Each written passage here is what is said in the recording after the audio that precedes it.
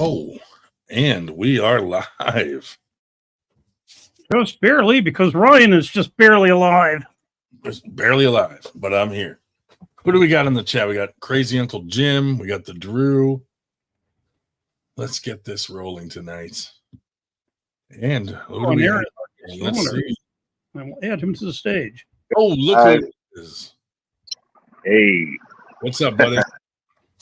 Thanks for joining us tonight. Definitely. It's a pleasure. Thank you for having me. No problem, man.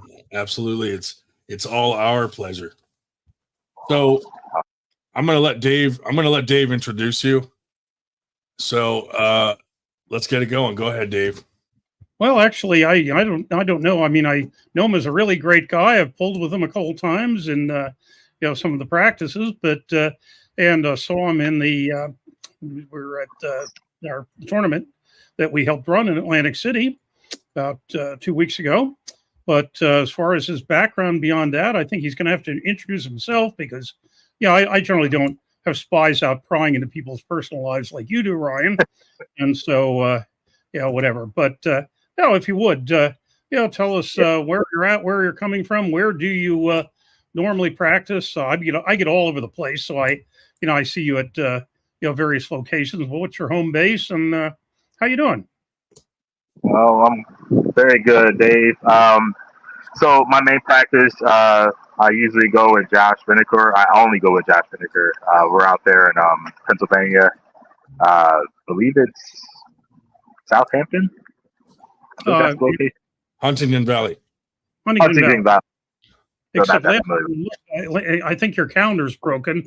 Last time I looked, I believe it was Tuesday. I think you just said Monday, didn't you? Yeah, Tuesdays. Usually Tuesdays. We'll do the practice there with Josh. Really great crew there. They've been very helpful. They helped me come up. As a beginner, they taught me so much.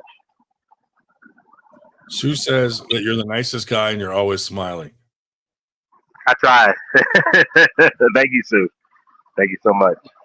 Yeah, Sue is awesome. Susan is another awesome person. You guys have been there since I started. You guys helped me a lot. I've been pretty shy a lot of the times, especially when I went to my first tournament. My first tournament was at Dad's in Lumberton. Yeah. That was my first time ever doing anything, pulling anything. First time on a table. Nice. It was a sit down tournament. I think I was there. Yep. Steve, I remember you, Susan. That's where I met Josh, and I remember it was Ed. My memory sucks, but I know it was last year. The first time was July, around that time. Yeah. And but yeah, it was my first time, and I always thought of arm wrestling being a sit down sport. So I thought that all the arm wrestling was sit down, and I didn't know that was one of the harder variations. Yeah. So you're like, why are we standing up? Yeah, because I always thought that arm wrestling was about being the biggest, strongest person that was going to win. And I got humbled pretty fast in practice. Yeah, that'll do it. That's the best part when some big guy comes and then some little 150 pounders smacking you, and you're like, oh man. Yeah. I love it. There's so many layers to this sport. That's what really. I feel all about them. That's what hooks people in, because they're like, okay, I need to know how he's doing that. You know what I mean? Yes. Well, and it's even with weak people like me, because I didn't know this until some months afterwards. But Ed was on one of our programs at the Cruise and Texera, and made the comment that the first practice he went to, which is a couple of years ago, there's this old guy and this young guy that maybe weren't beating him, but we're holding him. And it was like, what the hell? The old guy being me, and the young guy being young Rosenblum. He was 16 or 17 at the time, and lighter than Ed. But it's just people. It's like, what the hell is going on here? By the way, your memory's fine. I'm being castigated in the chat for gee, you didn't even know his guest of honor. Well, I'm going to blame it on Ryan because I didn't know Ryan was going to say, "Hey, you got to introduce them," or I would have done my research. But but I would agree with you. People need to know.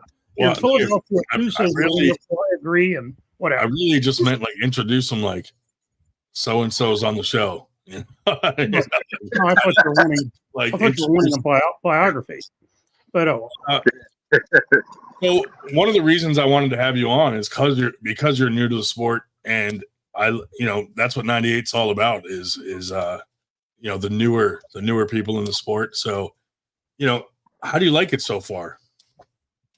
I love it. How I actually got into it.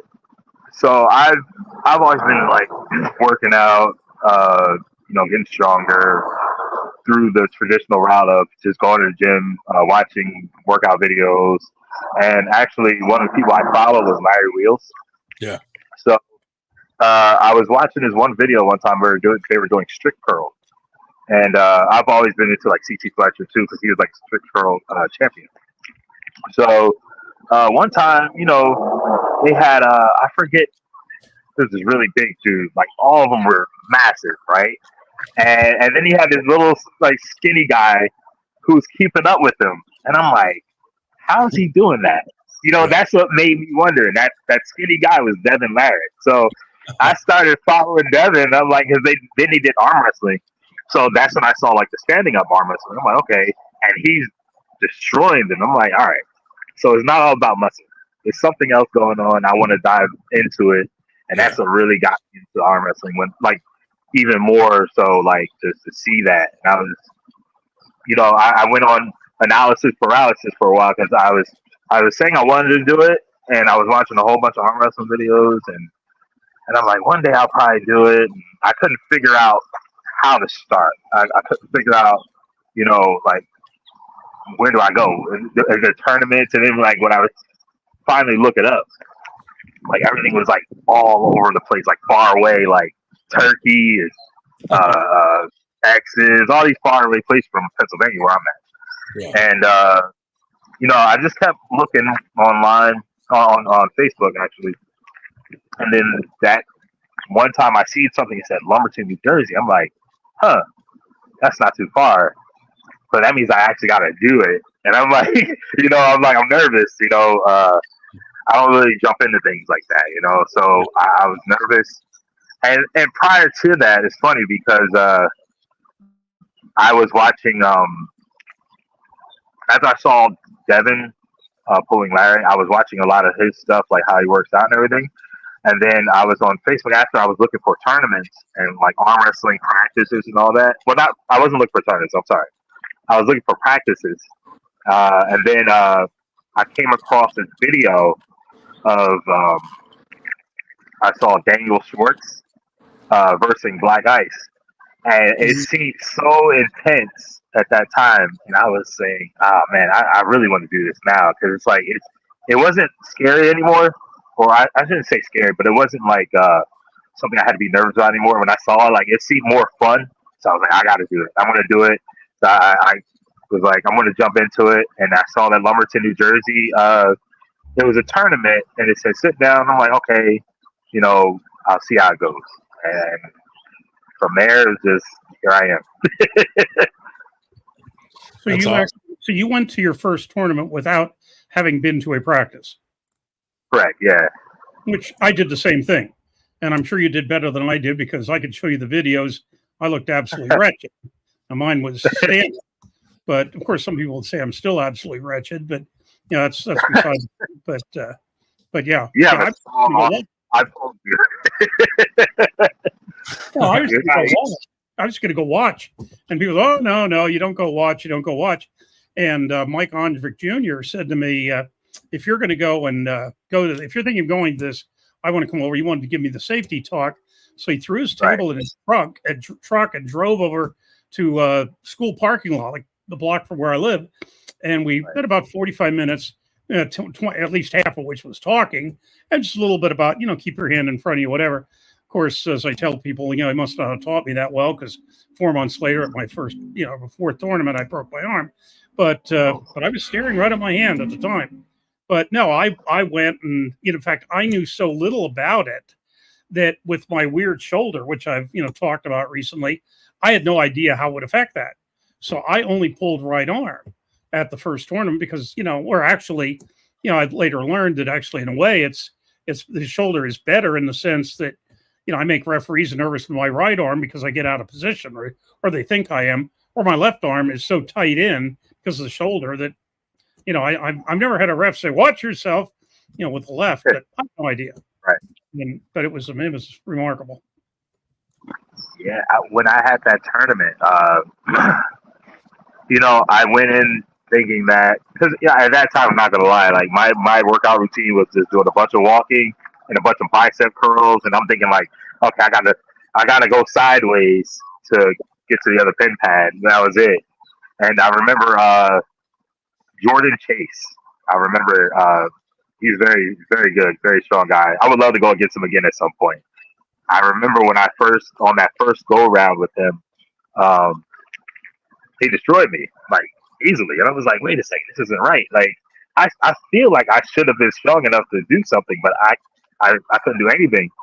And he told me, he's like, you got to pull. I'm like, oh, okay. Like I'm going sideways, like, in that popular arm break position where you rotate your arm like this. Now, thankfully, I didn't break anything, but yeah, I had a lot of luck on my side not to have broken anything all the way up until this point. But especially that day when I had no experience at all, I didn't know that there was a certain way you had to pull or arm wrestle, period. But yeah, that was a learning experience itself right there. That's awesome. How'd you do at the recent tournament, the one in Atlantic City? Let me see. I know I got really quite a few times. Like that was my first time trying the pro class. I figured I'd try it because I'm always interested in just seeing where I'm at. Even though I don't have a full year experience yet, I just wanted to get the feel. Yeah. I know I went against wow, I'm drawing blank. Tony. Yeah, Crazy Train. Crazy Train. Yeah, we were the only two in that right hand super on that one. So I had to beat him on that one. And then we had a couple of I'm trying to remember how the classes went because it was just like there was a lot of back and forth. I had it written down somewhere, but I know I got second place. I tried left arm for the first time there. I never pulled with my left at any tournament, and at practice I tried to do my left, but like I was kind of feeling like weird on my left, so I tried it for the first time there, and the guy that I went against, I didn't really get a chance to remember too many people's names, but he was very strong and he just ripped right through me. So, but I think that in that class with me and him, it was only us two too. So I got like second place on that one. Nice. Yeah, that's cool. But it was good. It was really I'm trying to remember this other guy's name. It was Anthony Siglatani or something like that. High five. Boy, yeah, it's a monster. Yeah, it's a monster. He's a beast, man. Yeah, rip right through everybody on the right arm. I'm like, wow. Yeah, he's a good dude. You're doing very well. I'm still losing an amateur, 7 years in. Of course, I took off 6 months for bad behavior with whatever. But other than that, hey, you're doing quite well. Still losing in novice. Yeah, well, they don't let me in that anymore. They have a first timers at Keystone tomorrow, which I'm not going to because of a cousin's wedding. But I don't know if they probably wouldn't let me in because they'd recognize me. But I could probably manage to lose there if I worked at it. So are you open to taking some challenge matches yet, or are you waiting for that? Or I mean, it's I'm at the point where I don't mind losing Yeah. because I know I'll win, right? So like if I ever had a challenge match, like say for instance somebody wanted to challenge me, even if they were a couple tiers ahead of me, I'm like, hey, I'll do it anyway. You know, I'm all about the fun and the experience of it. You know, Yeah. win or win or lose. I think this is more fun for me. Like at Winter Blast, I had a lot of fun. That was a lot of fun. It was good to meet all these different people. That event was amazing. I love that event, and that I've been to. So the Atlantic City tournament would have been is my fourth tournament that I've ever been in. So I had Dad's, I had Pal's Tap House, and I had Winter Blast, and then the Atlantic City one. And Nice. yeah, Winter Blast is amazing. Now, Winter Black this year. Wait till this year. There's gonna be a Oh crazy. yeah, This one's gonna be absolutely crazy. yeah, that was high level right there. We're gonna have Arm Gods is teaming up with us to do their super matches on Friday night, and they have like top level guys coming in. I don't know if I can say the matches yet, but they got some crazy matches set up, so it's gonna be pretty cool. Yeah, that sounds good. And I love how the sport continues to grow. It's not like it's stagnant. It never went backwards. Like I'm hearing more and more people like talk about arm wrestling now that I never would have thought before. Yeah. When I bring it up to certain people, they actually know what I'm talking about. You know, sometimes you tell some people about it and they don't know, but it's actually getting a lot more popular now. I think social media helps. You know, like if you talk to all the old school guys, they think social media is hurting the sport, but there's no way it would grow any more than it was 30 years ago if we didn't have social media. Social media is the only way to really make it grow these days. Yeah, obviously it's possible to enjoy the sport without winning because I'm looking at my handy dandy little spreadsheet here. As of right now, if you count the tournaments I've worked at, like done brackets, like Winter Blast, I didn't compete at. I've been in 118 tournaments in the last 7 years, and with a current win-loss record of 57 wins and 801 losses. So, hey, for a overall winning percentage of 6.64%. And hey, I'm having a great time. That's it. That's what matters. Oh, well, then why don't me and Marquis interview you then, Dave? Yeah, well, because I don't think I'm one of those people that needs no introduction. That's it. So what's your next tournament? You got anything lined up?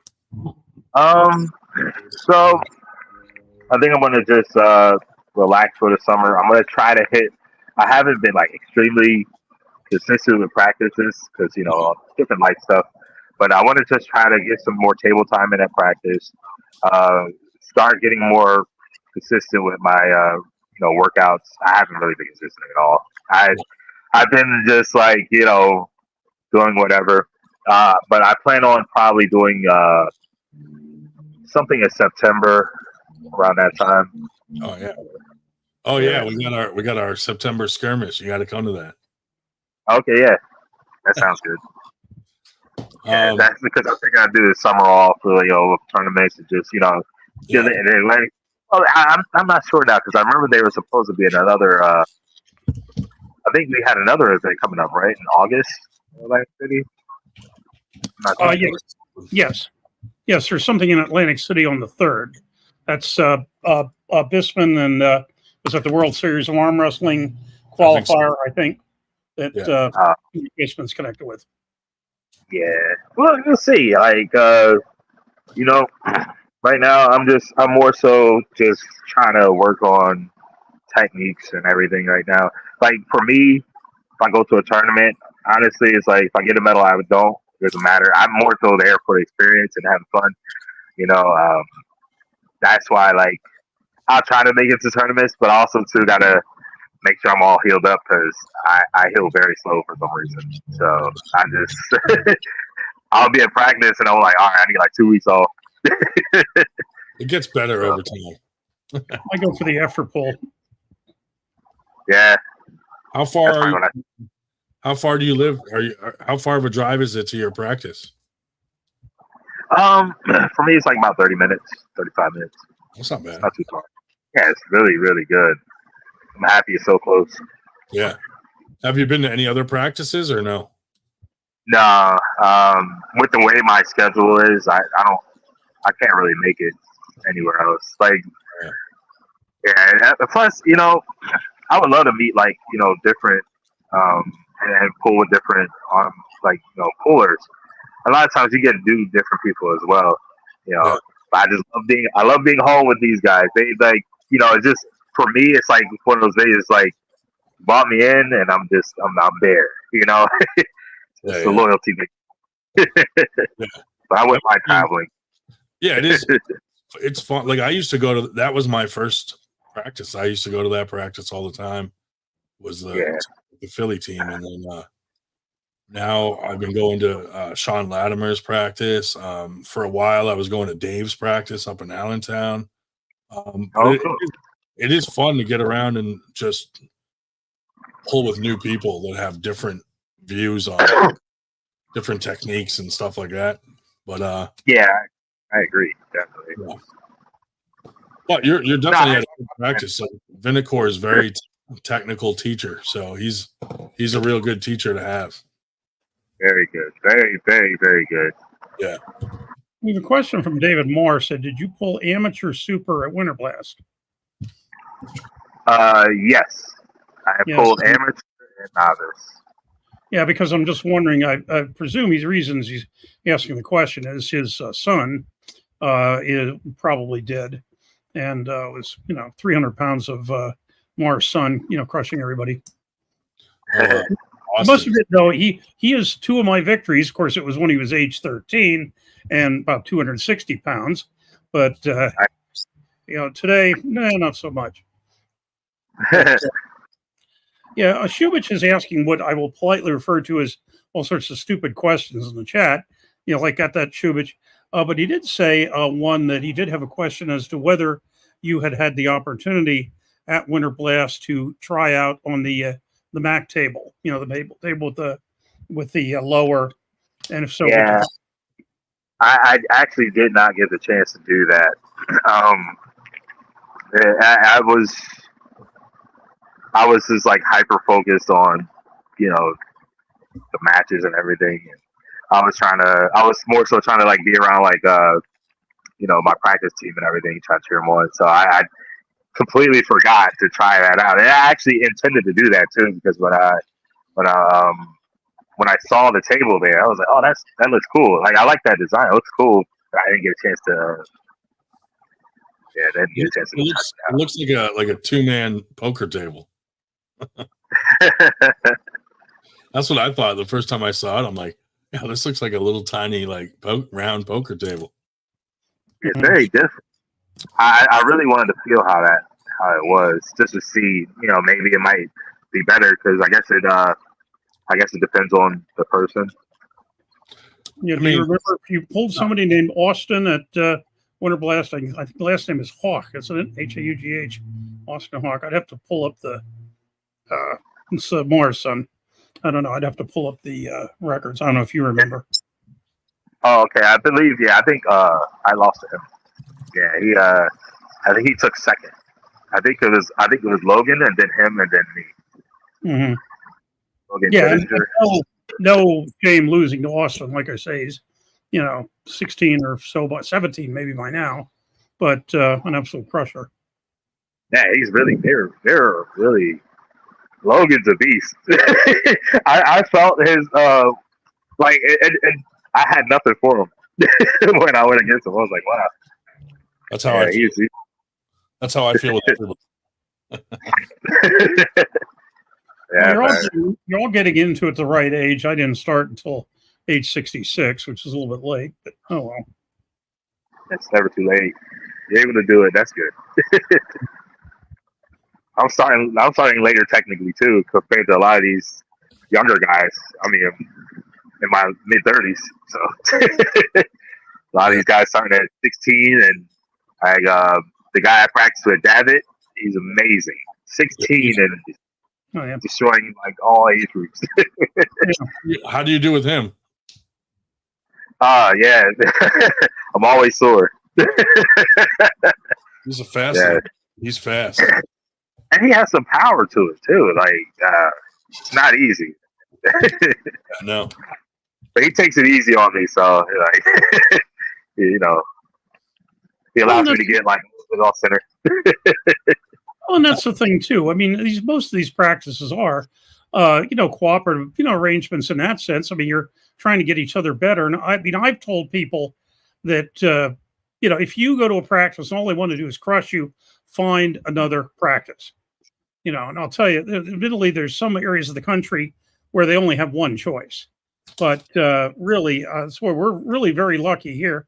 I travel around and people are envious that, I can tell them, hey, from where I live, I could be at a practice within an hour and 45 minutes every night of the week, except Fridays. Fridays I have to go, longer. But there's somebody every night. Some like Sundays, you have like 3 or 4 choices. And sometimes I'll get to 2 practices on Sunday because one's in the morning, one's in late afternoon. You can do it. They're that close together. Yeah, no, these guys are good. Like that's why I like you, especially like me being a beginner, and we have some newer people that also come in. Like even if they're like not new to the sport, but like just new to the practice, like let them get worked in. Like they don't have to worry about any ego stuff. It's really good. That's why I also really like it too, because it's really building.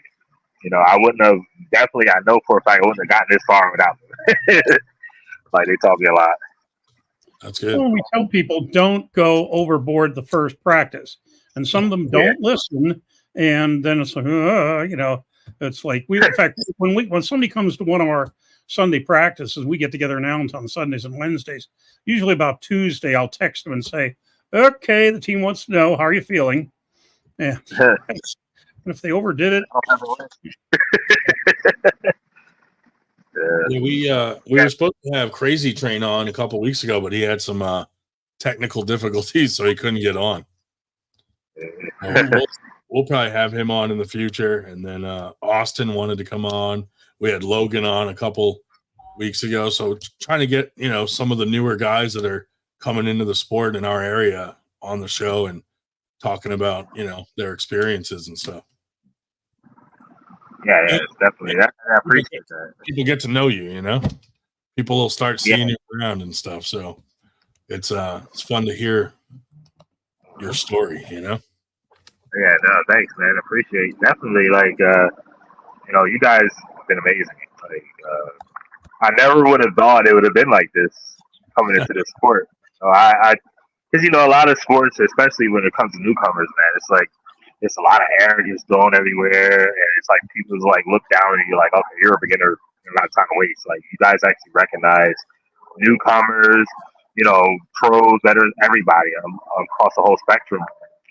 And also on top of that, like you guys have the events, it just feels like it feels like a family reunion. Like I feel like everybody is just like it feels good. Like it's not just about competition when the events happen. Yeah, it really feels nice. It's fun to see everybody.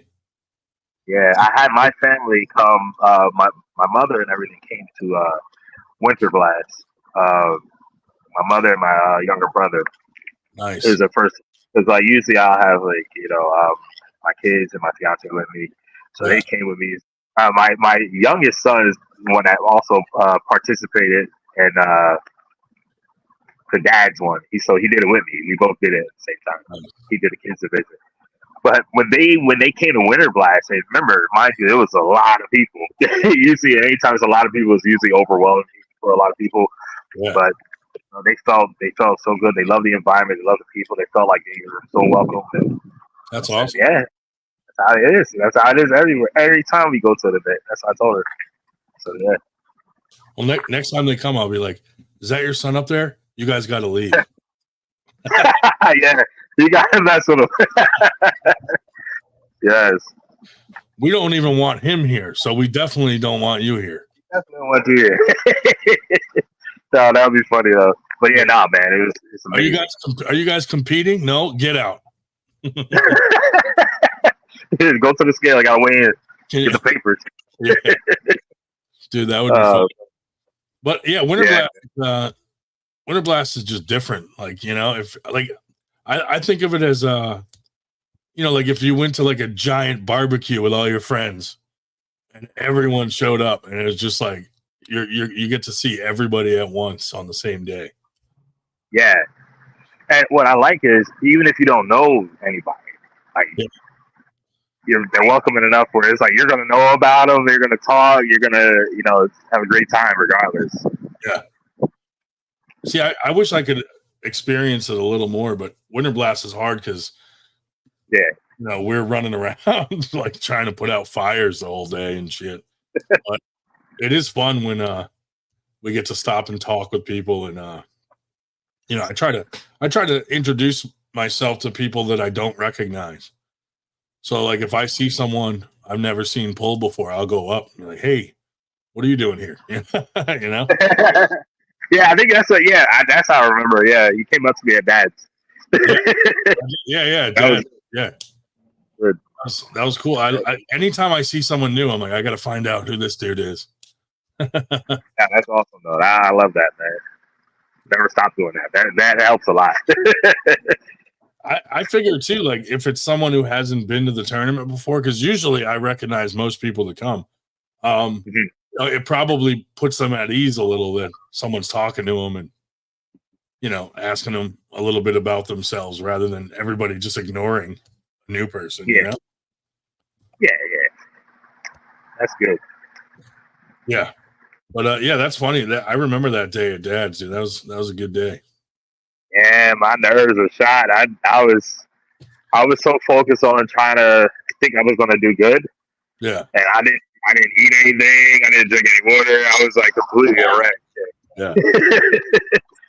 Yeah, but it ended up being fun regardless. It was awesome. I was really happy that I decided to take that jump and just go for it. And here I am, man. I met everybody, all these people. It's been great. It's been amazing. Well, dude, you know, it's fun seeing you around, and I hope you stick with it. And you know, anything we can do to help you promote yourself or get you some little super matches here and there, that's what we try to do, man. Yeah, that sounds good, man. Yeah, I don't have any super matches yet. I don't know, man. If anybody wants to try it at some point, I guess I don't know. I'll do it. People are going to start challenging you because you came on here. Yeah, right. Hey, I'm cool. That's cool. We like to do some like lower level challenge matches at some of our smaller tournaments just for fun. Yeah, you know, it's fun to get new guys up on a match on a live stream. You know what I mean? Yeah, that sounds great. Hey, at our first event, we even had this joker named Shell that had two of them. Yeah, and he actually won one of them. But whatever. You notice we are being very careful and refraining from referring them to them as super matches because that basically is what is actual heartburn. There are some people that get mad if you call it a super match because it has challenge match. You have to be super to have a super match. Challenge match. Yeah, I'm down for any challenge matches. All good. Here to learn. I'm a forever student. So, well, hey, anytime you want to come on here or anything, just let me know, dude. You're more than welcome to hop on anytime. All right, man. Thank you guys so much for having me. It's been a real pleasure. Thanks for coming on, man. Now people will know you when they see you. Yep. You'll get guys like Dave Shell trying to force hugs on you and stuff. Oh, sounds good, man. I went for a super match on them, though. I don't think I've ever, of all my super matches, challenge matches, I don't think I've ever actually suggested one. It's always been other people that thought, yeah, I want to beat up the 70-something, but, you know, whatever. You know, maybe Dave Shell will be your first match. Oh, man. Hey, I don't mind. Has to be right arm. My left arm's getting kind of shaky. Not as shaky as Ryan's arm is lately, but oh yeah, I'm not going to be arm wrestling for a while. I hope you heal up fast, man. Me too. I hope. We'll see. But yeah. Thanks for coming on, man. I don't Thank you, guys. Hold you up. It's a Friday. Yeah, man. Enjoy the rest of the weekend. See you at practice. I will try to guarantee to be at practice. A lot more consistent. Let me know. Maybe I'll stop by one just to say hi. All right, sounds good. Yeah, definitely. All right, all right, y'all. See you. Take care. Fuck that guy. So, who was it that was trying to get on? Some fool from Georgia a while ago? No. Oh, okay. I think it was Yak taking a shit. Oh, all right. Took me a minute to realize that he was sitting on the toilet. And I was like, oh no. Anyway. Yeah. So anyway, Marquis is a great dude. And like I said, I met him at his first tournament and went up and introduced myself and talked to him for a while. And he told me that that was his first tournament. So super nice guy. And then I've seen him at other tournaments since. And he was in AC a couple weeks ago. So we got to talk to him there. And super nice guy. I thought it'd be good to have another new guy, an up and comer, jump on and just tell us a little bit about himself. So yeah. I don't know how I missed that one. I had to be out of town because otherwise I would have been there. But Brian Kane in the house. What's up, Brian? If anybody wants to jump on, here's the link. I don't know how long I'm going to be on tonight, dude. I'm in a lot of pain from this shoulder surgery. I don't recommend getting your getting a surgery on your rotator cuff because it sucks. But you also, as I understand, you also don't recommend doing rehab before they got the MRI and figured out what the hell was going on in there. Yeah, Brian, I agree. That's why I wanted to have him on. He's such a nice dude too. Mm-hmm. Yes, as a matter of fact, definitely saw it, Yak. I was like, It took me a minute to realize that. And I was like, oh no. Mm-hmm. Yeah, it is a tough surgery, Brian. But I went for my 1 week post-op meeting today. So they said it was looking good. So we'll see. I start PT in like 3 weeks.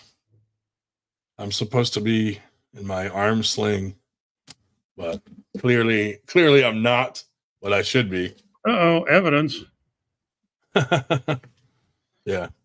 The doctor congratulated him for behaving today, but what does the doctor know? He's like, did you wear your sling all week? I'm like, oh yeah, absolutely. Well, so, dude, it's so annoying to be in that sling. So like when you've been in it for hours, like if I sit on the couch or something and I'm watching TV, I'll just put my arm on a pillow instead and get it out of that brace so that I can kind of get some air. What do we got here? Let's see.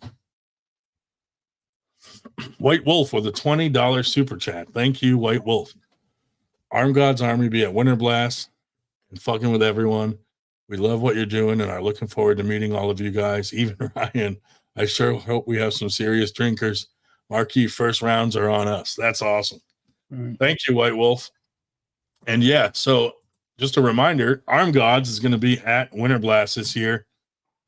And they are doing all their badass super matches Friday night. So Friday night will be all the Arm God super matches. They were going to do them Friday and Sunday, but they decided to just do Friday. Just because people flying in, Sunday, they have to fly out. And a lot of people have to work Monday. So they figured, let's do it Friday. Then they can stay for Winter Blast and fly out Sunday and still be home in time for work Monday. So Arm Gods already told me some of the matches they have lined up for Winter Blast, and it's some crazy stuff. I don't know if they released it yet, so I don't want to say anything. But they got some top level guys in our country and in the UK coming. They did some golden tickets to a bunch of people, so some guys are coming to, even if they don't have a match, just coming to hang out because they get a golden ticket. So it's going to be really cool. Arm Gods is doing some cool stuff. So yeah, make sure if you haven't been to a Winter Blast, this is the year to come. If you have been to a Winter Blast, then definitely come this year because this is going to be our biggest year yet, and we're going to have a lot of cool things going on. We're working on a lot of cool stuff behind the scenes. So, will Charlie come? Golden ticket winner. Charlie in the chocolate factory. Hmm. He might be. Once again, who could the remark is from? Did I just call it? David Shubich's comments. Shubich, why don't you get on here so we can understand what you're up to? But Yakimovich says he would drink everybody under the table. And Yak said he'd come down next year, so yeah, we should be able to see it. He should be there. Yeah, he said, ask Cody Bird if he'd drink everybody under the table, and Cody immediately came back and said, no, he would not. Yeah. We have a contradiction there. But let's see. Does 98 plan to expand southeast in the future? Yes, we do. We are starting to work our way south. Well, we just had Antietam down in Maryland. That's like 3 hours south of us in a roundabout way. But yeah, I'd like to plan one in Virginia. Keep moving south, keep moving north. We're gonna throw a lot more tournaments over the next couple of years. We're trying to lock down some locations where we can make it an annual tournament. We have the Sean Latimer New Jersey State Championship coming up. We're trying to lock down the date for that. I think I found a location for it. So if that'll happen in New Jersey, possibly August 10th, somewhere around there. Then we have the September skirmish up in Trevose, PA. That's going to be a good one. That's a really cool venue, cool music venue. It's at the Broken Goblet Brewery, so that'll be kind of neat. But yeah, we got a lot of stuff going on, dude. I'm working with I got some emails going back and forth with the Boy Scouts of America, where they might make an arm wrestling, or we're talking about having them make an arm wrestling badge where they could either compete at a tournament or come to an arm wrestling practice, or they could build a table as a group and donate it to a local arm wrestling club that needs an extra table, and they could get an arm wrestling badge for doing that. So that's that idea has been submitted to the top level guys in the Boy Scouts to see if they'll be down for that. So the local guys are all down for it. So we may have a bunch of Boy Scouts at Winter Blast coming to compete, of all ages from the local Boy Scouts of America. So that'll be kind of cool. Get some new kids into it. Grow the sport by getting the youngsters for the future. Yeah, we got a lot of cool things going on. Yeah, I wouldn't mind doing one in Arizona, preferably in February. I don't know if Dave's allowed around Boy Scouts, but something. I'm allowed to Dave me or Dave Shuich? You. Well, actually, as a matter of fact, I worked in summer camp for the Boy Scouts of America for 4 years. Nice, Dave. Yeah, absolutely. Hey, were you an Eagle Scout? No, I got as far as second class and thought it was stupid. But I had a friend that was a scout professional, and I spent 2 years as camp commissioner and 2 years as trading post manager at the Wapsadonic Scout Reservation and the Roaring Run Scout Reservation in Western Pennsylvania. Did you eat any brownies? No, we didn't. Didn't let them into the place. We were out in the boondocks. Oh, you want to deal with Brother White Wolf again? Excellent. Brother White Wolf super chat. Thank you, White Wolf. Yeah, only if it's a 6-inch table. Canuck and Irish will be at Winter Blast. Sorry, you'll be hailing a wheelbarrow early. It's okay though. We'll have Arm Gods wheelbarrows for the lightweights. I'll bring some wheelbarrows. That way, we can wheel people back to their hotel rooms. Yeah, Thank it's you. definitely one. We'll have to make sure I have a room in that hotel, not down the road. Thank you, White Wolf, for the super chat. You are a very generous man and an awesome Armed Gods Army member. They always speak very highly of you. And we'll give him a big oh, oh. That's not exactly the sound, Dave. No, well, You gotta watch the movie 300, I guess. Mario in the house. Hey guys, love your work. Let me post this one. Hey guys, love your work with Winter Blast and supporting grassroots arm wrestling. P.S. Ryan, can you bring me a 98% shirt and an XL? If you're coming to Knuckles Up 4, I'll swap you with one of my Spartan Club shirts. You got it, buddy. That'll be awesome. No problem. I'll be at Knuckles Up 4 for sure. Make sure you remind me like when we're closer to it. What's the date of Knuckles Up 4? it's already up. Or it's not on my list yet, but I do have that. You do? What is it? If he doesn't beat me to it. Let's see. The next Knuckles Up is let's see. Let me scroll through to that. Knuckles Up 4 is, as soon as the computer gets its act together and brings up the Word document. Drum roll. Blah, blah, blah, blah.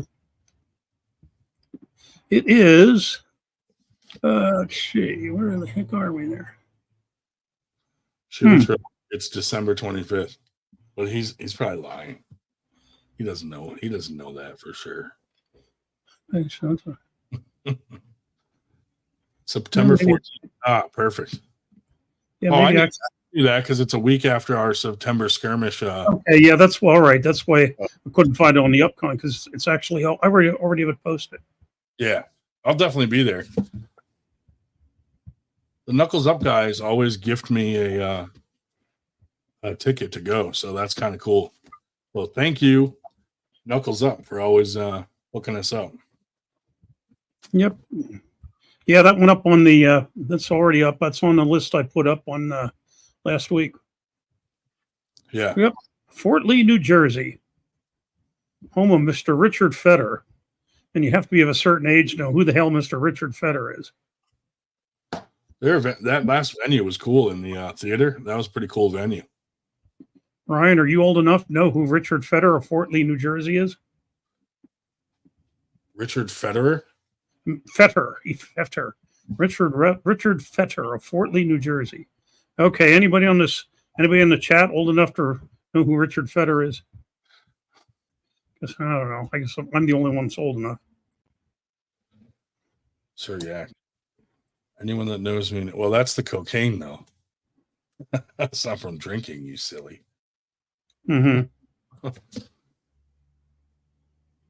I hope you come. The old Saturday Night Live, Rosanna Dan, that was her shtick.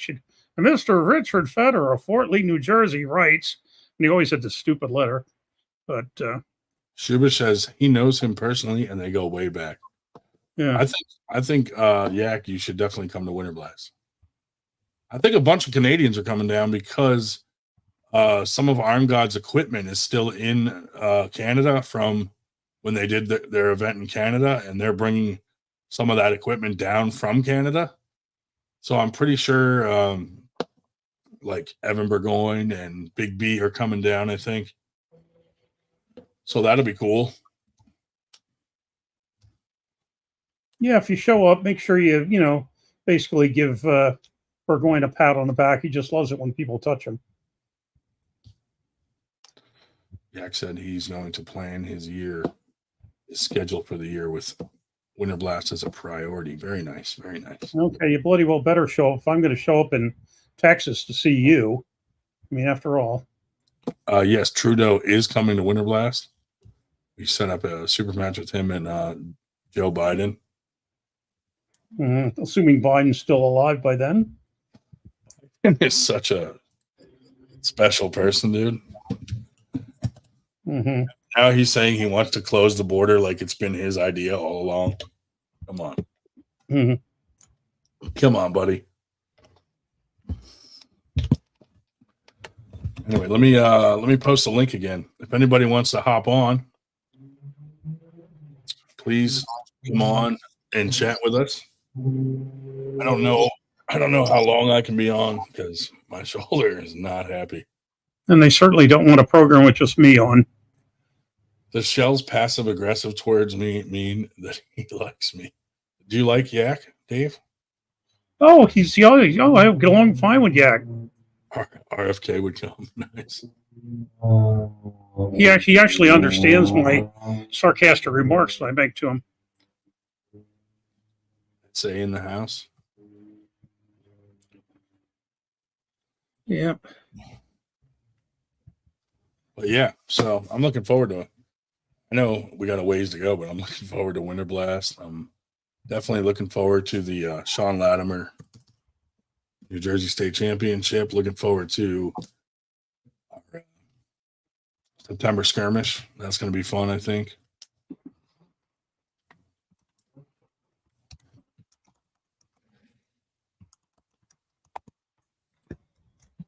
Yeah, where's what we need him somewhere in Austin, Texas, I think. Oh wow. Damn, David. Shell gets around. How many booster shots? Well, what for what? Rabies or what booster shot are you talking about?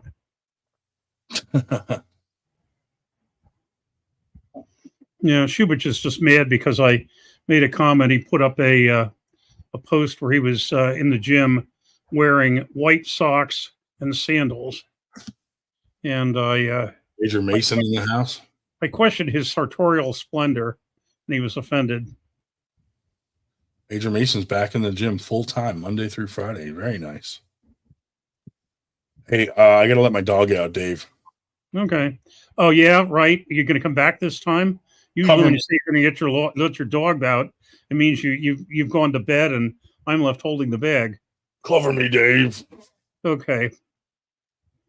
Yeah, Major back in the gym. Let's see, full time. Well, Monday to Friday. I didn't do Monday to Friday. But this is my first week back, and I was there 3 times. Today was short session, just checking how screwed up my left shoulder was, and it's pretty bad. I'm thinking of maybe just competing right from now on, but yeah. Yeah. But all right. Yeah, it should be interesting. I was actually thinking of going up and seeing Sir Yak in Nova Scotia, but I think I'll wait until he comes to Texas. Let's see. Oh yeah, Sir Yak, you're a friend indeed. I was kind of disappointed last night where Palmer wasn't handing me crap, and he said he only does that once a week. But yeah, the left shoulder, I just decided not to get the surgery. I mean, it's just sitting here yakking at you. It doesn't hurt at all. It's just I'm very limited on what I can do lifting. But on the other hand, actually, the advantage for arm wrestling with the left shoulder is I never make referees nervous like I do in my right. I think I'm getting out of position where my left is so tight I really can't get my hand out of position. But let's see, what do we have here? Do I flaunt my natural phenoms? Good Lord. Well, he's really using big words these days. Around the gym women, or you dress it up with body spray. Actually, it's one of the few things I buy by brand name, which is Sure deodorant. That's about the extent of it. Other than that, the body spray, the body wash, I leave to the the pretty boys such as yourself. But well, Yak, I think we'll find out and what do you mean, mop you on the table or mop you in drinking? I used to be the grain punch person. I used to bring all the grain punch because to the parties because I can't stand beer. But let's see. High school. Let's see. Yeah, well, it's a word that I normally don't use there, Sir Yak, to be perfectly honest with you. But yeah, we had an interesting conversation on, if I may mention, the opposition AW today. We had actually we're discussing religion, believe it or not, on an arm wrestling chat. But yeah, hey, I'll tell you what, if AW would get their act together and not keep going off the rails with dumb stuff, maybe we could even cooperate with them on their big AW5 that's taking place in November.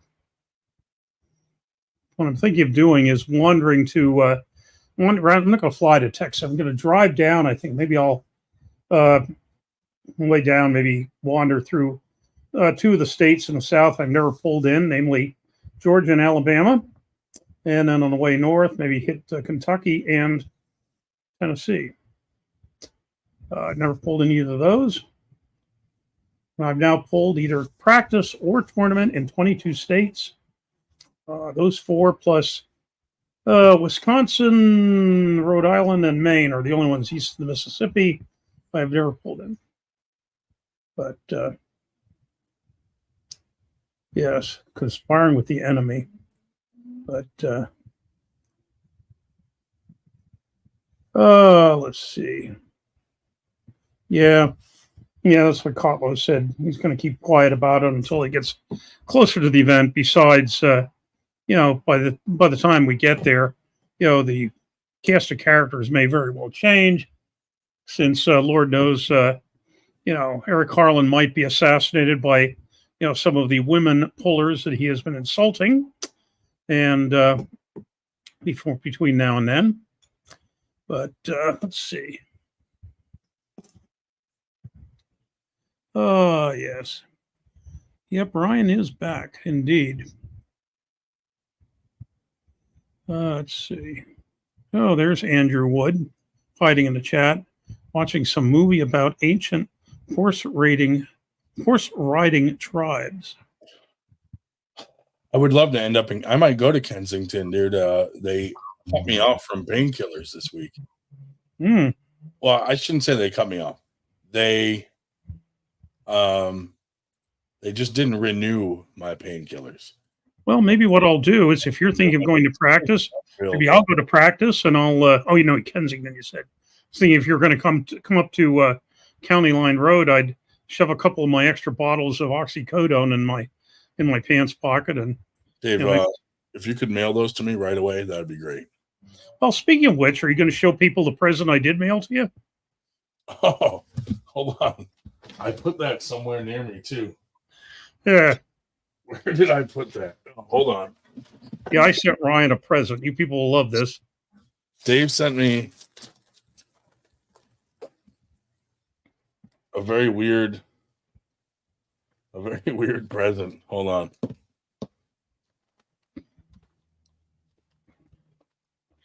Should we make them guess what it is when you hold it up? So I open up this bag. First off, let me say they're falling apart. Yeah. So Dave sent me these two things right here. I don't know if you can see these. Yes, they're visible. So basically, they're handles with sponges on the end to clean your own butthole if you have trouble reaching your butthole. So Dave sent me these. I don't know if they're used. I mean, they smell used. They taste. No, these are definitely guaranteed unused. I don't know, Dave. I don't know if I could trust you. They smell like they're used, and the sponge part is falling apart into crumbly dust. Well, because they're old. I mean, I haven't weighed 400 since in the last 7 years. Basically, Dave, you ordered these. I would imagine you used some of them, right? Well, yeah, the two that I threw out. Did you shove them right into the butthole? No, it wasn't just a hole. It was kind of like more of a crack than a hole. But since Ryan was being told he wasn't allowed to, he might not be able to reach his rear end. I thought, well, I'm going to have to send him a present.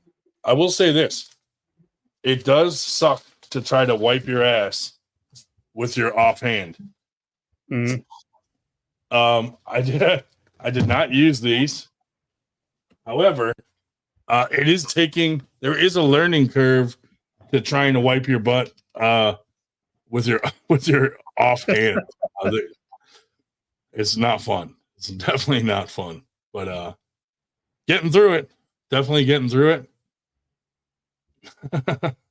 But yeah, that's what I thought at first. I'm like, oh God, Dave sent me some of his gay sex toys. What, these are like urethra cleaners. I thought these were like his sounding rods. He said, "Where's the brace? You look normal." Yeah, I'm not wearing it, which I'm getting bitched at every day for not wearing it. Weefer cleaners. That's right. Exactly. I think there's an interesting story behind that comment. Captain, you're pretty close, dude. Pretty close. But anyway, yeah. Thanks. Ryan's faking. Yeah. I wish I was. Dude, I do not I'm going to say this. If you hurt your rotator cuff, use surgery as a complete last resort, because that surgery sucks. Not only does it suck, but 90% of the time they hit you with a nerve blocker for this surgery because they said it's one of the more painful surgeries, and they did not give me the nerve blocker. So when I woke up out of surgery, I was just in crazy pain right out of the gate. And it was not fun at all. But last resort for surgeries. But I had a complete tear, and then I had a partial tear, and then my bicep tendon had fallen out of its groove or whatever. However, when he did the surgery, my bicep was back in its groove, so they were going to cut my bicep and reattach it to my arm. They did not do that. So hopefully it'll stay in its groove and not fall out of that groove. But it was weird watching the video of the surgery. Like, they literally are just threading rope through your tendon and tying it off. It's crazy. It just looks like string, like some kind of rope. And then they pull it out of your arm, and then they tie knots and send the knot back into your arm and tie it tight in there, so that it's like a suture, but it looks like rope that you buy at Home Depot. Some kind of string, like a pull string. But that was kind of neat to see. Dude, so this is kind of funny. So when I woke up from the surgery, I was out of it, and the nurse said that I turned to her laughing, and I said, "Hey, I just want you to know that I taped my penis to my leg so that I could tell if the doctor tampered with it while I was under." And she told me that I told her this later. I was like, man, do I wish I got that on video. That would have been great to get on video. But I didn't really tape it to my leg. However, I did have a feeling like this doctor's definitely gonna peek under my Johnny. I felt like he's the type of doctor that's gonna mid-surgery just stop and be like, "Hey, let's just look at this guy's dick real quick." So, I had to watch out for that. Who knows? I don't know if it happened. You know what? I'm going to invent something that you put on it. So when you go into surgery, there's like a tamper, like some sort of alarm goes off, or it releases like if someone steals clothing and tries to remove the tag and it inks their hands. I'm going to do something like that so that when I come out of it, I'm going to be like, why the fuck is there ink all over the doctor's fucking hands? So if anyone touches me during surgery, moving forward, my new invention I'm going to know you did it. So I'm putting that out there. All you doctors better hear me, because this is going down. I don't trust people. Well, and hey, with all the surgeries going on these days, as people age, it'll probably be a bestseller. On the other hand, I don't know. It depends. The old folks, they might actually like somebody tugging on it. Just as a guess. Why is there ink on my face? It'd be funny though to catch someone doing that though. It does. I'm sure it happens, dude. They just get bored, like, oh, let's just peek under here. Well, so it has to be a group conspiracy because there's only about 8 people in the operating room. I don't like doctors, dude. Like, I've been to the doctor before where they had to put their finger in my butthole to tell me I had an earache. And I'm like, why would you have to even touch my butthole to tell me that I have an earache? It makes no sense. Mm-hmm. Man, at least I think it was a doctor.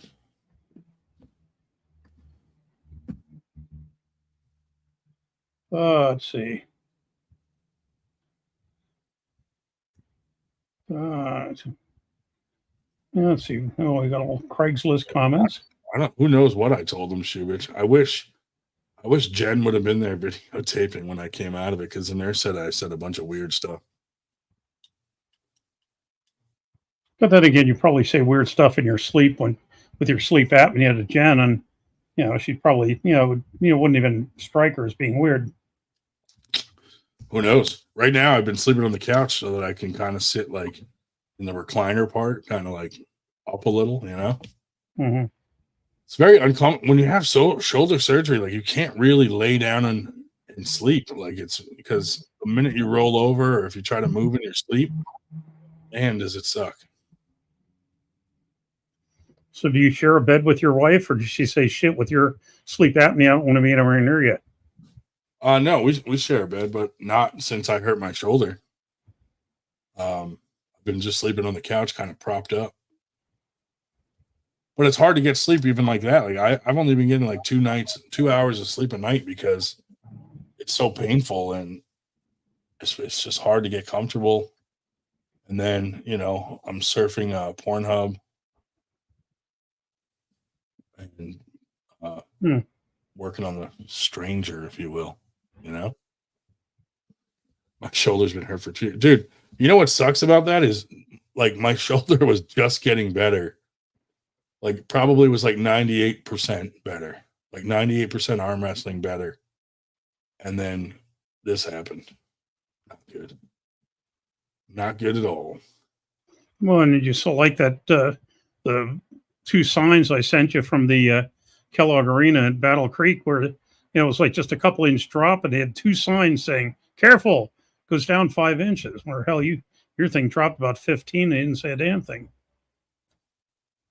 Meta, it's funny you bring that up. So there's a device called Rapex, where it's almost like a diaphragm type thing that women that are in areas where there's a lot of rape, they put in their vagina, and it has spikes in it.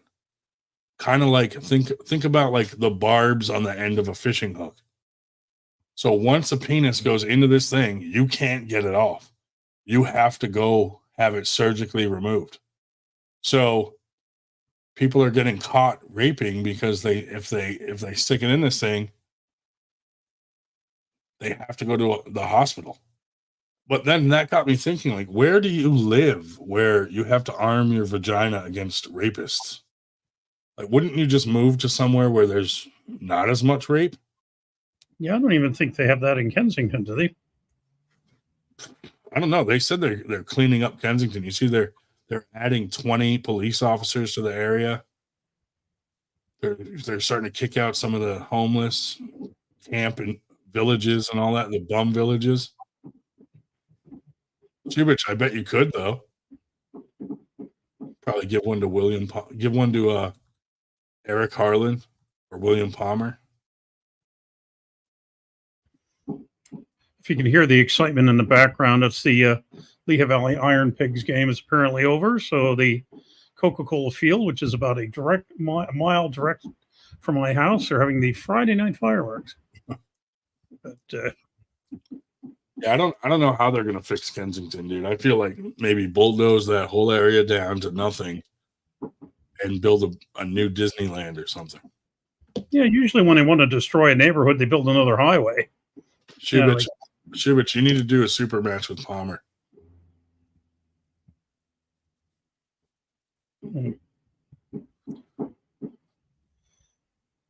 Oh, yes. Yeah, I did. The crossing guard that got caught smoking weed with the fucking middle schoolers. Oh my god, how embarrassing is that, dude?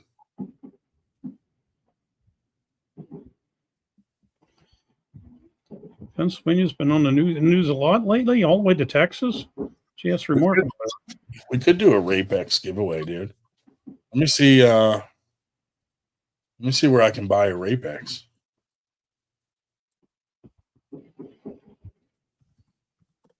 Well, after all, we had the rape whistles.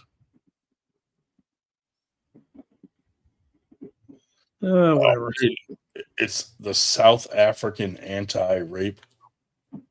So it's from Africa. Holy Jesus. Wait till you guys see this fucking thing. Let's see.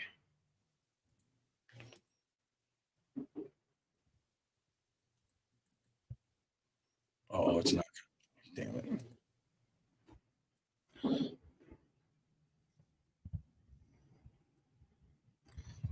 Rapex.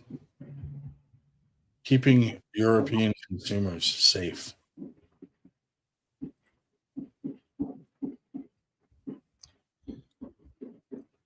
Yeah, I don't know. They didn't have White Wolf didn't have an inflatable pub, but they did have a drinks tent at Michigan State. Let's get this shit done, dude. I will talk to Marcus. I got to talk to Marcus anyway because we just about settled on a venue that's going to be much bigger than the venue from the last Winter Blast, and it's right down the street, so that's kind of cool. But yeah, we're very close to having the venue locked down. So. Boy, Shubich really wants something for, a cheap bastard. I'll tell you, Shubich. He's being mean, dude. Yeah. That's highly unbecoming for someone who teaches elementary school. Yeah, Dave, good point. Mm-hmm. Dude, now I got a piece of that stupid sponge ass cleaner in my eyeball. God damn We it. weren't supposed to use it at that end. It's for the other end.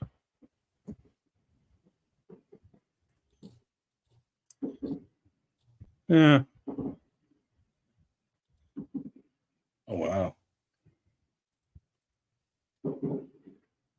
Why won't it let me freaking post this?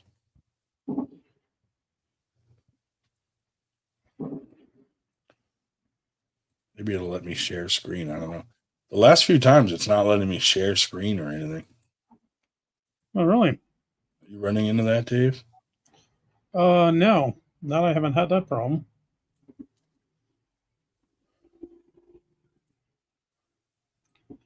Share screen. Bud Light on those rockets?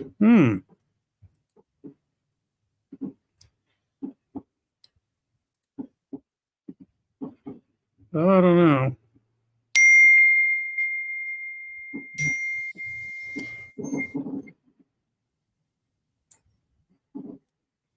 Took a long time. How did they have to stand on top of each other to rape you there or what? Pack of leprechauns.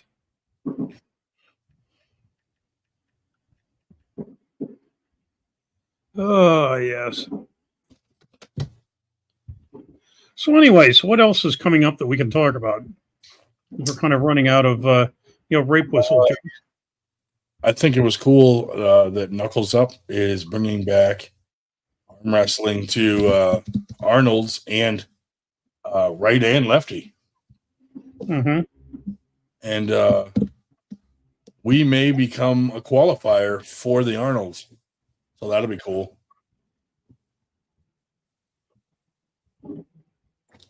If we become a qualifier for Arnold's, then people will pull at Arnold's. And if you win at the Arnold's, that qualifies you for possibly a match at Knuckles Up in their super match series. So that's kind of cool too. So it all leads to a Knuckles Up opportunity. Yeah.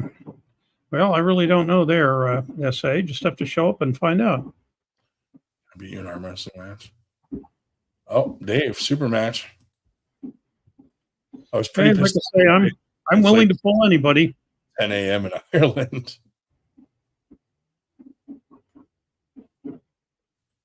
Yak says he could easily mop Winter Blast Arnold's and Knuckles Up, but he chooses not to. Right. That's awesome of Yak to like give other people an opportunity. Yeah, it is. You know?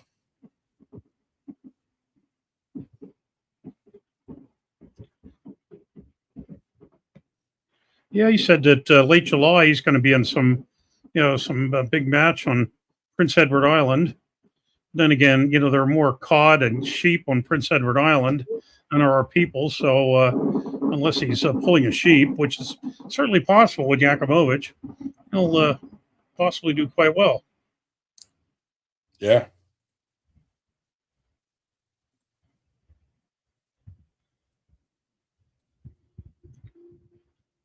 Oh, yeah. So what's this poll you've had up there for, 20 minutes with...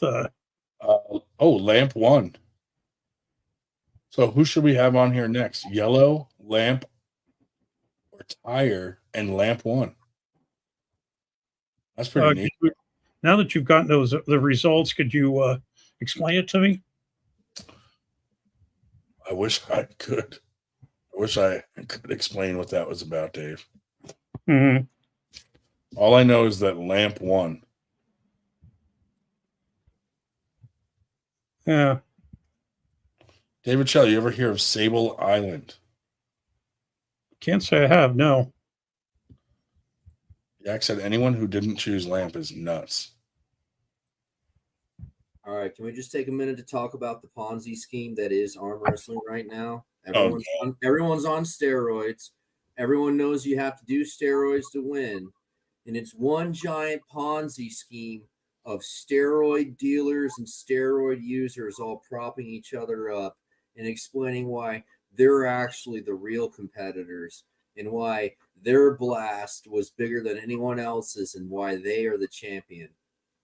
It kind of reminds me of like Cutco knives, They're like, yeah, just go sell some Cutco knives. Yeah, bro, just take some tests. Did you see Scott Wynn's post on like people getting banned for?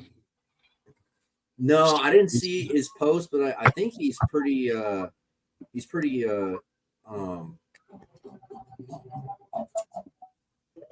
smart, It's kind of weird. He kind of reminds me. He's got the same beard going on as Eric Harlan. Eric Harlan. See his latest flex video? Jesus.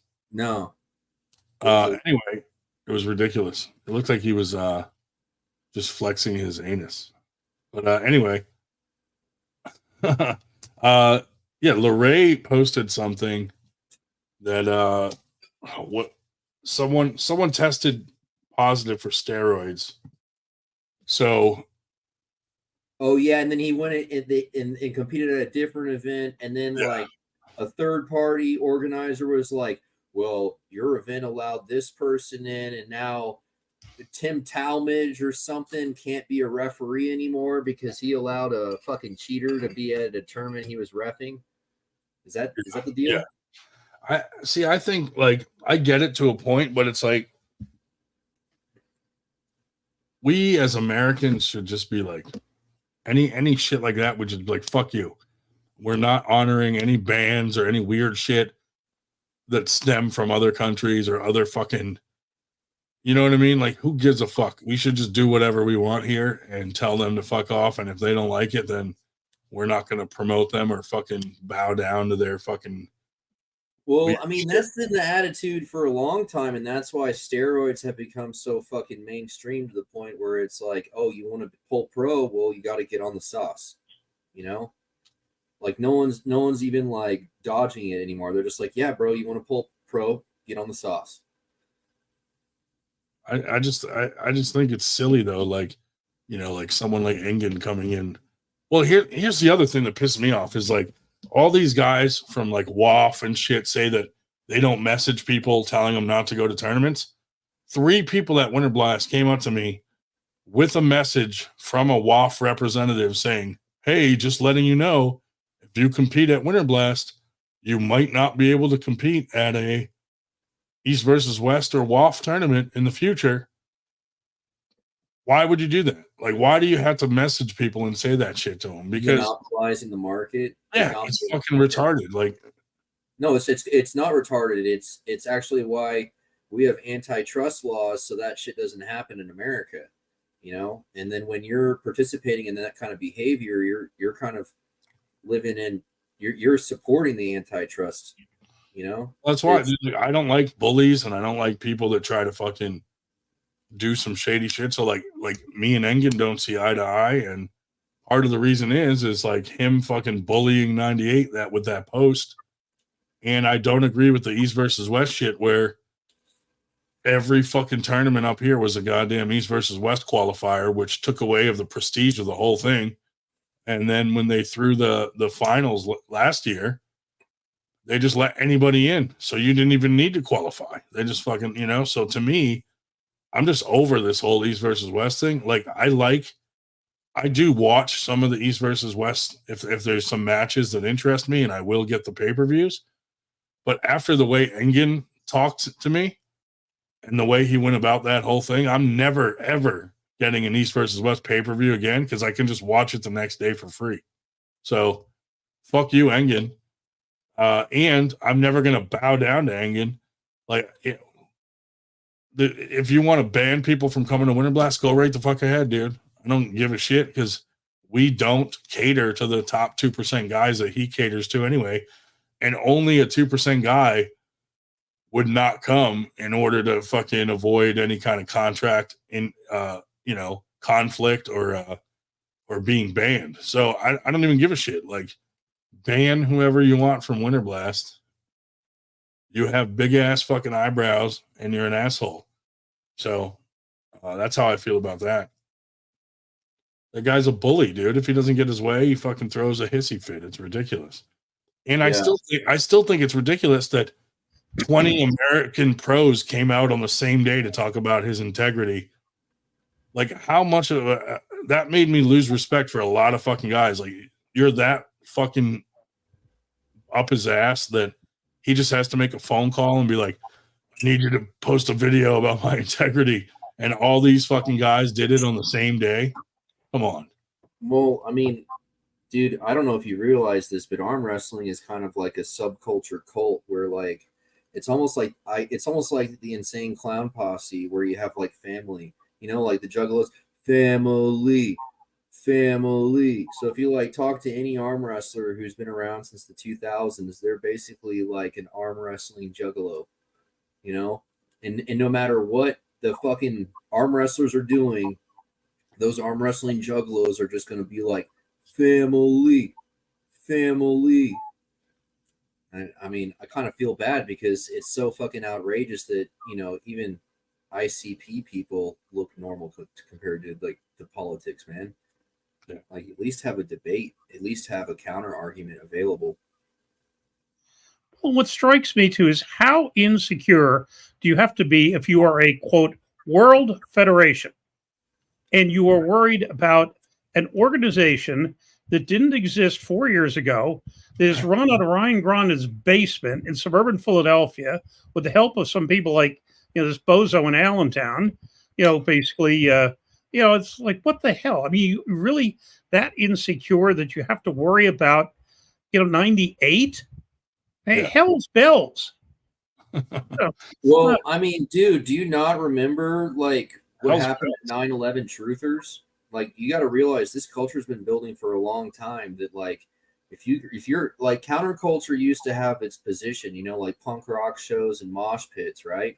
But like since 9/11, it's like, did that really happen? And then you get fucking lambasted with moral positioning where they're like, oh well, I know people who died, and how dare you you know, hypothesize some sort of theory like that about what really happened. You know, I know people who died, and how dare you? You hurt me emotionally saying those things.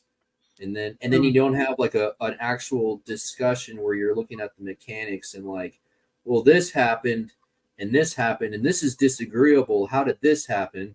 You know, like, Well, I mean, I think some things that people say are bonkers. Let's face it. On the other hand, I'm certainly willing to listen to them if they are willing to listen to me, telling them politely, of course, why I think they're wrong. It's where you can't talk about things. yeah, and I 9/11, at least in my lifetime, was the first event where you weren't allowed to disagree. Well, now, maybe the first one, but you know, it takes a very back seat to look at this shit that's coming out about how they suppressed science on behalf of bullshit on COVID. The crap is coming out. The lies that they were telling us and saying, "Oh yeah, this is all science." It wasn't. It was bullshit. Yeah, those people told me to go die in a fire, and they called me a piece of shit that deserved to suffer and die, and they said that to me consistently for like 2 or 3 years straight. And there was no counter argument. There was no place where you could discuss like, I disagree with this. You know, it was basically you either keep it to yourself or you're an enemy of the sport. You know, but the sport is medicine, apparently. That was an interesting trio you had there, Ryan. I suspect a lot of people don't know who all three of them are. Probably the one on the left be a little bit vague to some people. Oh yeah, there's a bozo for you. But yeah.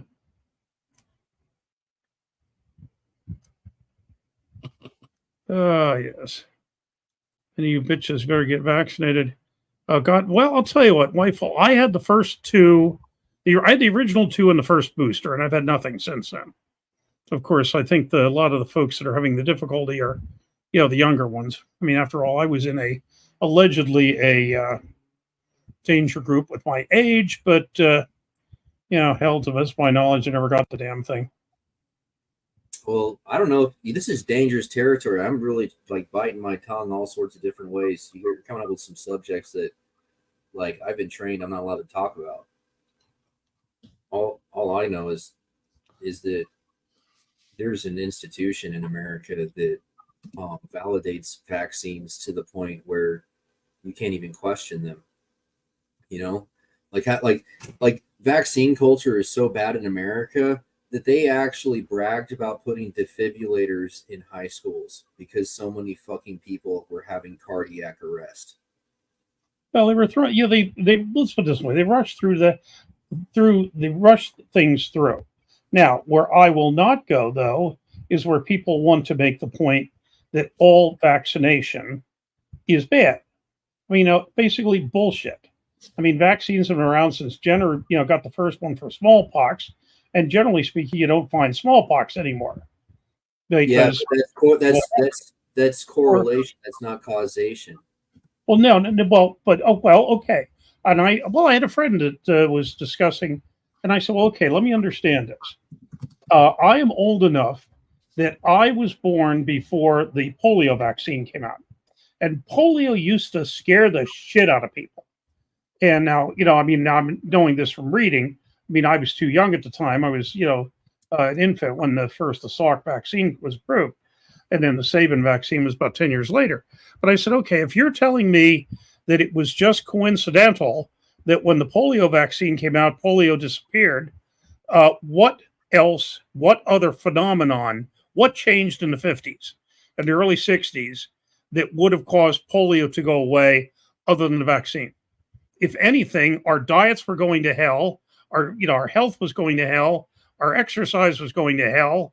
I mean, we certainly, in many respects, BC was up, in the 60s and 70s are far less healthy as far as, general health than the 40s and 50s as far as, exercise, diet, and that kind of stuff. Hey, Grondin. And he had to admit that, hey, well, really didn't know.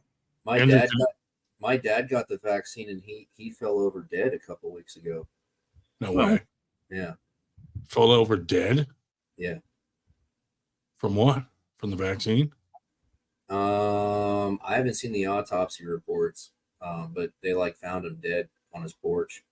Your dad? Yeah. Oh, sorry to hear it.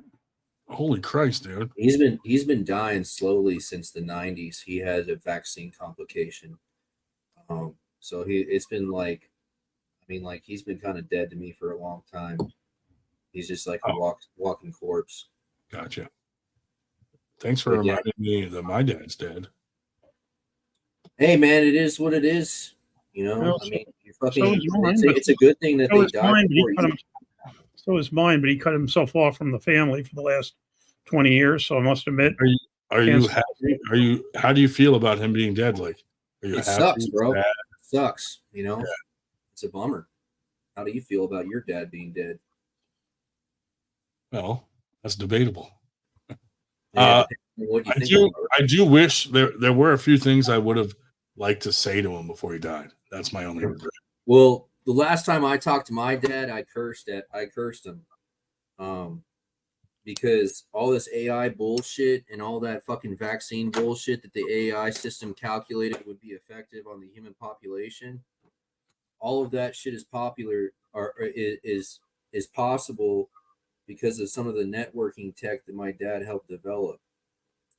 Where now you have network-based computations rather than supercomputers.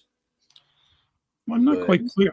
I'm not quite clear here. Is the Drew saying that things that I was talking about might be the cause of autism, or is he saying that I might be the cause of autism? Need a little clarity there.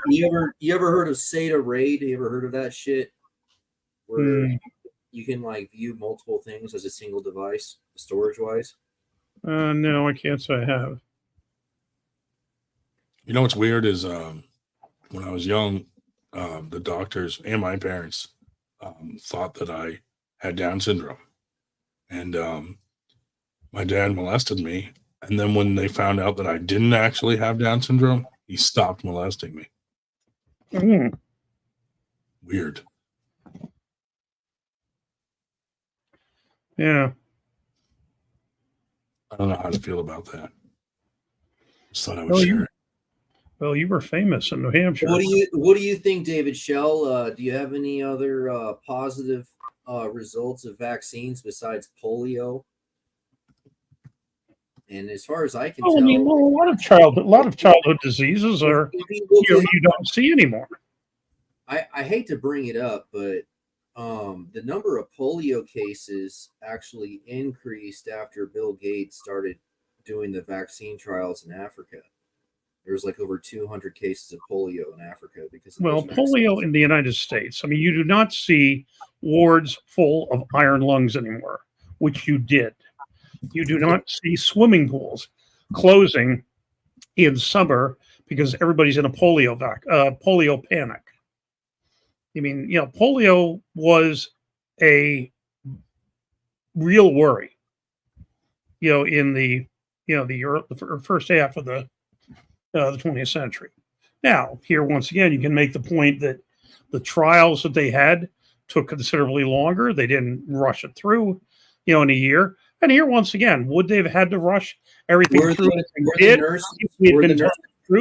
When there was an issue with a vaccine where the medical staff trained and promoted to report those findings, because in the past 10 years, there's actually been direct training and directives for these medical staff to avoid reporting discrepancies with medical trials. Well, the point that whole ethical superiority that you're trying to claim that vaccines still have, They haven't carried out those mechanisms to actually validate the results in a long time, and they've actually been hiding those results. I mean, like if you look at Obama, like during Obama's administration, they tried the swine flu vaccine.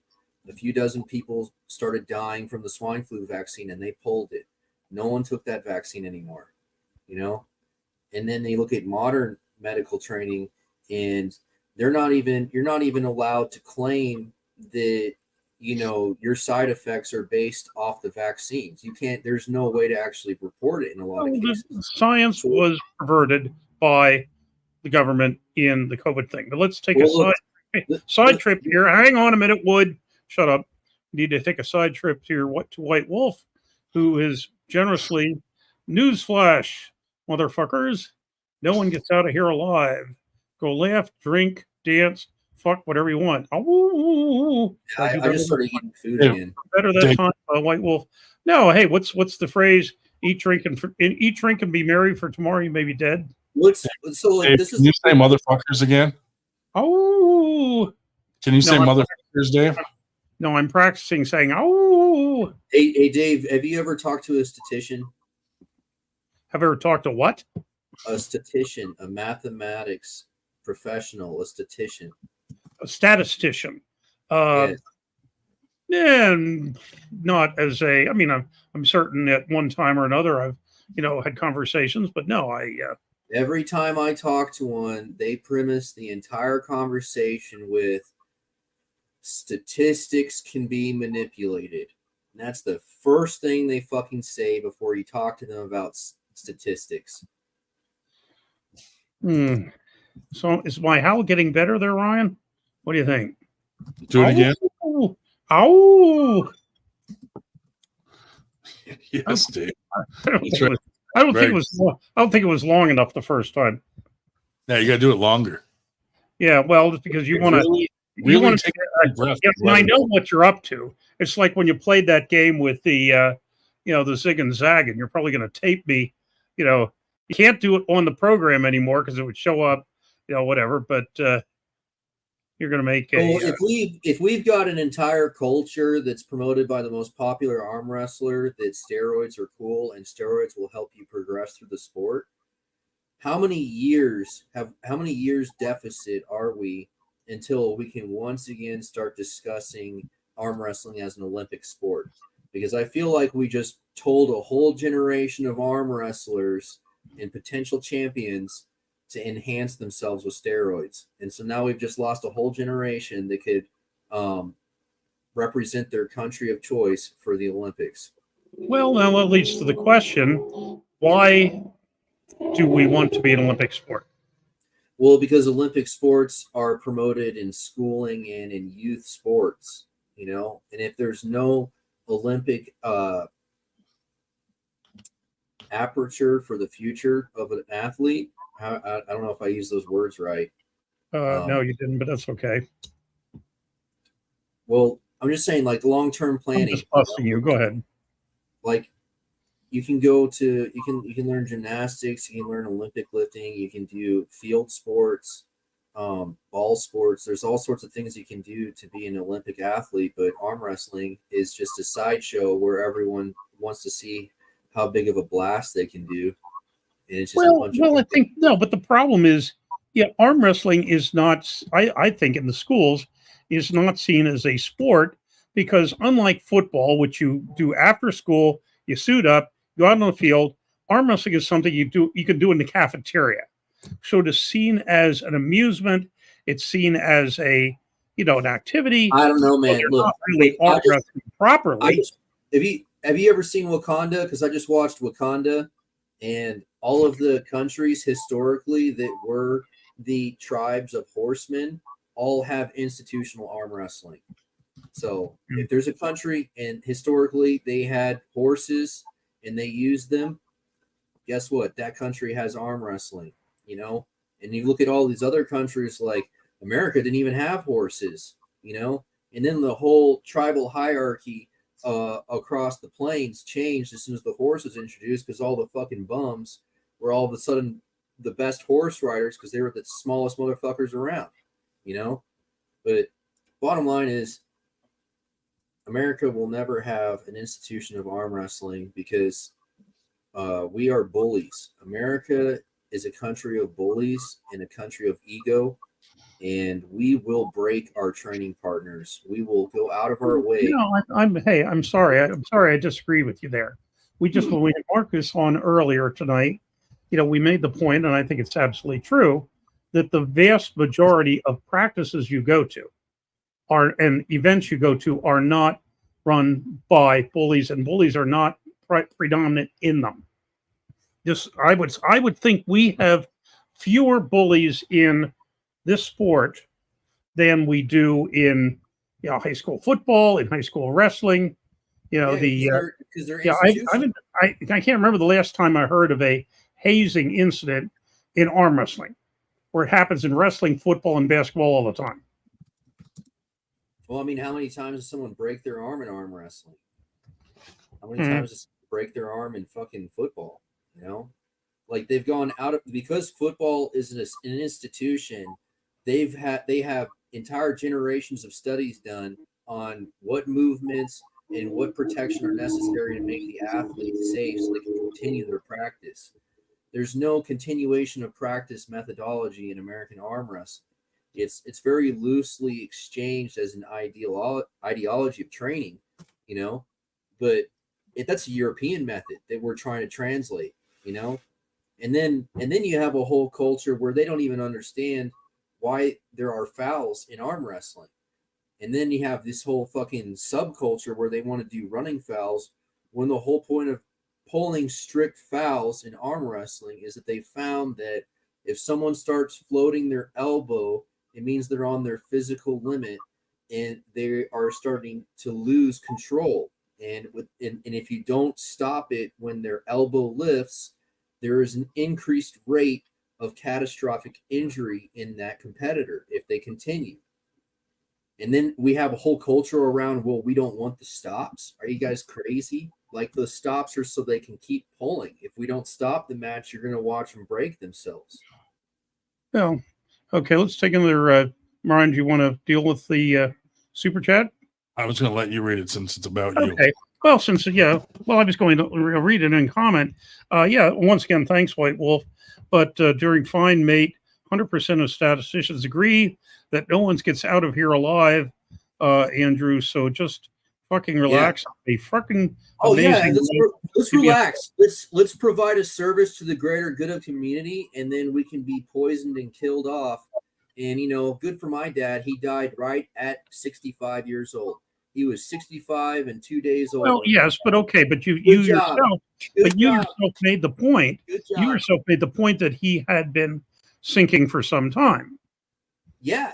Now, he tried to go to China, and he had to get vaccines to travel to China so he could go and trade technology information to help promote a better society. And his reward for going above and beyond to help promote a better society was to get poisoned and killed off at a younger age. Yes, but you are making the point that you are certain that it was the vaccine that finished him off. But you were saying it out of the other side of your mouth that he has been, in ill health for some time. So, I'm not sure how one necessarily follows. It started with the vaccine, and it ended with the vaccine. Well, and I agree, White Wolf. It's certainly, true. Like I say, with my, Lord, I certainly statistically, while we're on statistics here, I am certainly closer to the, at age 73, I'm closer. I am closer to the end. Closer to the end, and vaccine side effects, genetic issues. You're genetically predisposed to having vaccine side effects. And it actually magically skips a generation. And it's definitely not a vaccine side effect. It's actually just some underlying dormant genetic issue that's never been discussed before vaccines ever existed. This is never an ailment anyone has ever had symptoms of. It just happens to just show up when people started taking vaccines. But guess what? It's your genetics. And it skips a generation magically. It magically skips a generation. So your kids better not have kids. And you better shut up and die. Well, I'm not planning on having any kids anyway. It's a little bit late for me anyhow. But no, and some of that generation skipping thing is, I was told when I was a kid. Yeah, that, it's a I great was, cover story, bro. It's definitely not environmental poisoning, and it's definitely not your body reacting to the environmental effects. It's actually your genetics. You're just a piece of shit, and your genetics suck. well, I was told by my back when I was a kid growing up, I was told that baldness skips a generation through the mother's side of the family, and my maternal grandfather was quite bald, and you will notice that I am not, as a matter of fact. But whatever. But anyhow, no. And what the point I was attempting to make here is that I'm probably closer to the end statistically than I am to the beginning. But hey, I'm having a good time and intend to continue as long as I can. And basically, this is my one of my latest good times in 2 weeks. 2 weeks from now, I will have. Speaking of super matches, I'll have this at out in West Virginia, right on the Ohio River. He's 2 years older than I am. Adam will be 75 in July.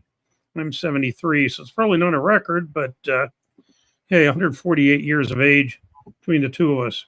We're both having a great. How many people in Chad got a knife held to their throat by a Delta Force operator when he tried to join the military?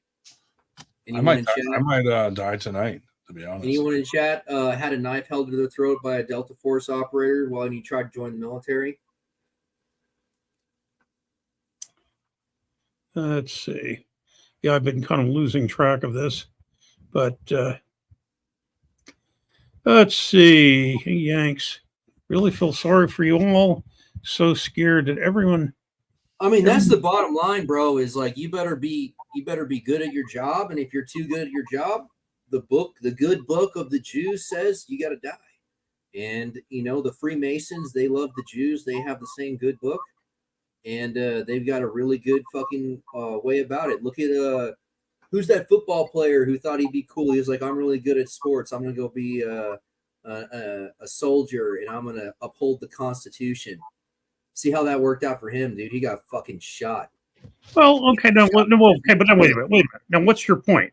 Your point is that this person felt motivated because they felt motivated to join the military, and you're talking about what was his name, Pat something or other. You're talking about he was motivated in a patriotic way to. And he got killed in a patriotic way. And the was unconstitutional. Are you criticizing him? Are you criticizing him for that? Well, I don't know. Cool? I mean, I kind of have to criticize him a little bit because he should have known better. He should have known he was going to get whacked if he stepped out of line. Why? He stepped out of line. The majority of people that go into the military do not get whacked. He was journaling the unconstitutional actions that he was viewing. And what unconstitutional actions were they? The entire war that he was participating in, that he joined up because of the propaganda on the TV. Well, quite frankly, we have not declared war formally since 1941. And it's just an invasion. We're just sending our troops across the border. Our troops are getting shot while they're walking across the border. And then we're actively occupying an entire country, but it's not a war. Yeah, dude. This is just like the medical industry where they've just twisted all the words, man. Nothing makes sense anymore. And there's no actual self-analyzation for betterment. There's self-analyzation for concealment. Well, I will say this. Yes, speaking as a historian, trained historian, we have been beating the shit out of the Constitution for some time. But having said that, this is not to say that a patriotic endeavor is a fool's choice. Well, you know what? I don't think there's anything wrong with a patriotic endeavor, and it's kind of sad that most people will agree to your judgment that it is a bad choice to be patriotic. Why? Because you'll end up being exposed to harm. Do you think there's benefits for being patriotic, or do you think there's consequences? Oh, absolutely. I mean, in modern culture, I think the consequences of patriotism are highlighted. I don't think the benefits of patriotism are highlighted. and what consequences? And there's no actual benefits that are shared. They're not even trying to tell you that patriotism will be beneficial. Actually, they're going out of their way to say the benefits that you get for patriotism are actually for other people now. They've gone out of their way to say that explicitly. I mean, you're losing me there because it's in that case. What are you saying? Every man for himself, and if you're not It's every man been like for that. himself, I don't know where you've been. Dude. Hold on, Andrew Wood. It's been like that. White Wolf, $5 super chat said, "Let's hang out at Winter Blast. We'll swap stories. First few rounds are on me." I hear your pain, buddy. Not kidding. Yeah. And then we have a £5 super chat. Matching As far as stories. I'm concerned, Blast, America ask is an for jokes. occupied country, and there are more enemies as neighbors than there are friends, let alone patriots. Okay, you got muted so that Ryan can read the super chat. Read the super chat, Ryan, without interruption. Sorry, I have no matching stories for Winter Blast, but ask me some jokes. Muscle bite. Thank you. Thank you both for your super chats. We appreciate it. White Wolf and Muscle Bike. And you didn't read the last two words. Yeah, I'm not falling for your tricks, Dave. Not going to do any better than I do, huh? Probably not. Ian is so ugly that whenever he walks into his local bank, they switch off the CCTV. Nice. Fuck that guy. I was thinking of doing a bunch of Engen cardboard cutouts. Hey, what was the deal with the Oklahoma City bombing? My uncle used to bring it up all the time. It was supposed to have Timothy McVeigh. Yeah, there's supposed to be like some serious nuances that are supposed to basically be like, that's just how things are, you know? And it was like supposed to be the hard message of life. I don't know what the fuck happened though. It doesn't make any sense. It's a weird story, you know? Like something about a fucking child daycare, you know, is weird. No, there was a child daycare in the building that was bombed, and several children died as a result of that. It was not targeting the daycare; it was targeting the government by a member who had been. So you're telling someone influenced by an anti-government militia and an anti-government novel. That doesn't make any sense though, because if you're calculating an attack big enough to take out a building, you would know everything that's happening in that entire town because you have to. Would you care? But would you care if you are going to? So what you're saying is they calculated the killing of babies as part of their mechanism. And well, as a side effect, I mean, they were not targeting babies; they were targeting a government building. It was a known casualty. Concerned about collateral damage. Well, they knew about it. There's no way you go through that whole process. So they knew about it. So what? So McVeigh maybe knew about it, but he obviously did not consider it a reason not to target that building. Well, I don't know. I mean, if you just look at like groups of people and who's okay with blowing up kids, you know, like there's only so many different types of known groups that are active in those types of activities. Oh, the wackos are out there. I don't know. You know, baby killers is a whole subsect of militant behavior, you know, and there's a few people who are notorious for that, and they're still active today. We have a question for the Ryan, who is wishing some biographical information from you. I answered. Oh, you did? Oh, what you answered in the chat? Dave, it's from a movie. You wouldn't understand, Dave. Yeah. Yes, let's see. So what do you guys think about the Challenger series with East versus West?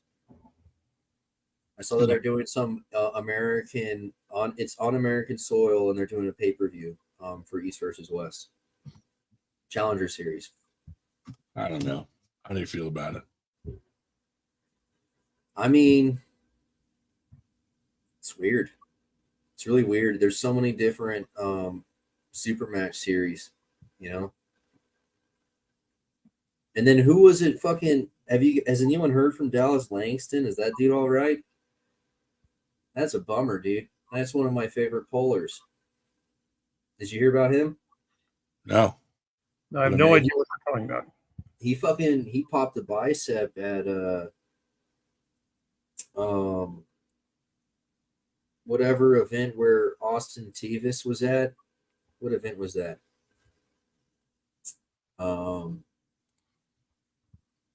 It's at the event where all of the pollers saw Austin Tevis's little dick on fucking live stream. But anyways, Dallas Langston blew up his bicep there in the round robin. Oh, gotcha. I think he was like 11 matches deep when he popped his shit. So, like, who trains for 11 ready goes? How many ready goes do people usually train for? You know? Yeah, Arizona State. Oh, yeah. Yeah, I hope Dallas Langston's all right, man. He's one of my favorite pollers. He seems to be one of the only people who will directly address things he disagrees with. I really like that. You don't see that very often.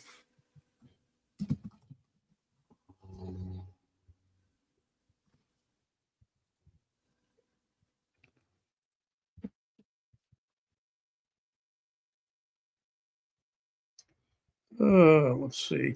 Pardon me. I'm getting a request for a double elimination bracket sheet from somebody. Let's see. Yeah, Arizona State was crazy, dude. Wasn't it like that was last Friday, wasn't it? And Saturday. What'd they get for entries? Fuck if I know. Am I supposed to fucking pay attention, man? I don't even arm wrestle. Michigan State's they claimed they were going to beat us this year, but they did not. How many did they have? Like 498 or 482? 490. Yeah, 490 or something. 490. Yeah. Nothing. Yep, 490. We are. Just kidding. I could have sworn Dallas Langston got injured, man. I hope he's all right. Yeah. No offense to everyone else, but it looked like he ripped the top of his bicep, the proximal. Oh, that's what I had. Well, yeah, the upper part. Yeah. Upper part. I thought they called it medial. Who calls it proximal? Proximal is closer. Distal is a further attachment.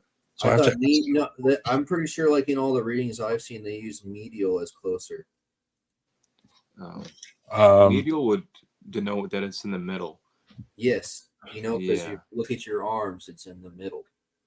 Yeah, there's the distal and proximal end. There's going to be the attachment that proximal means closer to your chest cavity. Super chat from White Wolf. He said, "So I have to ask you fuckers a serious questions. What's the best thing you have experienced in life? 1, Ryan. 2, David. 3, Andrew." I think he's asking Shell. It's the best thing you've experienced in life. Cherry Coca-Cola. I don't know. Give me some time to think about that. I don't know what one thing. I would imagine it has to do with masturbation, Dave. How about the first time you drove in a car? What a magical experience that was. I have to say, probably having my daughter. Man, that is being molested in the bushes by this girl in my neighborhood that had Down syndrome. Yeah. But only because she was stronger than me. I'm not joking. Yeah. How about you, Wood? Wood, what's the best thing that's happened? Coke, man. Oh, yeah, you did say. Okay. Are you kidding me? You guys don't remember Cherry Coke? Never had it. Cherry Coke? Yeah. I remember it. You telling me that's not fucking fantastic? It's decent. The bee's knees. I don't know. To be honest with you, I'm stumped. I mean, I've had lots of very very good times. I've had a lot of very good friends. But what as about far that as time you stood up to that lady on the bus? Yeah, well, that was it wasn't, it was certainly one of the more memorable times of my life, but I wouldn't necessarily refer to it as one of the you know what? You know what?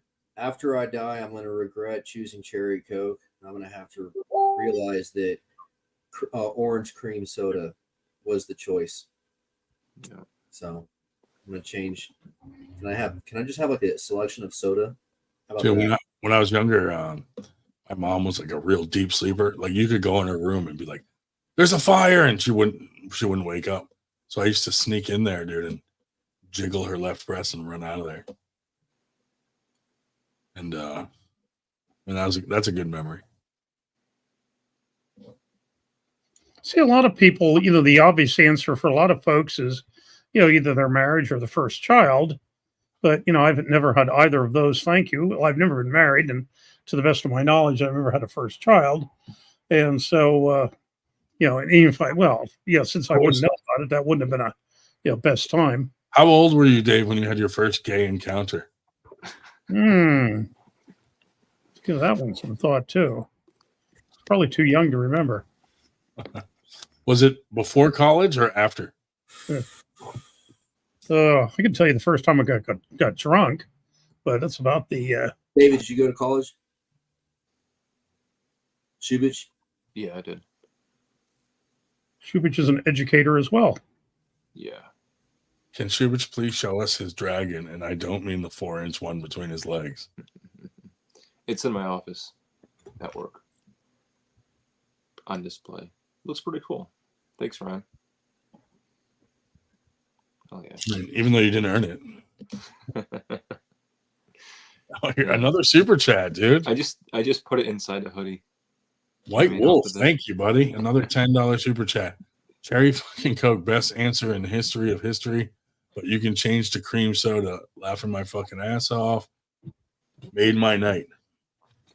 He loves you. I mean, Cherry Coke is good, I gotta say, but I don't know if that would be my first go-to for like one of the best things in life, Yeah, well, we didn't end up nutting in a woman. Would you go to having her carry the term yet? So would you go to semen? Huh? Would you go to semen? Is the best thing you've tried in life?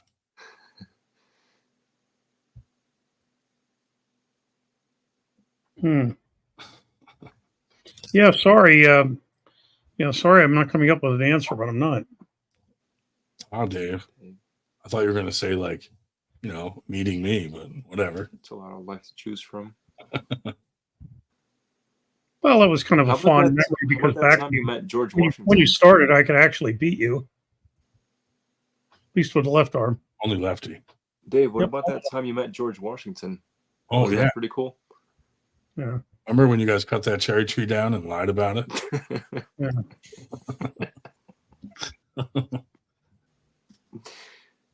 Dave ate all the cherries. Oh, man. It's hard to think about what to talk about when all I'm thinking is why my shoulder hurts. Oh, God. Watching a lot of old Bagent seminars, and it's really interesting because like when you look at like the long-term prospects for all the top American polars, Michael Todd's the only one who's like functional, and like he's the only one who actually trains for like a bodybuilding theory, whereas Bagent modifies the bodybuilding theory to support his desires, and then was it Devin Larratt just like I guess Bagent and Larratt do the same thing. Well, they'll just do the same bullshit over and over again. Well, they teach you how they arm wrestle, so it doesn't necessarily work for everybody. You know what I mean? If you arm wrestle similar to them, then I guess it would work. But like some of the stuff is just like if you don't arm wrestle in that style, it's not really going to be good for you. Yeah. I just feel like if you just took like someone walking off the street and you had them pick who's training to do and who would look better in the long run, and I feel like Michael Todd's training is probably the healthiest. Like, do you know anyone who's got a better training style than those two? No, than that one. I don't think Bajan's training style is very good. I mean, he incorporates all the theories necessary to avoid injury. But... Hello, Greg. How's it going? Good. How are you? Doing good. What brings you here this evening? David invited me. Interesting. Oh, for dad night? That's right. I guess so. Ah. You ever taken the kids arm wrestling? Not yet. No, they're too little. We're trying to get some parents to help us reach out and discuss theories on how to safely introduce children into arm wrestling. You know, so like their long-term prospects, their physical health are increasing because of this activity. You know, because I feel like in America, arm wrestling is a very dangerous topic. It's like, yeah, you're gonna have a really bad injury and it's gonna set you back. You know. Understood. Greg, do you arm wrestle or are you just a dad? I'm just a dad. I know Kyle for 20 years. We worked together in a different industry. So I thought that this was actually something related to another industry that we work together in. So arm wrestling isn't something that I'm interested in, but I appreciate you guys and I wish you the best of luck. Has Dave ever attempted to molest you? No, fortunately he is not, for his safety. Well, thanks for being a good sport. Yeah, absolutely. Appreciate you guys. Take care. Make sure you give Dave some shit for doing that to you. Oh, I absolutely will. Well, I've been giving him shit for 20 years, so it doesn't really change much. But sorry to interrupt you guys. Thanks so much. No, you're fine. Don't interrupt us at all. Glad to have you. Oh, Jesus. Was that the most New York looking guy you've ever seen or what? As soon as he came out, I'm like, he's going to have a fucking New York accent. Or some like Jersey Shore. Yeah, his last name is Barrow. Yeah. Yeah, if there was like a game where I had to choose which contestant was a hitman, I would have chosen him. Borrow some money. Like he definitely looks like he would go and collect an illegal debt for someone else. He definitely knows Tony. He doesn't look like someone I'd borrow to do anything with. Fucking Carlo. Hey, you guys finally had Tony on. Yeah. Yeah, exactly. Did you try to get him back, or is he coming on? Who? That guy that's like real animated and does all the like faux unsporting bullshit on the table. Who's Tony, like he's talking about Tony. Yeah. No, he never made it on. He had some technical difficulties, but we'll get him on here eventually. Love that guy. I knew something was when I read the guy's name. I'm like, he's not an arm wrestler. Like, this has to be one of Kotlo's dads. Which Shell actually sent me an email and said that we should legit do a dad night every week. Yeah, why not, dude? I mean, like, there's obviously a group of people who want to participate. Why not market it?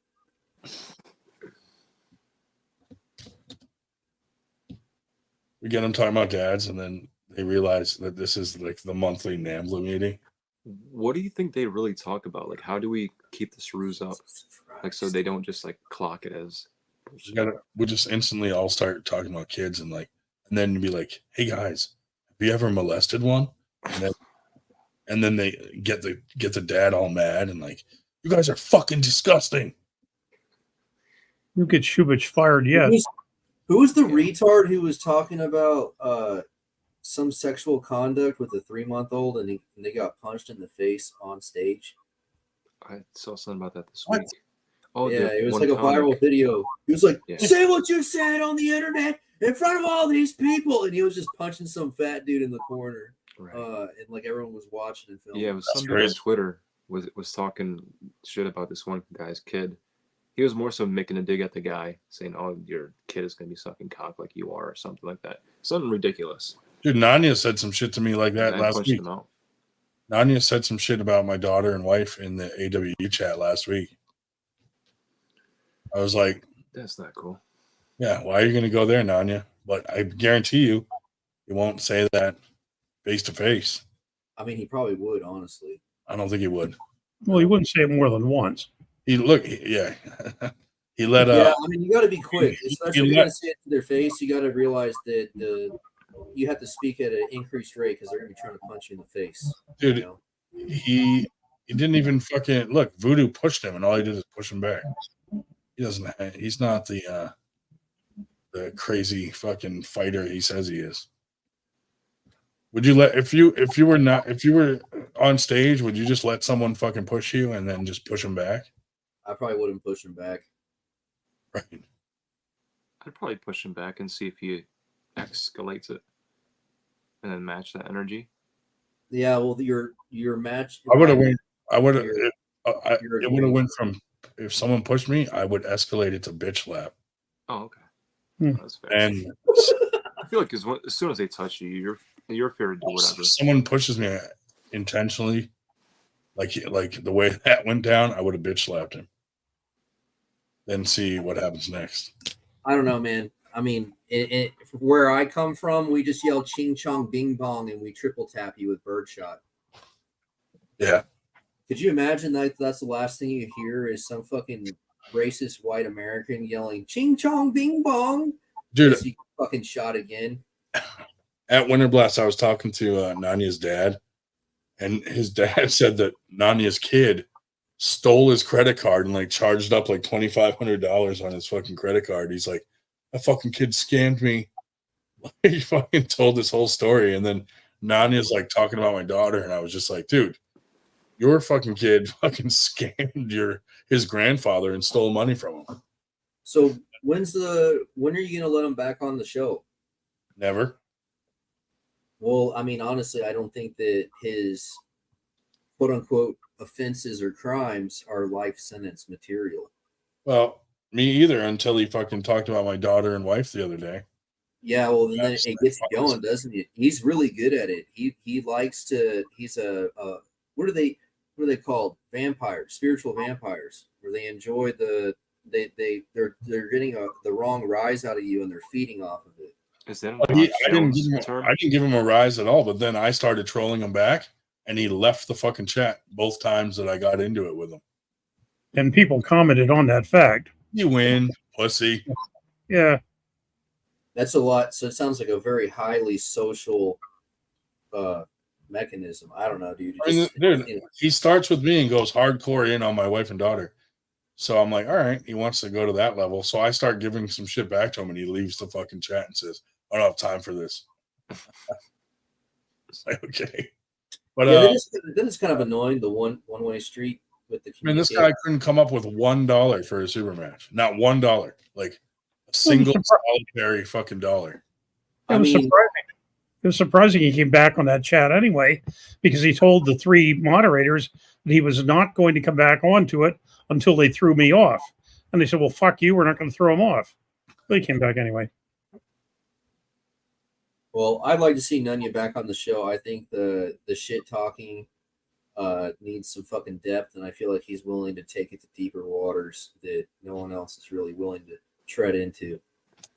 Yeah, but But there doesn't seem to be like a way to address him, like what you said was wrong or over the line or inappropriate. There's no way to really rescind the invitation to have the shit talking.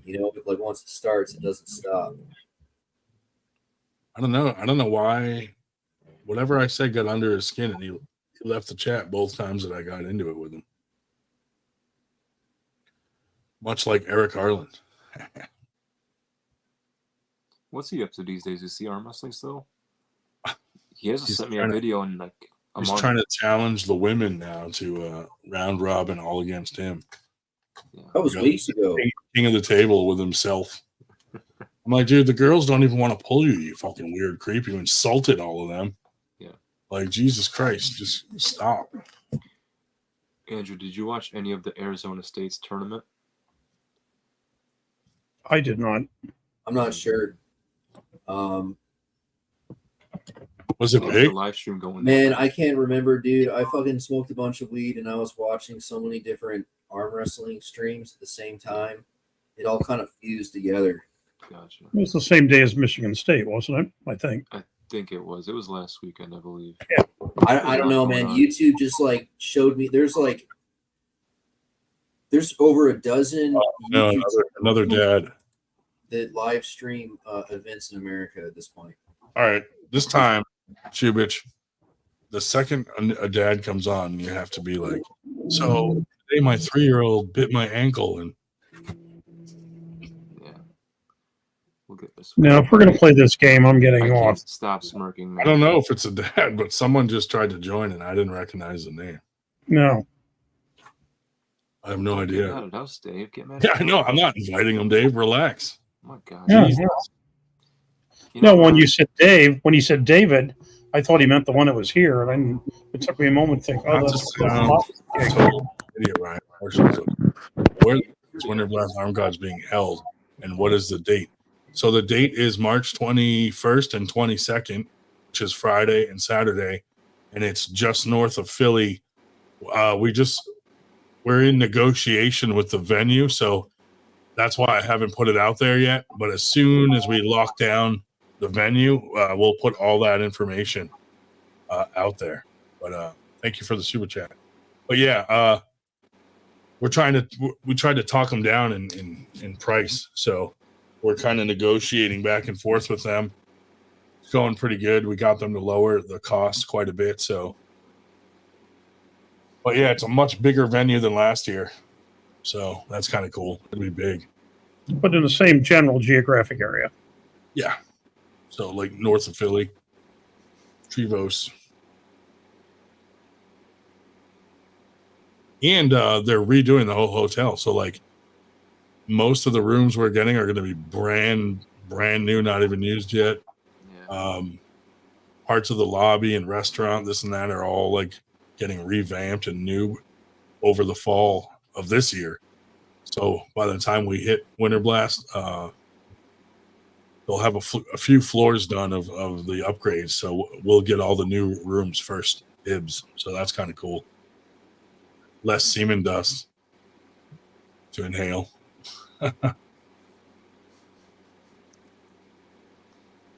Although actually, that could be a real boost to the T level. What's a boost to the T level? Semen dust? Yeah. You guys been eating eggs? Yeah. Shubich like tries to slide it into a line and snort it. Have to do it. Are you talking about creatine? No. No, semen dust. Have you guys ever seen the Korean bodybuilder snort creatine off the? See a muscle bike? No, but send the link. I can't find it, dude. That's why I'm asking. I haven't seen it in like 10 years. This fucking Korean bodybuilder used to snort lines of creatine off the seat of his scooter when he pulled up to the gym.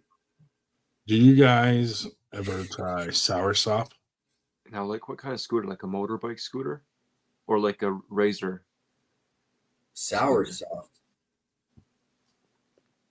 It's like a fucking Vespa, with like a fucking big old fat black seat. You had like a black vinyl seat, and he was snorting lines of creatine off of the seat of the scooter before he would go and do his bodybuilding. Attaboy. You never seen it? No. Wish I had. My shoulder hurts. Is it like a dull pain? Just everlasting? It's dull. It's like a. I haven't seen that, Mr. Peanut, but I know that so many tournaments in New York. They used to do a tournament for with the Marines for Toys for Tots. Yeah. Where instead of paying so much in money for entries, you had to show up with a toy. Right. And most people showed up with a couple, just to really flood the place with. So the Marines would show up and occasionally would get on the table and grip up. Although from what I understand, it's against regulation to basically grip up in your full dress uniform. But hey, it was for good cause. Mm-hmm. It's like a dull 5, and then when I move it, it shoots up to like a 9. Yeah. Like sharp pain, But I'm not supposed to be moving it yet. Yeah. It's supposed to be in a sling and not moving yet for another. Yeah, 3. you could literally tear the threads out of your fucking, Yeah. flesh. I mean, like, it hasn't even built up a tolerance for that threading to be existing through the connecting tissue. So it could literally just like knife that thread straight through, disconnect, and you're back at 0. Right. Correct. And that could happen at any point. Like if you sneeze, you could like flex too hard and it could happen. There's been a couple times where like I sneeze and I was like, oh my God, that hurts. Yeah, right. What the fuck? Are you even risking? Yo, sneezing takes a whole new. Have you ever gotten the hiccups? Oh man, wait. Like even just my phone in my hand is too much. Like it doesn't feel good at all. You ever feel like when you sneeze, you have to cover with your right hand? The only thing that I can pick up with my right hand right now where it doesn't hurt is my penis. That's because it's so light. That's because it's so light. Tall Paul, no, we're talking about the one in March, but we will have other tournaments, but we won't, they'll be under other names. In fact, the next one at the moment is what's the September showdown? What are we calling? Skirmish. Skirmish. September skirmish. I think we'll have the Latimer before that, though. Before that, in August. Yeah. Possibly in August. You know what I'm sitting on? Semen dust? Well, if you have it on the 10th, I'll have to tell my brother that, sorry, I cannot come to his wife's family reunion. That was at the moment, that's the only one of the few days I've opened. What was that? Is that They'll understand. I never make it to their things anyway because I have something arm wrestling basically every weekend. But yeah, I just drape and I sit on it. they just put 3 little holes in. That's it. And they glued them up. So I just have like 3 dots, basically. They use. I got this vest set up to a CO2 laser engraving water chiller, and I changed the programming so that it's actually running at 3 degrees Celsius. But yeah, I don't know. I got to stay in that sling for another 3 weeks, and then I can start PT. Are you supposed to be icing or doing anything for inflammation? Yeah, icing. So was I, and I never did. You should go check out Cool Shirt Systems, dude. They got like fucking they got like t-shirts and shit. I like it. It's like the laziest weight loss, dude. You just sit on fucking something super cold and you fucking burn calories. Yeah, Paul, I do got to do physical therapy in about 3 weeks. 3 weeks I can start. So it's the 4-week mark. But it's 90 degrees in here. The reason I keep taking the sling off is like my arm feels claustrophobic in it. Like you get that feeling where you're like you can't move or like wiggle it around, and I take it out and I just prop my arm on a pillow, which holds it up exactly like the sling, but I don't get that terrible feeling. But I bought a specific ice pad for shoulders that like wraps around and tightens on your shoulder, so it like really cools it down. I've been doing scraping the inside of your nose with your offhand. Yeah. It's got to be. Well, if you want to build your own, it's basically just silicone tubing, because silicone has a good heat transfer rate or whatever. It's convective or whatever. Yeah. And it's a 4-to-1 split. So you get like a water pump that runs like a gallon a minute or so, and you get like it's split down to 4 1/4-inch diameter silicone tubes, and then you run 4 circuits back to the water pump, and then you just ice it. So you take more than one trip when you go get the groceries, or do you still do it in one? One with the left. No problem. I mean, my left fully extended. I'm not pronating my groceries with my left. It does suck though. Like they usually do a nerve blocker when you get shoulder surgery, he said, but they didn't do it on me because they thought that some of my nerves might be like irritated. So he's like, I don't want to irritate him more. So It's like a when week, right? You're a week out. yeah. So but when I woke up from the surgery, like normally for the first 18 hours you don't feel anything. He said because we do the nerve blocker. So when I woke up from the surgery, I instantly was like, ow. I was like, why does this hurt so bad?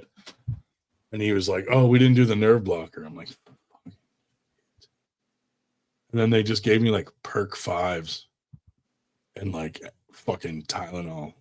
I'm like, oh God. I mean, they worked okay, but Yo, how come the fucking UPS says that you're a suspect mailing person? for me, Yeah, I forgot what they classified you as. When I tried to mail something to you, they were like, "Oh, this is a known person to us." Is it Varnum? no. If you put my address, Brook Circle, they get all pissed off. I mean, no, if you put Brook Avenue, which is my actual Brook Avenue is my actual address, but for some reason, some post offices do not accept that address, so I have to put Brook Circle. Then it accepts it. Stop talking. Weird. It's weird. Andrew's gonna send explosives to my house. I just don't understand how he got put on such light painkillers for shoulder surgery. You're Like, telling I me, feel dude. I went in today for for my 1 week post-op meeting, and he's like, I'm like, dude, I'm still in a lot of pain. He's like, yeah, just take some ibuprofen now. You'll be good. Fuck, dude. Yeah, you should be getting used to it at this point. I mean, it's been a week. White Wolf said, Ryan, consider building on St. Patty's Day time theme, especially with the invasion of the fucking Irish. I'll definitely be there the 17th or earlier. Nice. Thanks for the super chat. White Wolf, they're doing Arm Gods is doing a Brits versus Yanks theme.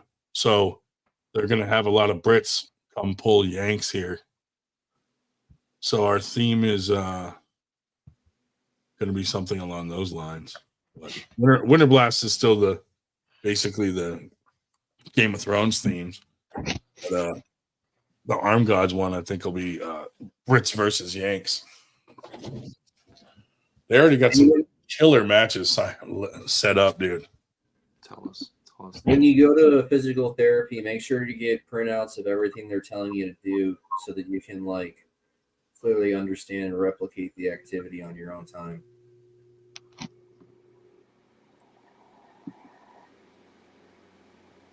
Yeah, Captain, it's no joke, dude.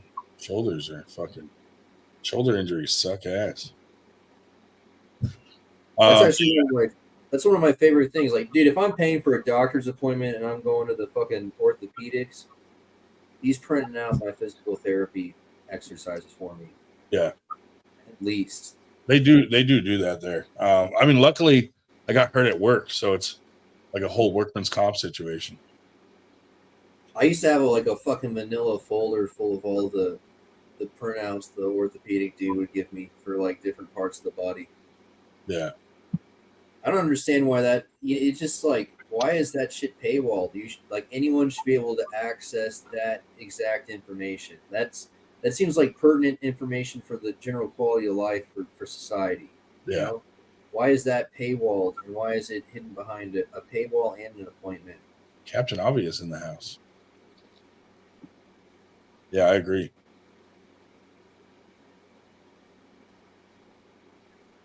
Have you done any hot showers yet? No, now I can though. Or do they tell you not to? Yeah, the first week. What'd they say? He said just don't get your shoulder wet the first week. Oh yeah, because they're dissolvable stitches probably. Well, they were all bandaged up. They didn't even they actually did a couple stitches but then put glue on it. The glue's still on it, like it won't come off.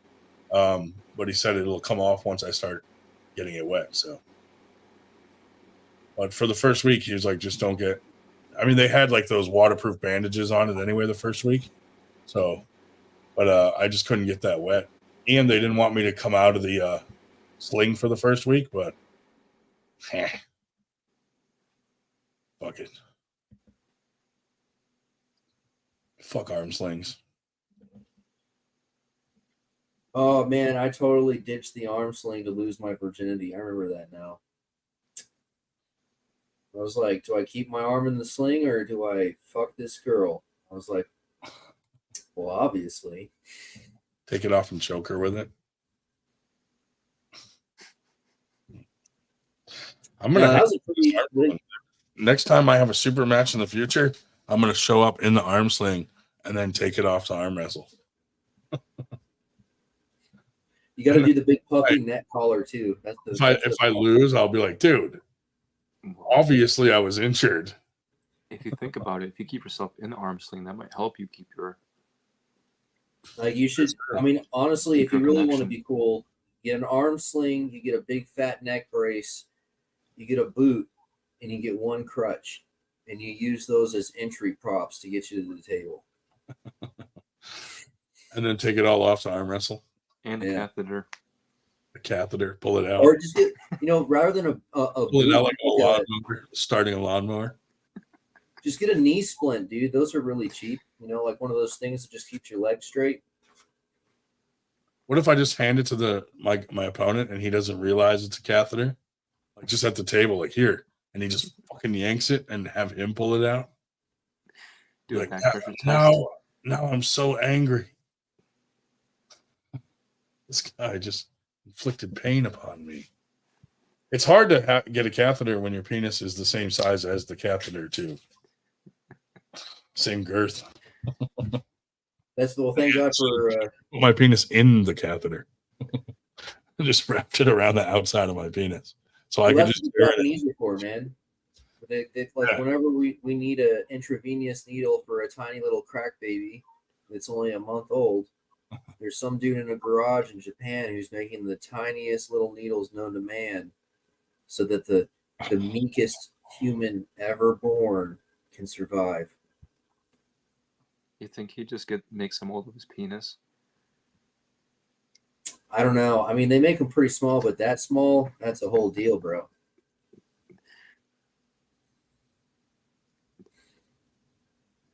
Take my catheter out and wrap it around my arm and then shoot heroin at the table. What? In front of everybody. Oh, dude, the hardest part is having my arm up on the. Like, I still can't type yet really that well with my right arm. It's hard to have it up on the desk. Probably shouldn't have it up there at all, actually. Honestly, I found weed to be a really good painkiller after surgery. I bet. I think it had something to do with the cognitive, your cognitive faculties and forcing yourself to address that you're in pain. Yeah. No. David's over here what does that even mean? Dude, Shubich, you ever drink White Claws? I haven't drinking a White Claw yet. Yeah. I had one in AC, dude. It was not bad. Yeah. Have you ever drank mango? What's up? What's the correlation we're gonna draw here? I'm just trying to figure out. You seem like the kind of guy who's never smoked a whole cigarette and has never puked because you drank too much beer too fast. I've never smoked a cigarette in my whole life. Really? Never.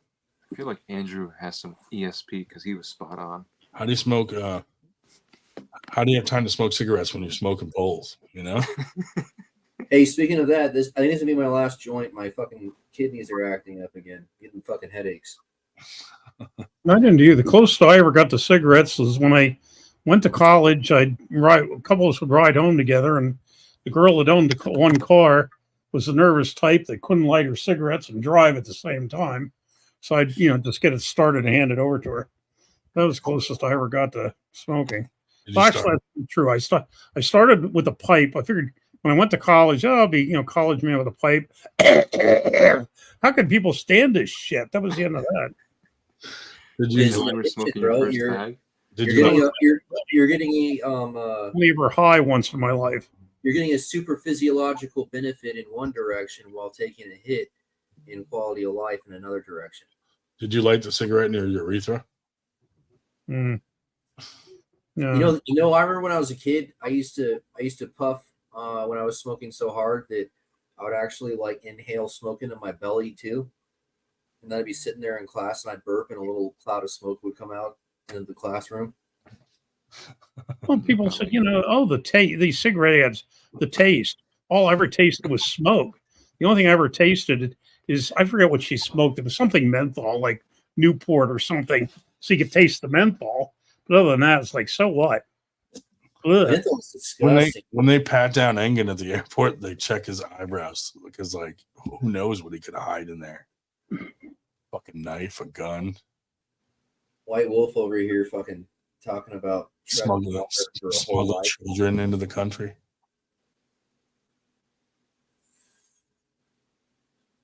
Mm. I heard a rumor that Engen's into the whole like sex trafficking thing. I mean, I don't want to say who told me, but someone from Turkey. He smuggles camels into the country. I remember there was a guy who arm wrestled who was in the army, and he got subsidized to be a taxi cab driver as part of some military program, and he also got subsidized or used the arm wrestling tournaments as like some military write-off for recruiting, and they would just put military branding on the jerseys for sale for the event. Oh, Mr. Peanut nailed it. Brow job. He probably has girls suck on his eyebrows. Calls it a brow job. It's like the Turkish women that have the same eyebrow on their upper lip, like just mustached Turkish women sucking on his eyebrows. You mean like a Hitler toothbrush mustache? Yeah. Like Coming to America, dude, when the two girls come out of the water with toothbrushes and they're like, the royal penis is clean, Your Highness. They do that to Engen, except they're cleaning his eyebrows. Do you think Engen Terzi has been to Wakanda? Legendary Viking 85. Let's see. Is this an arm wrestler or a dad? What do you guys think? What's his name? I don't know, but they have information on Wakanda because after seeing that, Legendary Viking 85. The legend himself. Can you hear me? 85th of his name. Yes. Oh. Sorry, I didn't know I was hot micing. My bad. What y'all debating on? Sons versus daughters. we're talking about the country Turkey and the political implications for the region because of their existence. That sounds like a fun conversation. What brings you here tonight? Get out while you can.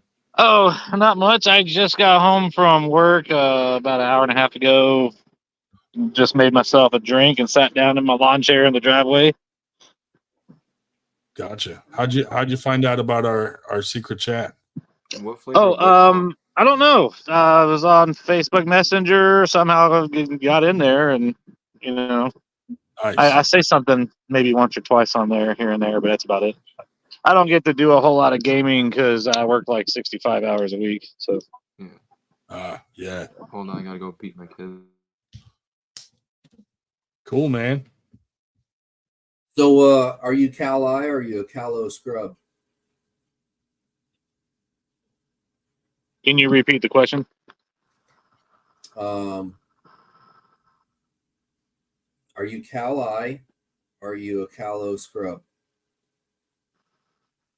Am I an ally or a callow scrub? No. Oh, god damn it. What's the fucking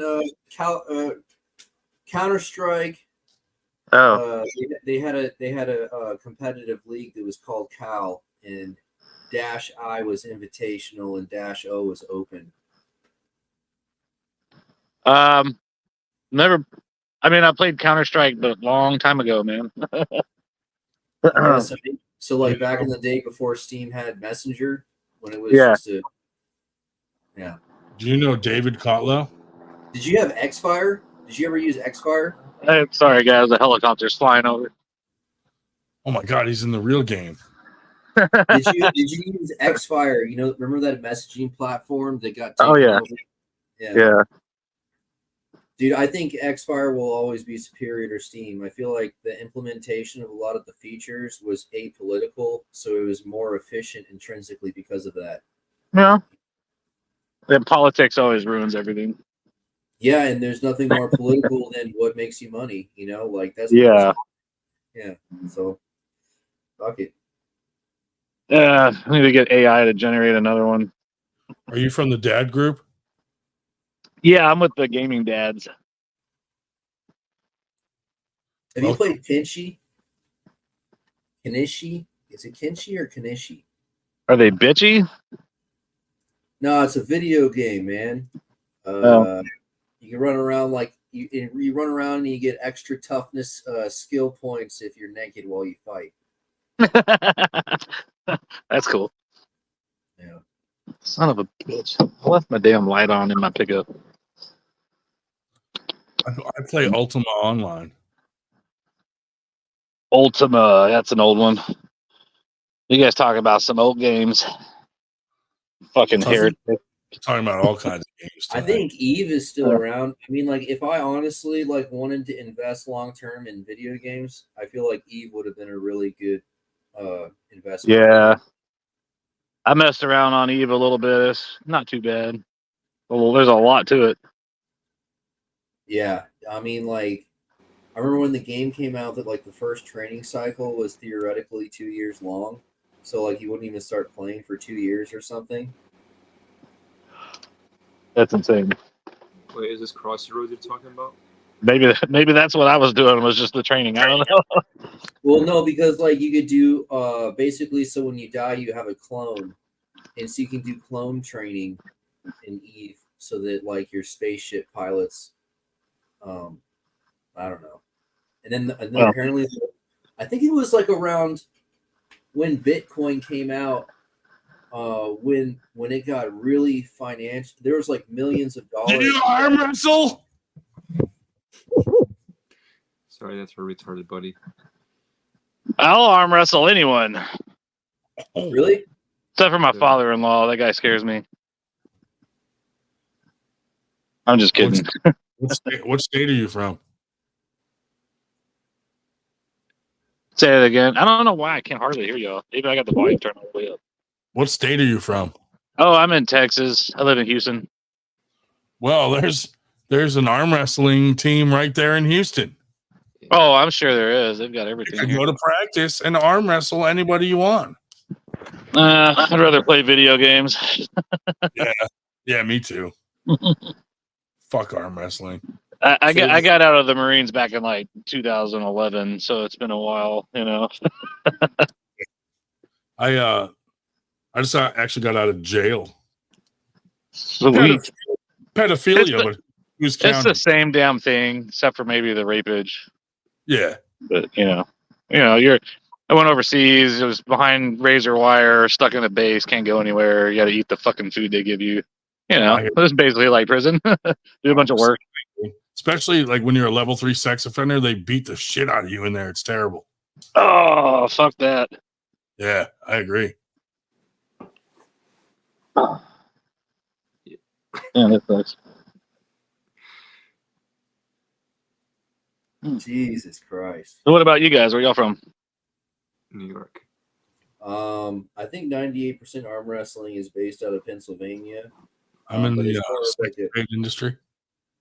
It's more like a New England-based promotion that's going national. Actually, it's gone international now, where it's syndicated for arm wrestling events. Right. Well, tell them where you're from. I'm from the town west of you, where all the neoliberals live.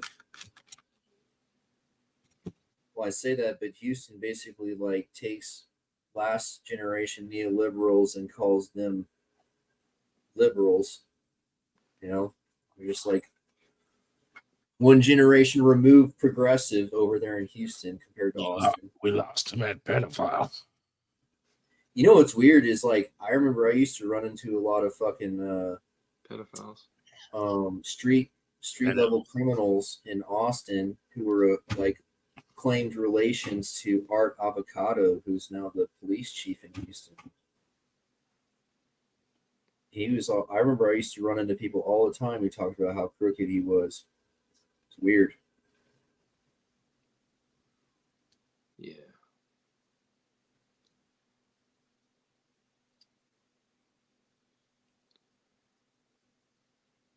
Heinous. So you have winning the round robin coming into the event.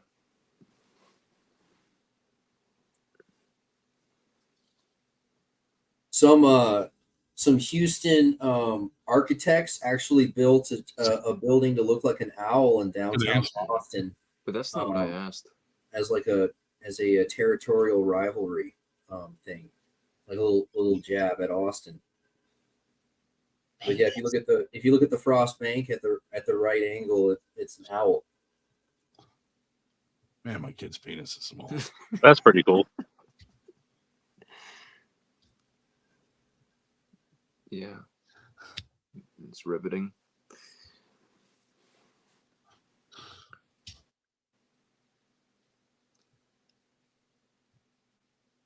So, Viking, when are you coming to an arm wrestling practice? All the way in Pennsylvania? No, in Texas.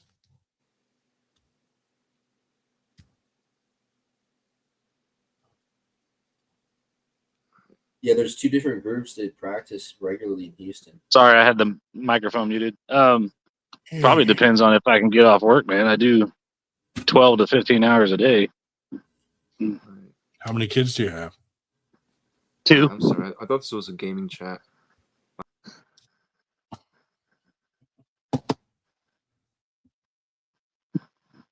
Is this a gaming chat or an arm wrestling chat? What is going on? Yeah, we should have talked about games, dude. You know, It's everything chat. Have you seen the fucking the new game called Mac? Have you seen this new game? They Nope. I think they're prejudiced against people who have autism though, because in one part of the rules they say it's 41, and in another part of the rules they say it's 42. And I think it's specifically just to You play City of Heroes? I think I have volume 1. If you play City of Heroes? Nope. Yeah, why would anyone want to be a hero, dude? That's like horrible. Isn't that like a Crayon movie or something? I mean, dude, like I could like play Warcraft. Oh, I know a City Hero. Like Assassin's Creed or any other good video game. Why would I play City of Heroes? Like just the title alone is disgusting and is exactly why no one played the game, because a City of Heroes is bullshit.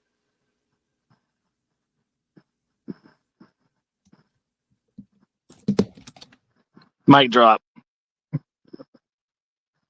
I saw a preview for a new game coming out called Blight. Looked pretty cool. It's a hack and slash, like medieval fucking game, but the graphics were awesome, and there's like zombies fucking running around. You gotta kill them and shit. Yeah, I don't need to like burn the image of a zombie being killed 20,000 times into my mind. But there's like other players and shit too. You know, not just zombies. But like you do have the repetitive imagery. Yeah. Oh yeah. Zombies. I me and my 12-year-old daughter, we play zombies on Call of Duty World War II. It gets pretty old.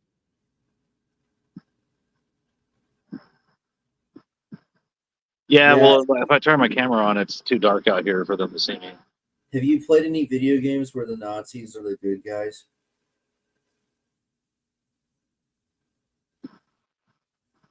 I mean, if you're playing like Battlefield, right? Do they have Nazis in Battlefield? Oh, when you do like story mode? Yeah, something. If you're on their team, you know, doing like team deathmatch, then you're, you know, obviously they're the good guys. Or is that Call of Duty that has the really good story mode? Yeah. I I remember one of my friends didn't really like the multiplayer of one of those series, but the single player storyline gameplay was really good.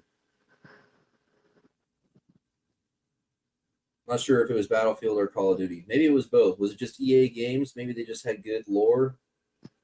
I don't know. I don't know. Sometimes they get lucky, I guess. Did you ever play was it oh man, there's so many good video games. You ever heard of a video game called Crusader No Remorse? Nope. Can't say that I have.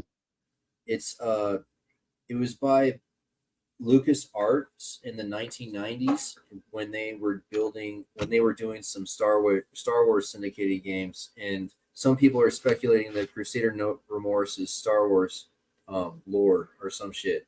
But anyways, you run around and you remote control these drones that blow up and kill people. So Interesting. it is interesting that they had that as a video game in the 90s. Right.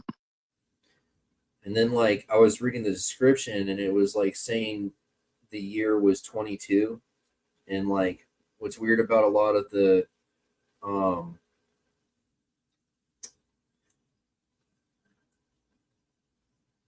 lot of the like the 22nd century type lore they use in video games seems to be like tongue in cheek for like the actual year. It's weird. You know, so like they say this game and there was you could play in the 90s, takes place in the 22nd century, but it's like all the events are definably possible in the year 2022. You know, it's interesting.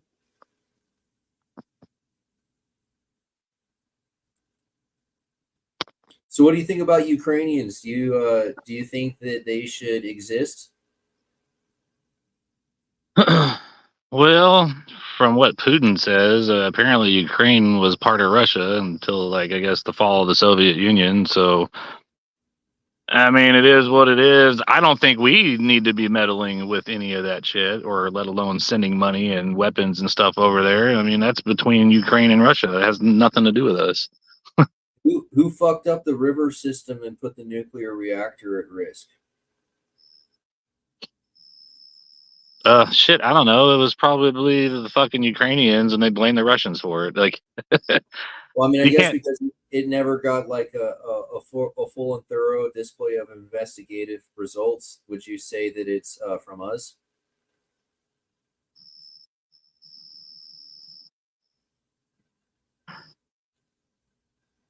I really don't know.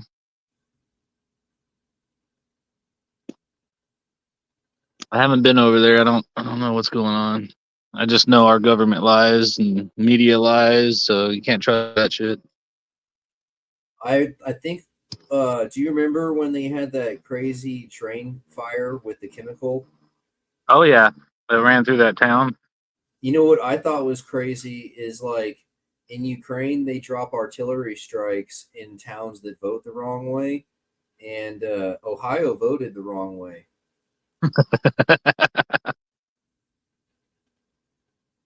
So, That's funny. so that's a common method if you view it that way. I mean, I guess it works. Maybe we should do that. It damaged the voting district, and it also displaces the population away from that voting district. That won't suit your outcome. You know what catacombs are? Like underground tunnels with like almost like storage of dead bodies or something. Yeah, Odessa, Ukraine has the world's largest catacombs. Yeah, I believe it. I can understand Putin going after Ukraine because he wanted to destroy those facilities where they were doing gain of function research on viruses and stuff. Well, yeah, we installed like an extra dozen of them during this ongoing what they were calling a border conflict at the time. Yeah, and from what I've heard, they're doing gain of function research on the bird flu, which they've been saying is all over the United States now. So Well, here's your what do they call that? Fucking virus X or whatever for the next pandemic for the upcoming election. That's in like 150 days. Oh, is that right? Are you registered to vote? Do you vote? Oh yeah, I always vote. Although this last year I was kind of like, why am I even going down here and voting? Because it probably doesn't fucking matter anyways. I registered to vote one time and I kept getting called in for jury duty. So I don't think I'm ever going to register to vote again. I renewed my driver's license and I guess they do the fucking register to vote while you're there. Yeah. And then I got a call to jury duty. I was doing some college classes at the time, so I just used that as my excuse to get out of it. Yeah, I think they called me in like 3 times over the course of 2 years. I went down there one time, sat there for half a day. I had to miss work. And they paid me like $4.57, which didn't even cover the parking. I don't think they've ever. Actually, one time I actually had someone hit my car where I was parked for jury duty. I never got paid for shit. That sucks. Yeah, I think they left me a note and like it knocked my rear alignment out. They hit me so hard. Fuck. It was I sat there half the day waiting, and they finally were like, "We don't need you." I'm like, "What the fuck did I miss work for this shit for?" So what's the deal, man? You gonna get into arm wrestling and take it pretty seriously? Arm wrestling is kind of a freak show, dude. You kind of got to run a stack of steroids, and they have selective androgen receptor modulators now that they're using as well. So you're kind of like mutating yourself into a super soldier if you want to compete at the professional level in arm wrestling these days. Yeah, no, I don't foresee myself having a future in arm wrestling at all. It would be cool, I guess. But when I got out of the Marines, I wanted to do cage fighting, but I ended up starting a family instead. So kind of pissed that out the window, didn't it? It was on my bucket list, do some cage fighting. That was pretty good. The Marine Corps teaches you basically MMA, but I was undefeated. Everybody I wrestled with, so. Well, that's the common story in arm wrestling is you don't show up to practice unless you're undefeated at the friendly tables. Yeah, I haven't been in the gym in probably since 2011. So I don't think I would be fit to be arm wrestling people who are pumped up on steroids. Yeah, well, we're not all pumped up. I don't know, man. I would just train over your index knuckle, like almost like a shoulder press, pronated curl, chest fly. Yeah, and that's pretty much it. I mean, either that or like if you're doing like some kind of like pull down variation, you can supinate and engage a little bit of a alternative to the first one.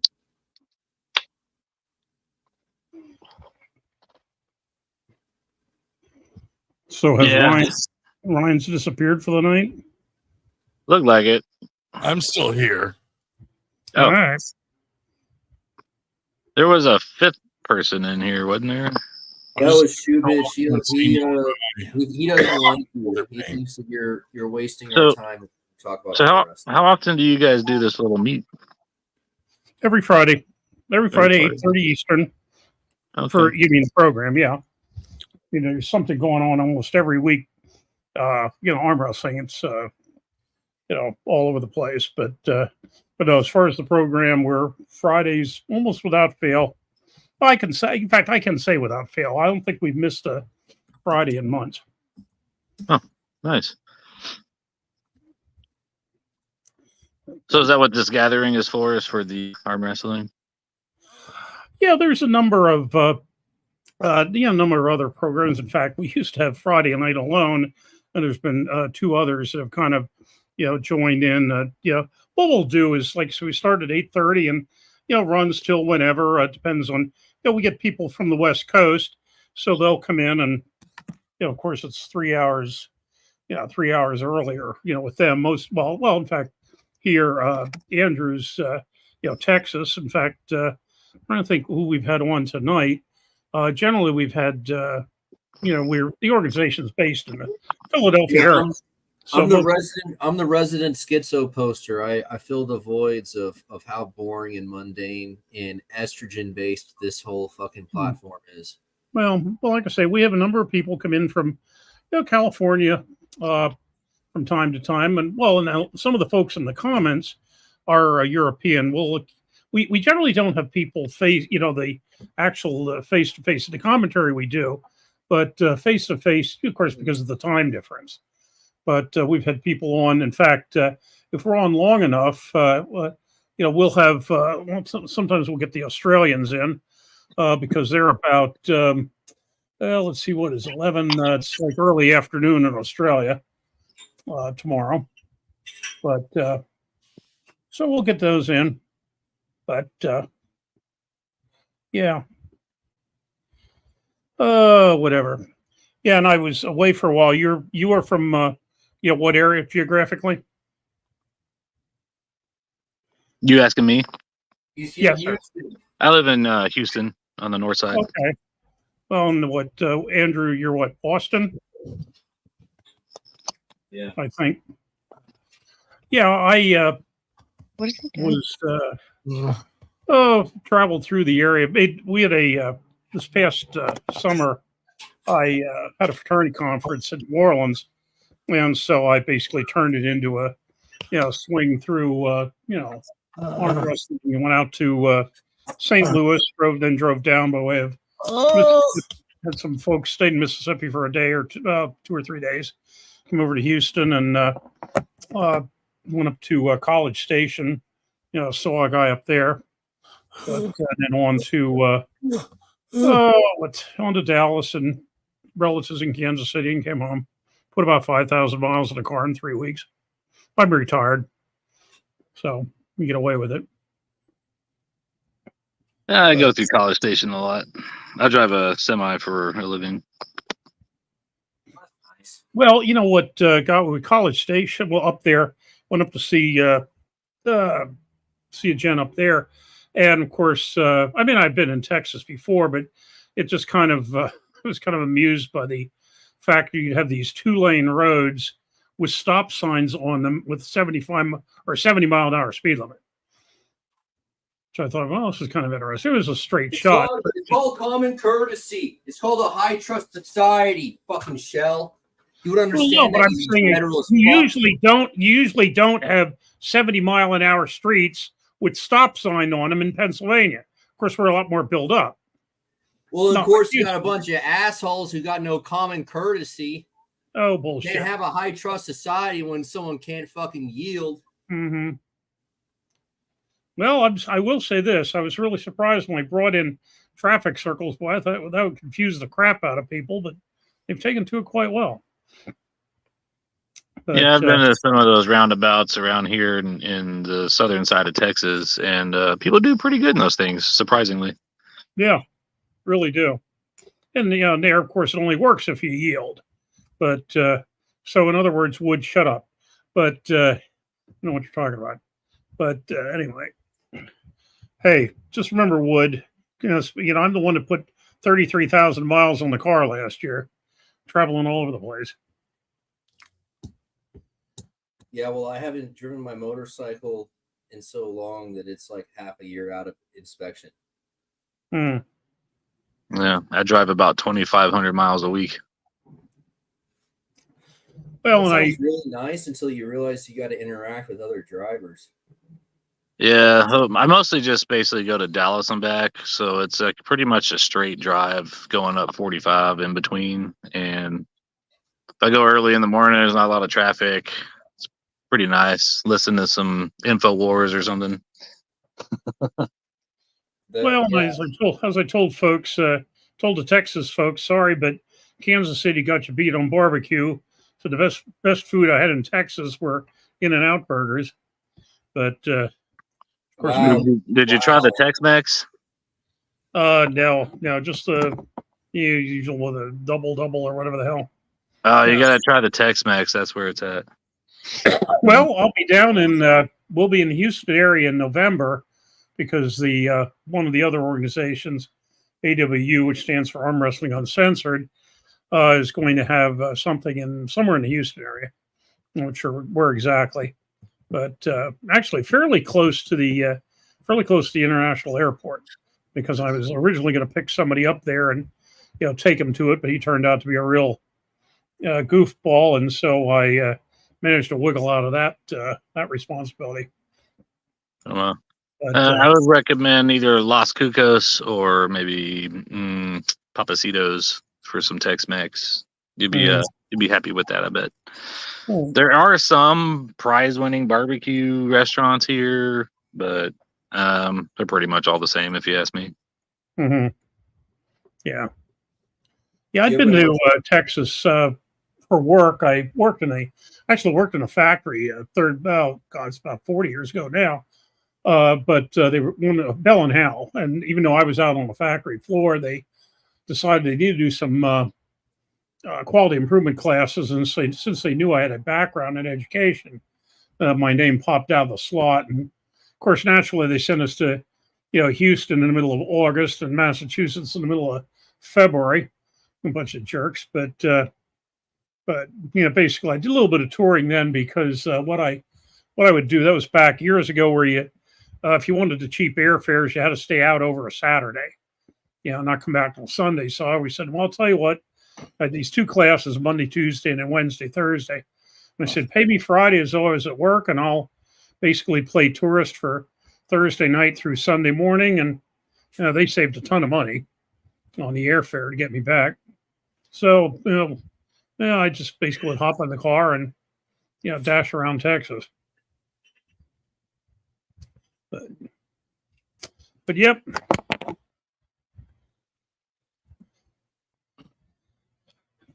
Let's see. What are we? I'm looking at the chat here. Houston. Oh, yeah. Somebody's trying to. One of the Houston people is recommending lupe tortilla. But if that makes any sense. Yeah, I've got a lupe tortilla kind of close to my house. Their chipotle ribs fall off the bone. They're amazing. Their beef fajita meat, it's like they just soak it in lime juice. So like you get a lot of lime flavor in the meat when you're eating it.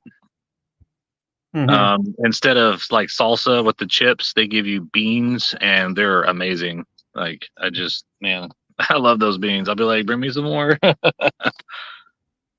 Well, I know years ago when I came down there, they used to have a chain of super cheap. I might say super cheap. I think it was like $3.99. Was it like a Mexican buffet? Was it Pablo's? Or is he still there? I think it was Pablo's, Pedro's. Where you basically would, when you go through the line once, and then if you wanted something after that, you had a tricolor, red, white, and a Mexican colored flag. It wasn't a Mexican flag, but the colors that you on your table, and you'd run it up, and they'd come over and say, "Oh, what else do you want?" And you say, "Bring me a couple more tortillas or whatever." But what else I liked was, which we don't have in this part of the countryside generally, is cafeterias. It was kind of partial to Luby's. What if homeless people are just people who protest taxes? What was this? What if they call them homeless people because they don't want you to know that all of those people protest taxes? All of their property. I don't know. I don't know where you're going there, to be honest with you. Oh, yeah. Houston just said ponchos. Raise the flag. Okay. And hey, I had the right letter. I knew it started with a P. Yeah. Raise the flag upside down. Shit. Mm. I know people have been flying that shit upside down since freaking George Floyd decided to stop playing basketball like all his cousins. And Houston is saying, Luby's is only for old geezers like me. to eat fried fish. Except you got to remember, when I was there, let's see, what was I? I was about, when I was 30 something when I was there. I was watching this. Very qualified as old geezer. They were talking about Michael Jordan, like challenging his basketball franchise he owned to a game because they won their game. And the guy telling the story looked just like George Floyd. It was weird. Mm-hmm. I think he's got multiple relatives in the NBA. Let's see. I'm just trying to catch up with some of the chat here to see some of the witty remarks, which of course, the word witty is in quotes. Luby's is all right. I used to live in New Mexico. We had a Furs cafeteria, and their turkey and dressing is where it's at. Never been to New Mexico. In fact, to be honest with you, most states I haven't been in are the northwest quadrant of the country, but plus New Mexico, Hawaii, and all the others I haven't been in are on the northwest corner. West New Mexico and wander around in the national forest by yourself for a few weeks, and then report on your experiences. Mm-hmm. Well, hey, when I did that 5,000-mile joint last summer, I put up about 4 or 5 reports on Facebook periodically. That yeah. Hey, Houston, you want to come join us? Houston Arm Jam. Yeah, once you meet. Like we're not talking about arm wrestling that much, so let's see. Copy. I will put this. Let's see. I have to do something else here. Chat. Let's see if I can put the. In fact, the link is posted at the top of the chat. These guys like watching train wrecks. They don't like participating in them. It's a whole different. Well, actually, in Carl's case, around the train wreck, it's more of a dumpster fire. Carlo specializes in dumpster fire. So I saw this I went down to San Antonio a while ago, and I saw this Antifa dude sitting at the bus stop, and I was telling the person I was with about it, and they're like, "It's no big deal. Just, you're the one bringing it into existence by talking about it." And I was like walking to my car the next fucking morning or whatever, and fucking dumpster across the street from where that dude was on the bus stop was all melted up and shit. I can't say that I know Brian Shaw. Yeah. Houston says I'm in bed. Well, fine, then just don't turn on the damn camera. You can still talk in bed. What happens in the bedroom stays in the bedroom. We don't want to know about that. Yeah, I'm in bed now. So what? Oh, whatever. Yeah, it never stopped Kotlo from causing trouble at this hour time and any other time. But whatever. Yeah, so like I voted for Donald Trump, but I only voted for him in 2020. And I only voted for him because I saw him killing people with the vaccine. And I was like, if these scumbags are still taking vaccines, they deserve to die. I'm voting for this guy. Let's get this show on the road. Yeah, just tell us what you think there, Andrew. Don't hold back. And now that he's like apparently convicted of some kind of criminal crime, you got people who are like, he's like fundraising millions of dollars. So there's like lots of people going to be overturned. There's a lot of people who are. I just feel like the amount of death culting in modern politics is fucking remarkable. That is going to be overturned so fucking fast. That was such a leap of whatever the hell. I look. okay, so Obama might have drone striked wedding parties and killed kids and shit, but he did not sign executive orders to fucking kill 3-year-old babies with vaccines. Oh, for God's sakes. Well, I mean, I would say in Trump's defense, he did that thinking he was doing the right thing because the advisors that were telling him to do it. So, You know like, what I mean? don't we fucking hang the advisors for treason? No. That's malpractice, bro. And No. that's Yeah, treason. fucking hang Dr. Fauci. I'm just saying, if But someone not is for guilty treason. of treason, you can hang them, and it's a hangable No, for offense. crimes against humanity. Yeah, I mean, like, that's treason, if nothing else. No, it is not. I'm sorry. I'm sorry I teach history, and that drives me nuts when people say that. Treason is the only crime that is listed and defined in the Constitution. And it is not, giving bad advice or lying. Too many people, they throw that word around.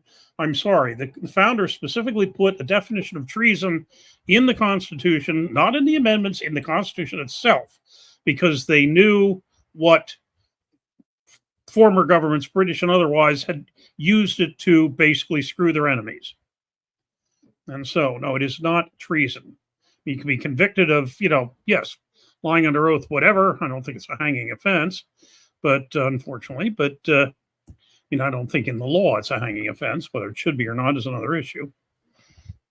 But nope. Well, all I know is modern policing tactics is the person about to get lynched is the person you arrest, because it's easier to appease the mob and persecute those they persecute than attempt to arrest the mob.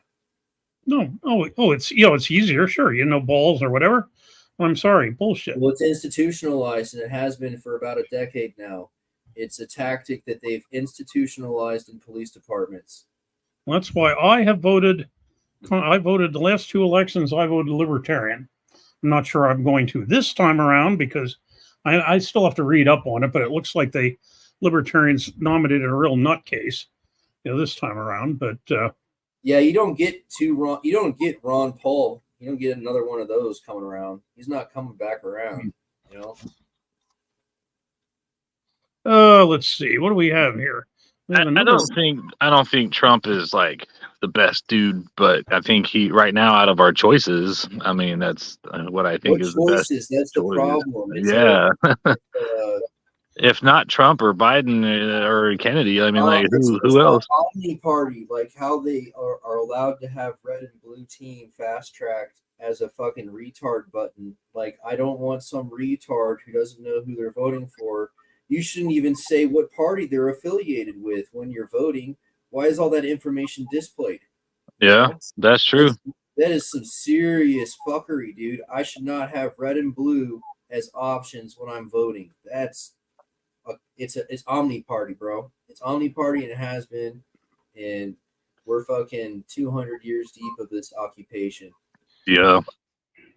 Well, White Wolf, thank you. White Wolf has just given us another $10 super chat for the purpose of saying, I rescind my drink invitation to Andrew. Go fuck yourself, you dumb motherfucker, Andrew Wood. I sure as fuck hope you come to Winter Blast. And he says, I am 100% correct. Well, I certainly am about constitutionalism. But, and so I thank you once again, White Wolf, for that. And as far as the comment after that from Lucha, vote for Libertarian is just another vote for Democrat. Not necessarily, because, Libertarians kind of split. And I'll be honest with you, I'm not totally sold. I'm very libertarian in domestic policy. As far as what's your take? I gotta ask your libertarian opinion on this. Let's say a prominent social figure is an FBI informant, and the FBI really needs the demographic that social star, that their audience, they need that audience to do something. So the FBI tells this FBI informant to start a campaign to get people to vote. Well, I mean, I'm not sure where exactly you're going with this, but So, any heard of this guy, P. Diddy? answer your question. Well, no, I have. Well, You answer your question without you can't interrupting. answer the question if I haven't told you all the information, and I have more information to give you. Okay, go on. So P. Diddy is the FBI informant in this speculation. And the campaign that might have been subsidized by the federal government was the Vote or Die campaign. Well, first place, whether P. Diddy or whoever, I'm just saying government agents, it's different. If he was answer your question, Andrew, if government agents, I don't care who the fuck they are, if government agents are being used surreptitiously to influence public opinion in a manner like that, it is obscene. So there. And I don't give a crap if you're flexing or not. But if government agents, I am very libertarian on domestic policy. We have given up far too much our civil rights, and we have been. It's gotten really worse in the last 25 years, but even before that. Economic liberty, the same thing. The Supreme Court has let the government get away with just about every fucking thing that they wanted to since 1937. In the chicken. Okay, besides your keynote dates, all right. Can we just? I'm just going to ask you: do you think it's okay as a libertarian for a federal institution to be able to campaign for their future existence? Should that be allowable for? Let's say the FBI. Can the FBI can they go and have a candidate for president? Because the post office apparently is supposed to be a neutral, they're supposed to be neutral with all of our transmissions of mail, but they're allowed to have a union that chooses a president. And you tell me that's not going to affect how all of the election properties are transferred? I mean, well, you got to remember the president is only part of the checks and balances system. We're supposed to have the Congress and the House of Representatives kind of balance each other out and put each other in check. But when you got guys that are over here taking money, to do certain things for big corporations and stuff like that, that kind of defeats the purpose. But then you have these representatives and congressmen, whatever, that spend their whole 40, 50 years, like Joe Biden, he's been behind the wheel for 50 fucking years. And look where we're at, they need to have term limits for those positions as well. We just need to go back, kind of rewrite the book, add a few things in there, and then replace all of these politicians with a whole new set. Okay, if I could just butt in here for a minute. We have someone else just joined us, Fu Young. You found us how?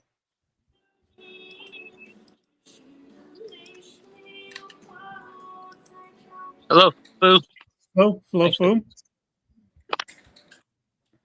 She said F you, Young. Fu Young?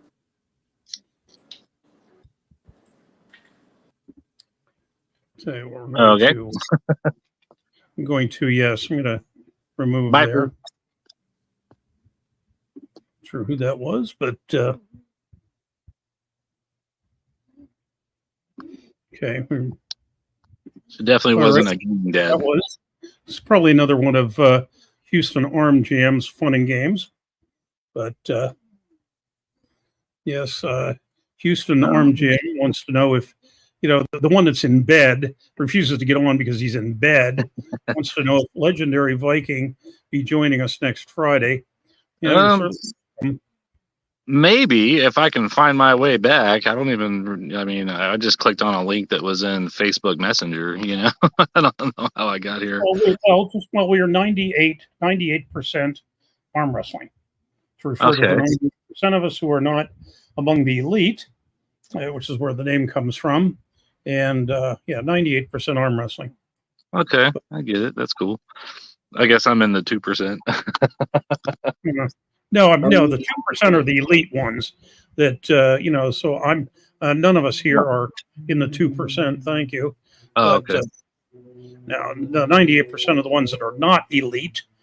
And in short, meaning we represent, the great masses. But, yeah. Oh, yes. But Now, as I was starting to say before we got sidetracked there, yes, I'm quite a libertarian on domestic policy, economic policy, but quite frankly, not on foreign policy, because all these the notion that if we just pull back, everybody's going to love us. Bullshit. There are a lot of very dangerous people in the world that we have to deal with. We made that fucking mistake in the 20th century that we didn't deal with them until it was too late, and it cost us much in time, treasure, and bodies. Which not I'm calling for going to war every 2 weeks. We've had some dumb ones there, but the Russians, the Chinese, and Hamas are not our buddies. And some of these people What's wrong with Russia? What does Russia do that you don't like? Well, among other things, they just invaded a sovereign country that's right next door to them. They torture journalists. They arrest people to open their mouths. I mean, I don't know what a journalist means to you. I don't know what torture means. I mean, to you. I don't know what an invasion. I mean by the normal sense of the word. What does torture mean? You inflict great pain on someone. So, didn't we start the proxy war 10 years ago? Yeah, bro, I remember watching that. Didn't the United States meddle with the election and got that? Yeah, they were dude to be president. You know what I mean? They were behind the riot shields, and they were going up. What election are we talking about here? The one where Zelensky got elected president, who is an actor, and from what I remember, he used his penis to play a piano. The voting got delayed for 2 years while they were shooting each other and fighting. There was a militant skirmish actively going on in the voting state house for 2 years straight. It was wild. The point of the matter is that, now once again, am I saying that the United States has done nothing in foreign policy improper? Of course not. We've fucked things up, right and left. On the other hand, what I am saying, however, is that if we ignore aggression, it will get worse. It will not get, better. I don't understand why you're so. I mean, maybe it's a geographical thing with Pennsylvania, but Russia's so far off my list of concerns. Well, it's not that close to Pennsylvania either, for gosh sakes. The only state it's close to is Alaska. There's a handful of issues that are more concerning than Russia, in my mind, when it comes to outside foreign actors compared to America. Okay, let's try this again. Fu Young. Yes, good evening, Fu Young. Welcome. Yes, are you going to be shipping the General Motors body panel dies back to us?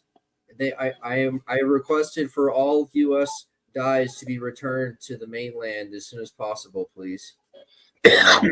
I've heard that China might be taking over the corporation there in Taiwan, and I would like all General Motors dies to be returned to the continental United States before that happens. Thank you very much. That's U.S. made property. Okay, fine. Andrew, shut up for a minute. Good evening, Fu. How are you? Where are you? And how did you find out about us?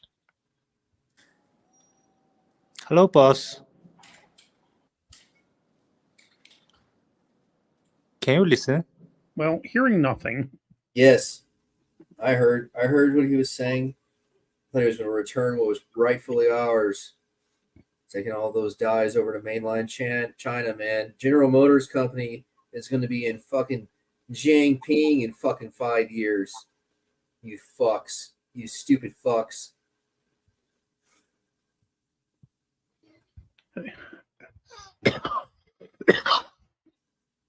Yeah, White Wolf, how would you like to join us? The thing's pinned at the top there. We can. China's going to have a whole district dedicated to Cuba. This is what Cuba looks like, everyone, and they're going to build a whole cities with a bunch of Chevy Bel Airs. Yeah, well, if you want guys to asking me a question, if you want to find ancient, we have a request to, shut up Andrew Wood, but I'm such a nice guy, I haven't shut him up yet. But see how many people. Oh, we actually have 22 watching at the moment. You'll find, Viking, that we have a lot more. We get a lot more people that will tune in for during the week. We'll get somebody will watch for a while and whatever. But we sometimes we'll hit 50 on Friday night, but usually we're in the 20s, 30s. But So, then, looks like you guys are streaming on YouTube. Is that where this is? Yeah. Okay.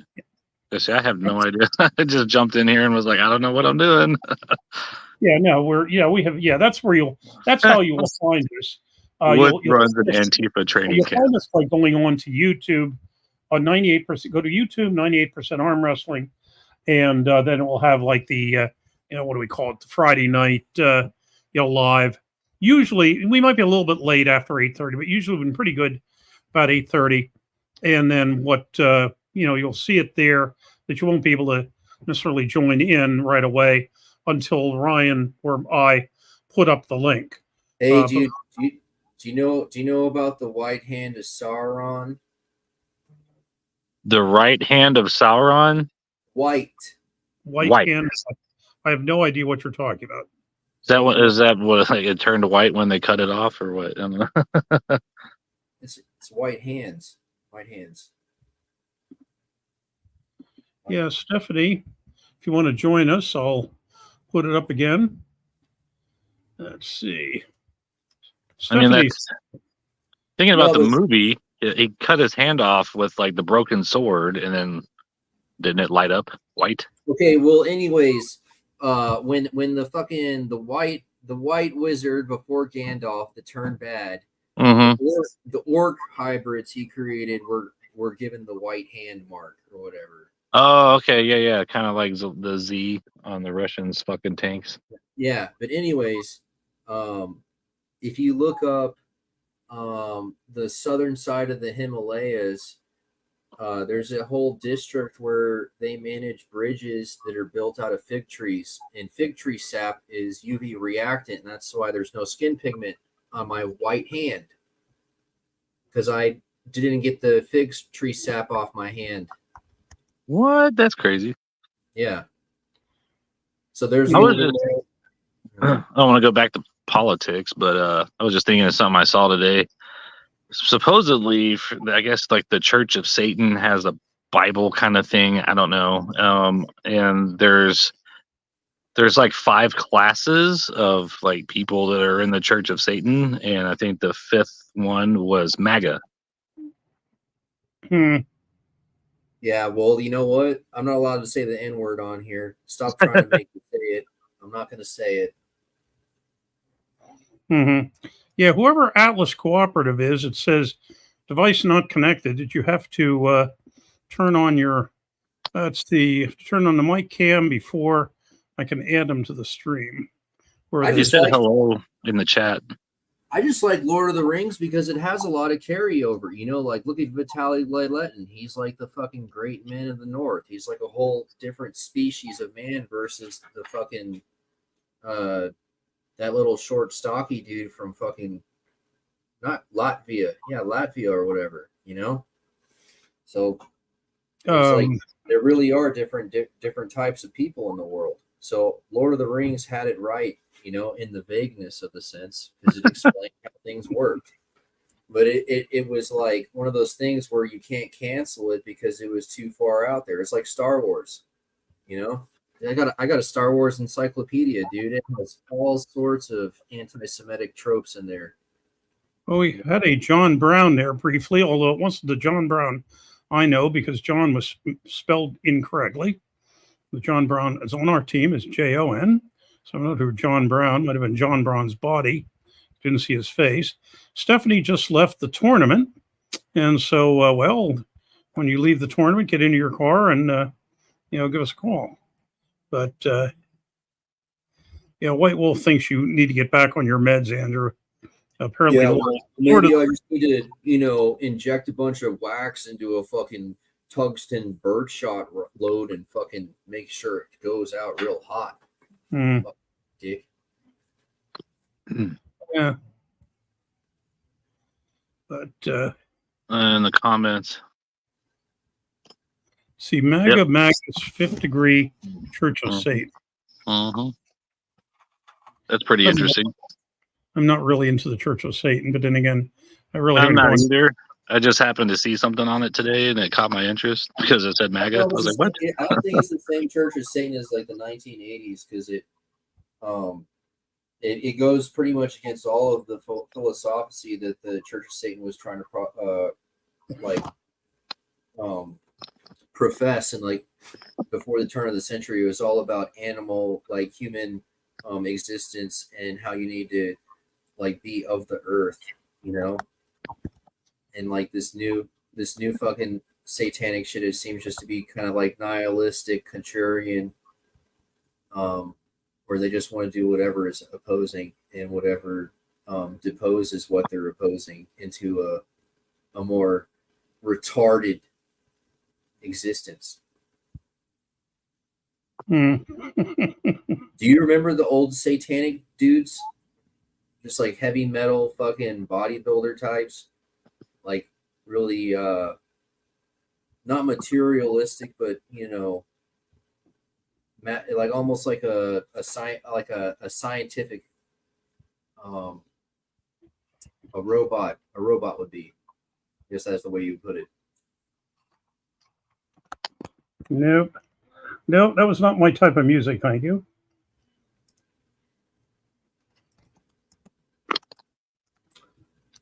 Have you heard the talk where they say it's a spiritual war, and that's why they removed spirituality from our institutions and are now trying to replace those voids they've created with some kind of corruption? Because I feel like we had those spiritual portions in our institutions specifically to create insulation from corruption, and now they're filling those. It's just fucking. I mean, it's so easy to explain as a spiritual war. How else would you explain it? Mm-hmm. Oh, I don't know. Let's see. Well, we're providing some amusement to, the chat. But so, hey, I'll tell you what. Since I know nothing about Lord of the Rings, if the folks in the chat would like to, tell us what we should. Let's say I want Janet. If I want Janet Reno to be president, and I want to vote for her and her to win, how many human babies do I have to sacrifice in Janet Reno's name for that to happen? You know, and like I must admit that's a. If I was like playing a video game, I haven't heard for a while. If I had like a meter, like a power meter that was based on number of humans I've sacrificed for my cause, like what would my power meter be at right now? Because I know like 5 or 10 years ago that the baby killing modern feminist baby killing power meter is higher than 10,000 years of war. So like all recorded deaths related to war in the past 10,000 years versus 1960 to current year abortions. What number is greater? I haven't the slightest idea, but I'm sure you'll tell us. Well, I'm just saying 5 years ago, the number of abortions was greater than the number of historical deaths or fatalities related to war. And you draw what inference from this? Well, I mean, let's give all soldiers and all who fall in battle in war the benefit of the doubt and say it was for the greater good. All right. And so like let's put them on a team. And so that's a voting block, right? So you got one voting block, dead people in war. And then you got the other voting block. And it's dead people from abortion in the past since 1960. And what if and the voting block for dead people from since 1960 is greater? Well, I'm just waiting for somebody to comment in the chat that probably the dead fetuses would, have more collective intelligence than the people in this chat, but that's just a guess. Well, apparently we just lost the knight who has just had enough. But whatever. Let's see. Captain Obvious just found a tick crawling up his arm. But let's see. And White Wolf said that was much more interesting. What do we have here? Oh, they lost the Vikings back. Okay. And the stage. And here's Todd. You know what this means? Hello. We have a voting block of Texans that are on the chat. Todd 3, What's up, Todd? you need to go on the diet, man. You need to lose weight right now. I've been losing weight. I just cut all this off. Makes me look fatter. You need to lose 100 pounds, bro. You got 6 months. Okay. Thanks, Doctor. Now. Mm-hmm. So, how's things with you there, Todd? Oh, not too bad. Just got practice tomorrow, so I don't know how late I'll stay on, but fun stuff. Do you check your weight before and after practice? Do what? Do you step on a scale before and after practice? No, I normally break them. What are you like, Grizzly over here? You're 400 pounds, or are you just got a little sissy scale meant for like a little girl? No, I'm about 285. So you could lose 100 pounds. Potentially.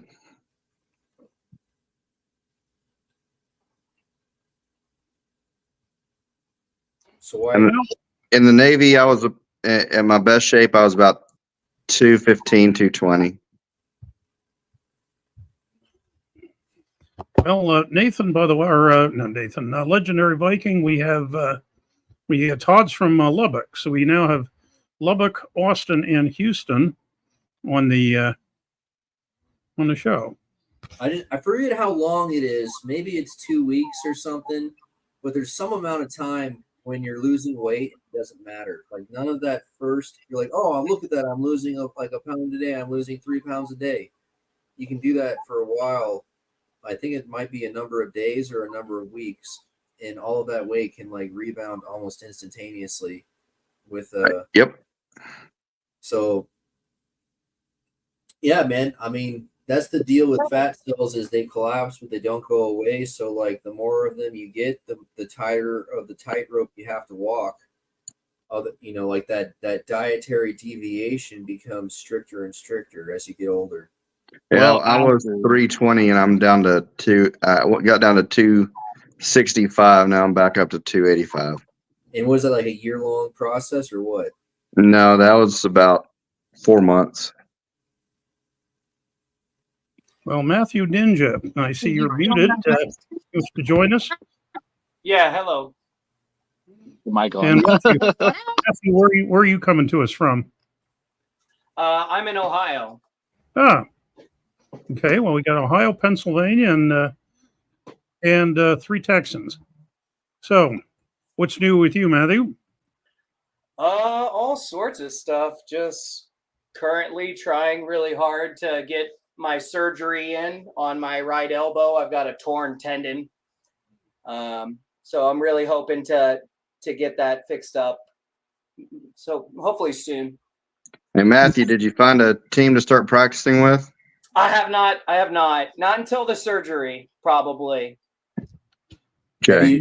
Do you have any appointments scheduled for that? Or, I mean, Yeah. what about your finances? Have you figured that out? Because like you got to pay a whole fee for anesthesia that insurance usually doesn't cover. Right. I'm a veteran. I don't have to pay for anything. Oh, lucky you. So you can just go to the fucking VA. Yeah. Easy. Anything I want.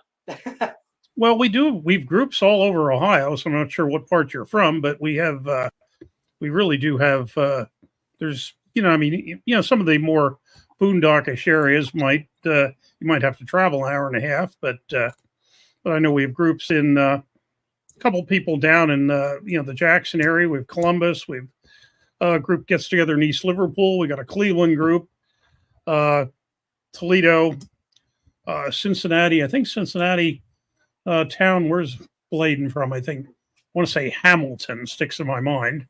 That's the whole town north of, if I have that right, somewhere north of Cincinnati. Yeah, I'm around the Lima area. If you know where Lima is. Yes. Only because I'm so old. I used to come home from my family in Indiana on the Pennsylvania Railroad, Yeah. and we passed through Lima. But was that? Now I'm trying to picture what now where now Lima. I can picture. Are you Akron-ish area or what farther west? Basically, Lima is in the northern. I'm trying to get a good idea so I can tell you good, accurate information. Well, I could pull up my handy dandy little map of Ohio. Lima is like way northwest Ohio. Okay. Let's see. Hang on. Because I mean, this keeps hitting Lima, Ohio. Let's see. Who would be close? Yeah, they what they do there. Let's see. I'm pretty sure there's a group in Dayton. I know there's a group in Toledo. In fact, the Toledo group they hold a fair number of tournaments in the course of the year. Generally a little bit south of Toledo. I'm thinking Holland. They often get, which is just outside the Beltway, around Toledo. But and I'm pretty sure there's somebody in Dayton. But beyond that, I mean, Dayton's not too far away.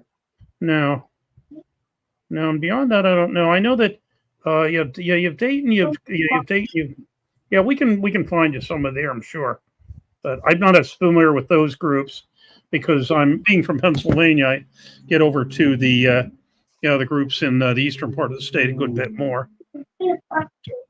Yeah, I love the sport. I never joined a group or anything. I just did all tabletop my whole life, and I started at like 10. I'm 37, so I'm guessing maybe my tendons might be worn in and a little. You know what I mean? Yeah, I thought the same thing. No. No. Okay. You're going to go through novice paints for the whole first year because it's going to be a completely different movement on a regular table, different height, different setup, different everything. Yeah, so that's true.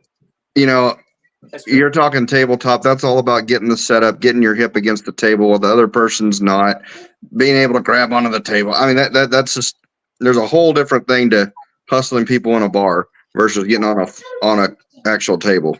And Todd, you're right. On the other hand, I mean, there are some people certainly have it far worse than others. I mean, that's one of the things that I pissed people off about with me, that I had nothing at all, and I never got the doobie pains, never. Seriously, don't Lord knows why, but just never did. Didn't even know I never really done it before.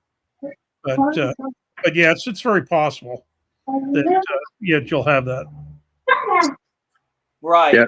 You're gonna hate your elbow for a long time. Yeah, I think I already hate my elbow now. Yeah. Mm-hmm. So definitely right on the inside, deep in there, you're gonna feel like you want to put your arm in traction just to get relief. I feel you. I'm happy with the base that I've built, and I think it'll transition fairly well. I've never lifted, so I'm looking forward to seeing what, possibly going to either a gym or getting some curls in, some weights. All depends. Get you a bucket, fill it with rice. Yeah, that'll do it, right? Well, yeah, basically people are doing that for the, basically the grip, the grip strength. And I do have a 200-pound gripper. I mean, it's not brand new anymore, but I do mess around with that. I can almost close it. Mm-hmm. Yeah, get you a band, work pronation and supination, and then strengthen your hand. I mean, those are just the basics to start out with, man. Absolutely. Yeah, because a lot of folks, like I'll say, if you ask an outsider that's never arm wrestled, what's the most important muscle in the body for arm wrestling, and but no, in many respects, it's the flexors, for hand control. Right.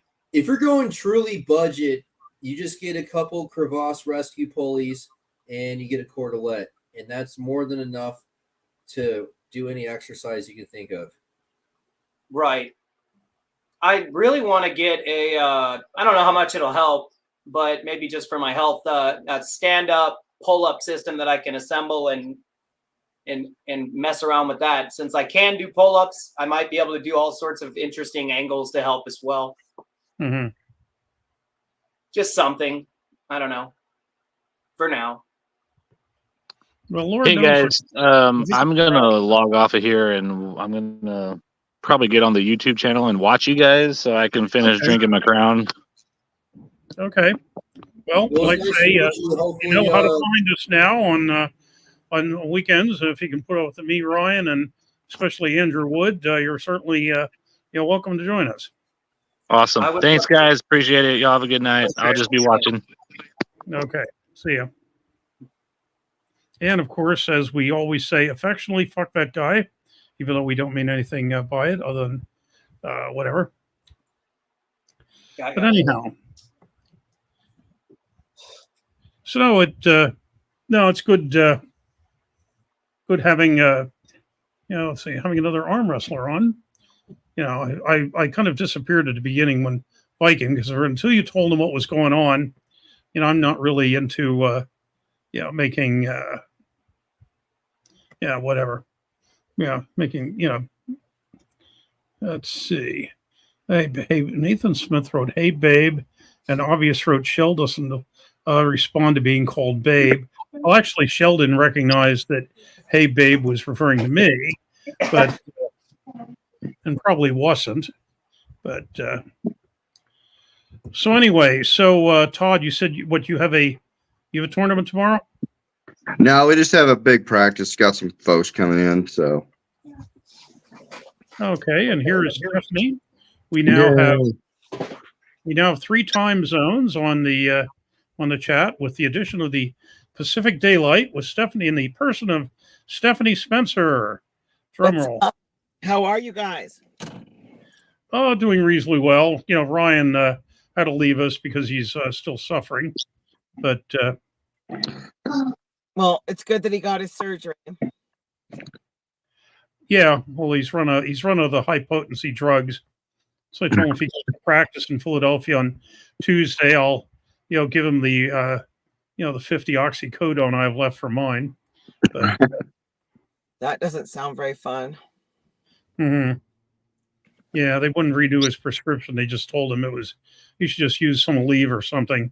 But, yeah, I remember I had a surgery last year, and they had me on gabapentin and some other stuff, and it took a long time for the residual side effects to go away from the gabapentin. I was having ghost pain, if you will.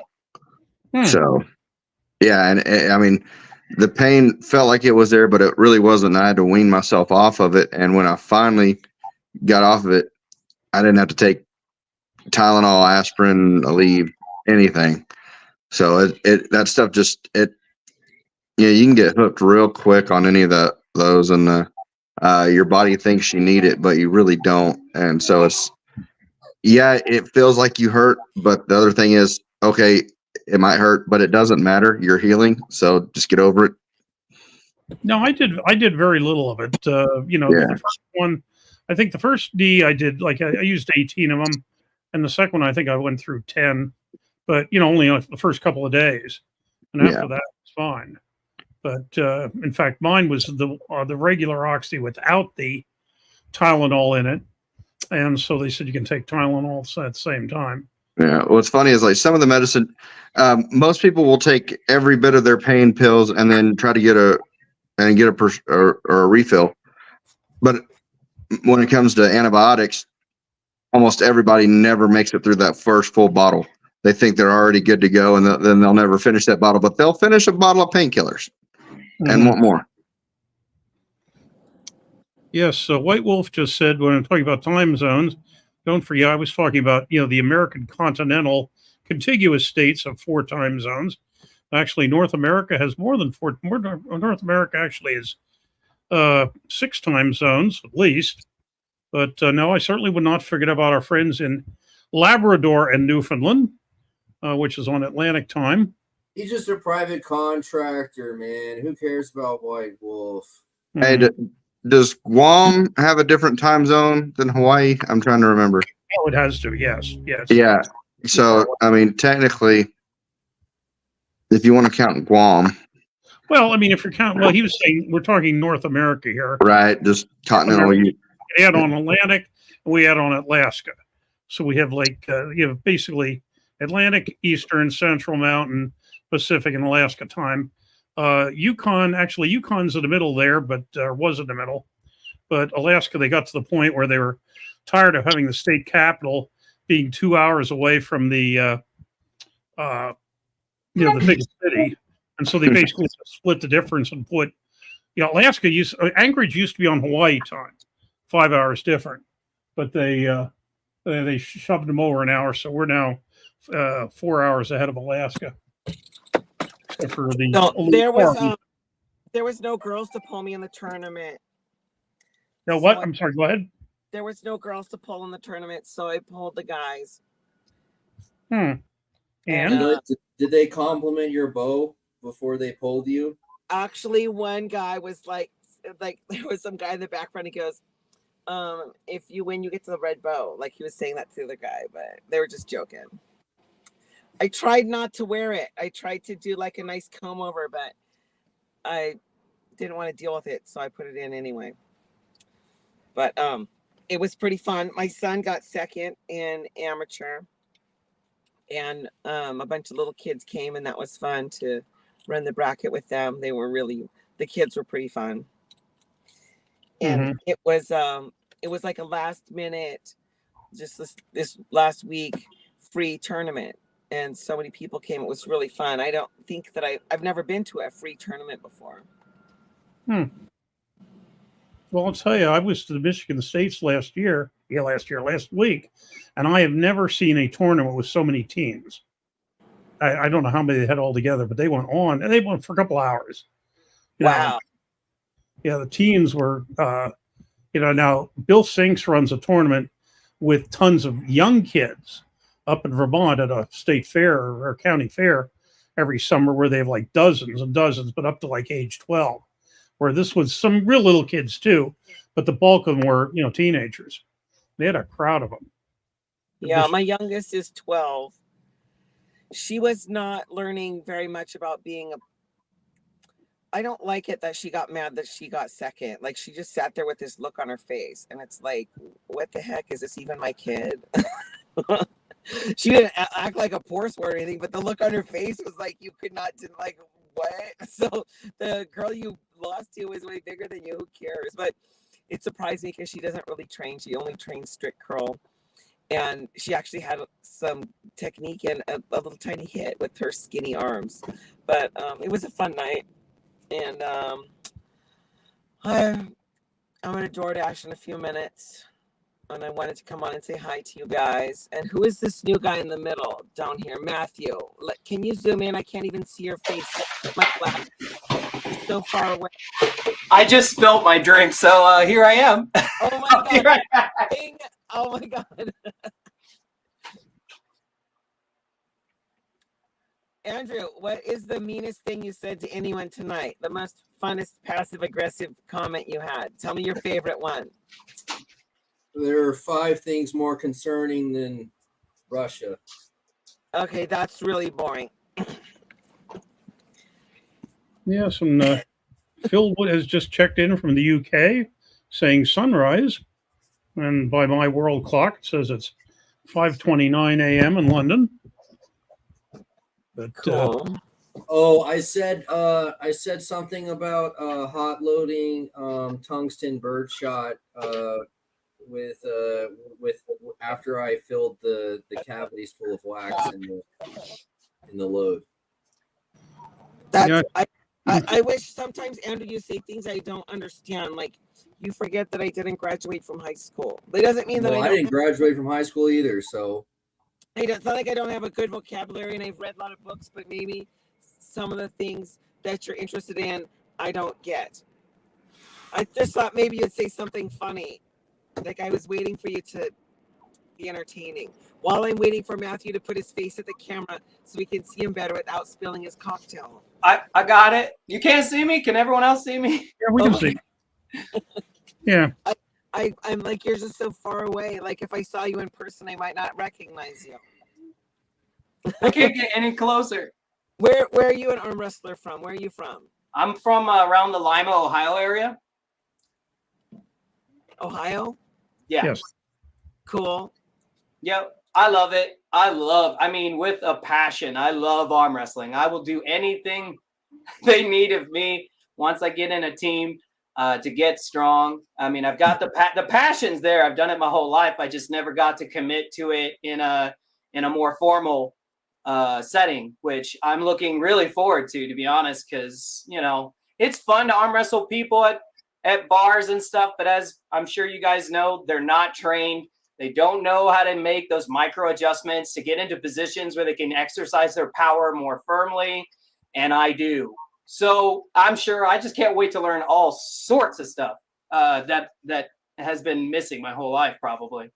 Oh, are you from like the dad group? No. Oh. No, we had one of those earlier, but Hey, Matthew, fun fact. Last time I arm wrestled someone at a bar, the bet was the loser has to suck the winner's dick. Okay, I'm going. as ever, Andrew is the soul of tact. But There you go, Stephanie. That one was just for you. I've actually been beat up a few times at bars for arm wrestling for money and winning. And yeah, and then they're just big dudes, you know. Usually if they're not like 6'2" and got some muscle, it's not worth it. But then they're big enough to tell me I ain't paying you. So it's like, well, yeah. What a shame. I want to leave that behind, you know. I'm tired of that stuff. Well, that kind of leads into the question that we had in the chat here, where Lucha's wanting to know, is Ninja a middle name or your nickname? Ninja derived from back in the old days. It's not my real name. My middle name is Orion, based off the star constellation. But Ninja was a nickname given a long time ago. Me and my family got matching ninja tattoos. I used to breakdance a lot. I still do, but not as much anymore. And I used to go to all black clubs, and you couldn't say the N-word. So it was always ninja. It was always ninja this, ninja that. And so we didn't get like beat up.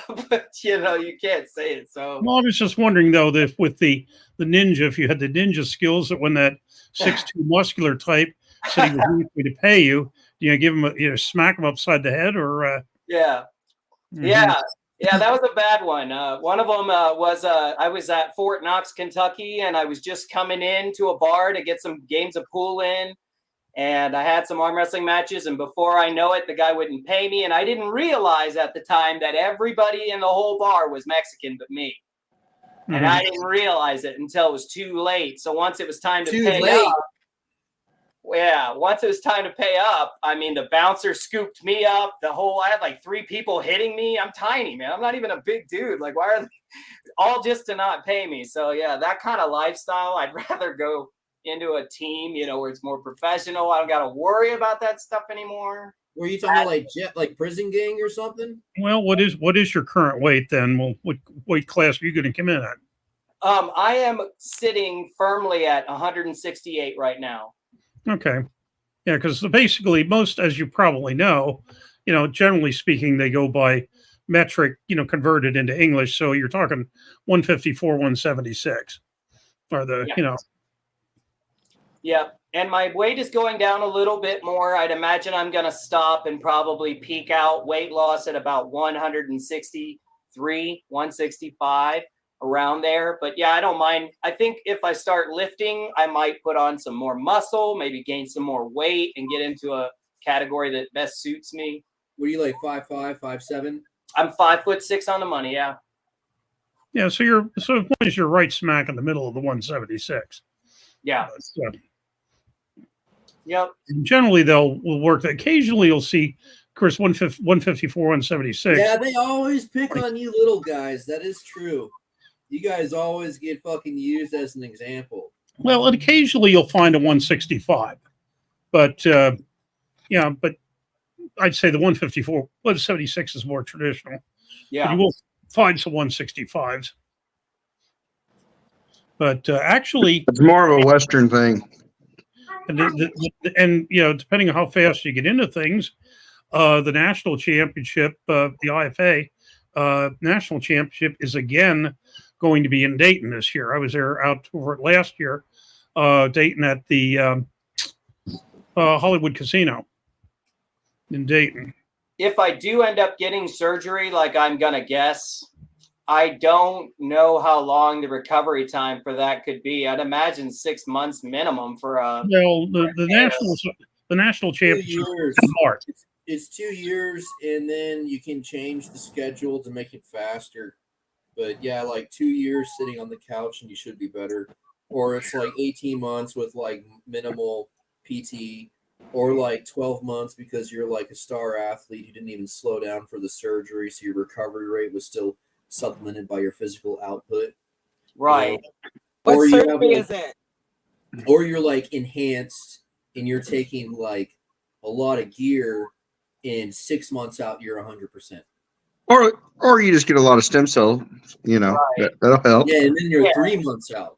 And I'm not really sure, how far, and I'm going to have to ask once I talk to my doctor again. I have an MRI coming up very soon, but I'm going to have to ask if they would allow me to do stem cells, because I thought about that, but it's, I don't think the VA is going to allow that, brother. You know what I mean? So probably not. If the VA allowed stem cell treatment, there wouldn't, half the people with ratings wouldn't have any issues anymore. That's plus all the steroid nerds have been analyzing all the technical data related to the people who are doing stem cell treatment therapies right now, and it's really convoluted, and there's like a lot of derivatives based on like how they're actually propagating this clump of cells they're calling stem cells. So there's a lot of different things at play, but from what I've heard, it's like somewhere around $5,000 a treatment or an injection. Yeah, it's not cheap. Yeah. Yeah, and I don't even know. I don't think I have a full tear or anything. They said they don't think it's torn all the way. It might just be torn like halfway, or there's like a piece of it disconnected. Hey, Andrew, you could go to one of those clinics you were talking about earlier and just get them yourself. How about that? Direct to source. Shit, I mean, I've always thought about it, man. Just going and fucking getting a fucking cool 16-ounce cup of child blood and drinking those days back, like every sip you get 5 more days of life. Like, yeah, so I was over at the Planned Parenthood Bar and Grill getting some stem cells. No, I'm just kidding. It's horrible. Now the blood treatments, those therapies, to do them effectively at the actual rate you need them to actually produce like a quality. I'm gonna go, you guys. Andrew, I'm gonna listen to you, so please don't disappoint me. Come up with something. Stephanie, was that comment too much? It was. Well, I got to go to work anyway. Oh, okay. It was by no means trying to be offensive. It was satire. So I want to try to log by 10 o'clock. So gotcha. Okay, I'll talk to you guys later. Okay, but bye-bye. don't disappoint me. I'll be listening. Okay. Bye. Well, and actually, I pulled up Matthew's Facebook, and we have one friend in common. One Facebook friend. An arm wrestler. Whatever. Yeah, Adam Bushaway. Oh, that guy's, you should get him on here, man. He's a wild man. He's got a bunch of good lifts on the internet, and everyone hates him because they're not orthodox lifts, so people can't translate them. And Matthew, I'm not picking on you, but he already has a claim to fame on being Derek Smith's advisor. Man, I didn't even know. I just came in bold, guns a-blazing, and I said, here's my thing, here's what I do. And then Derek Smith started replying. I didn't even read his name. I just read Derek, and I answered honestly, and then found out it was Derek Smith. And Yeah, you ran into a wall of troll. It was great. I thought it was great. Yeah, Derek Smith is pretty annoying when it comes to talking about the theory of training.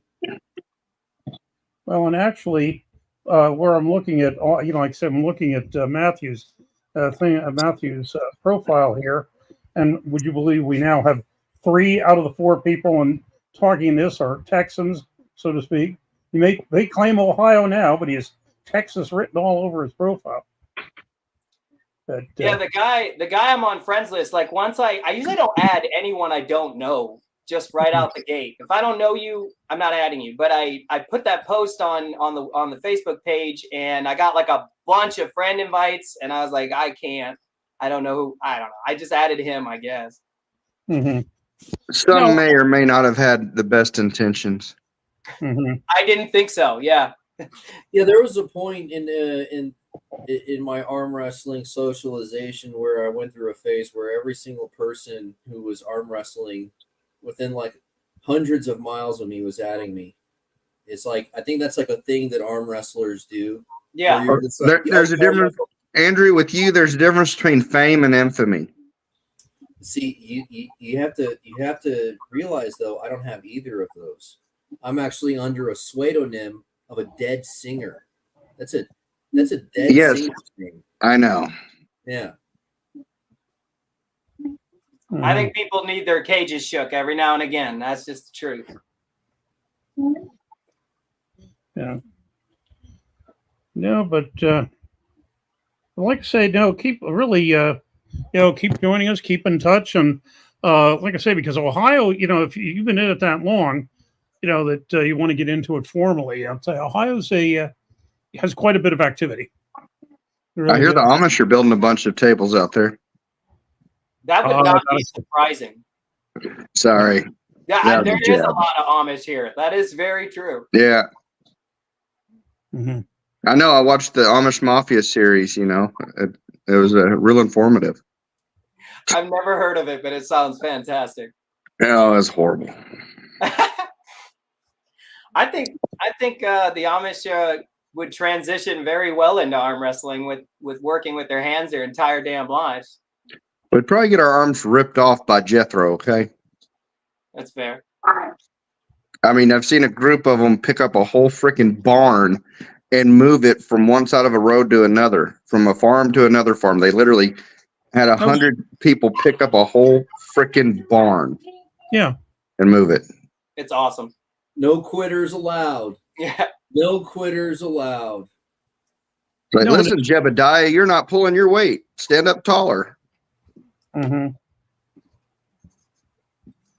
No, absolutely. We've had a couple, Amish Mennonite, arm wrestlers, Pennsylvania, and they're strong as anything. Well, when you live in a society where the affluent are poisoned for their successes, it's better if you don't stand up tall. There's a lot of Mennonite folks actually down here where I'm at. So out in an area called Seminole, half of them speak German, half of them speak Spanish. That's interesting. But, they're some of the best damn construction folks I ever seen. They can frame a damn house quick as shit. Oh, but I bet. They're like, yeah, we're like Amish, but with power tools. I'm like, oh, really? Nice. I'm like, okay. Do they swim in creeks with their hammers and flash their junk at other people swimming in the creek? I'm pretty sure in Seminole, Texas, there's not many creeks. So they'd have to go to the sand dunes to do it. Do they leave like giant piles of empty beer cans where they hang out? I don't know. I wasn't getting that close. I didn't go to the local bonfire. Well, when you say they're good construction workers, that's a pretty high standard. And the only good construction workers I know drink, a lot of beer. But these guys, some of our neighbors back when I was a kid, and before the sun came up, they were loaded in the truck. And after the sun went down, they came home, and they did that 7 days a week. I mean, it was nonstop. They worked their asses off. I've actually talked to a couple Amish about, I know it's going to sound weird, but about living with them for a certain amount of time just to get away from technology and get away from the world and maybe learn some stuff, Hey, so this one time I was at my band friend's camp. place. Sorry, what? They were telling me a story. It was 3 of them living there. It was my friend, and he was like a masochist. He would like get into fights at fucking parties, and he would just let people pound him in the face. He was weird. And he was a dancer, and he had another dancer as a roommate, and then another dude. He was like Amish or Mormon or something. But like, you know, he was hanging out with these two dudes like on the wrong side of town, fucking smoking weed, you know, just living the good life, you know, at really dirt cheap rent. And he got like robbed by like a street vagrant person for like a false trade. And so one of the dancers got a pair of nunchucks and went and beat up this random street vagrant and got the money back. Looks like David found what I was talking about. Yep. Yeah, just there's pictures all over the place. Or videos. Right. But I thought that was pretty cool though. Could you imagine like defending the honor of a fucking Mormon by beating someone up in the street with a pair of nunchucks? Like, don't worry, bro, I'll get you your money back. Go beat this guy up for you real quick with a pair of nunchucks. Mormon's a whole different ballgame. Fucking most urban setting possible. Mm-hmm. I used to chase off my sister's boyfriends with nunchucks when I was a kid. That and BB guns. I remember. So you brought a pair of nunchucks to a gunfight. Yes. Were you fast enough to block the BBs with your nunchucks? No, he didn't have BB gun. I had both. I just chose which one to torture the boyfriend with. I had the little brother of this chick show up into this culvert one time, and he brought a bow staff. My friend had talked me into fucking digging into the hillsides of the drainage valley and trying to turn it into like a dirt jump. And so we were like cutting into the side of this hill with some shovels, and then this kid shows up with a bow staff. It's weird. I just threw Grondin out of the room, so the four of us will look bigger now. But he called it a bow staff, dude. I didn't need any help. Thanks, Dave. I did. Yeah. Stephanie wasn't able to see Matthew, so.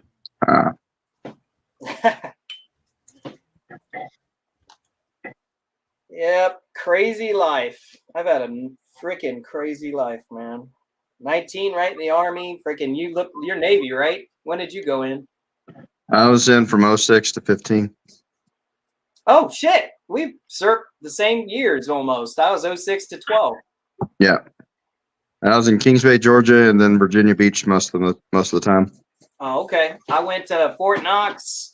Basic training was in Fort Jackson, South Carolina, then Fort Knox, Kentucky, then Japan. I got Japan, and then Fort Bliss, Texas after that. So that's where you learn or study the art of the ninjetti, huh? Yeah, for sure. They're called shinobi. Last samurai over here. そうですね。ちょっと待ってください。お願いします. Whatever that means. I said, is that so? Seems like a lot of syllables for such a small phrase. It really is. Their language, when they're speaking fluently, sounds extremely fast, like ticketa ticketa ticketa kind of sounding. Like don't the same words aren't some of the words spelt the same? It's just the difference in the accent on the front or the back part of the word makes it a different meaning or something. I mean, all languages like that, but in Japanese, it's in kanji, hiragana, or katakana, and theirs are like little stripe symbols and crap. You're not. I mean, yeah. I know. I played mahjong. No, I'm just kidding. Are you a weeb? Are you one of those weebs? I don't think I can cross over into the weeb realm, but I do know how to speak Japanese and I do watch anime, but that's it. I don't go to conventions. I don't get dressed up. I don't do any of that stuff. He's not a furry, Andrew. What about mangas and tabletop games? I play Dungeons and Dragons. I play Magic the Gathering. Tabletop arm wrestling. And yeah, right. Tabletop arm wrestling. But yeah, it's pretty much just that.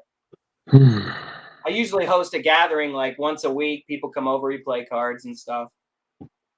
Well, now here we have a comment where somebody says something offensive, but oh, no offense. which, well, not really offensive, but I see. makes the point that samurai were honorable, whereas ninja were cowardly assassins. Not that he means any offense to you for taking the name. But I'm not sure if you have any commentary on that. Yeah, absolutely. Okay, so samurai have a code, and they usually work for the government, or if it's like a syndicate of some sort. But ninjas, on the other hand, are not actually killers. They have a lot of tools, but their primary job back in the day was to pass information from side to side without getting caught. So that's why they were usually called ninjas. They were meant to just pass information and hide. Samurai have a code, and they have to follow rules, and they can't use a ton of other weapons.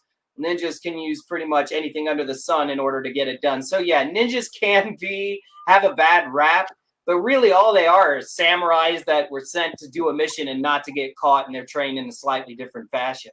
But yeah, so they were the recon. Yes, it's more honorable to be a samurai for sure. And there's only like one guy in the world somewhere in China or something teaching ninja classes still. He's got all the old tools. He's like one of the last people teaching the trade. No. It's dead. Samurai's obviously dead. Have you seen the monkey fist dude in Taiwan? You talking about the one? Does he have things on his wrist? No, it's a freaking Syrian. It's a I don't Syrian think so. dude who grew up in Germany, and now he's the Shaolin master for Monkey Fist, and he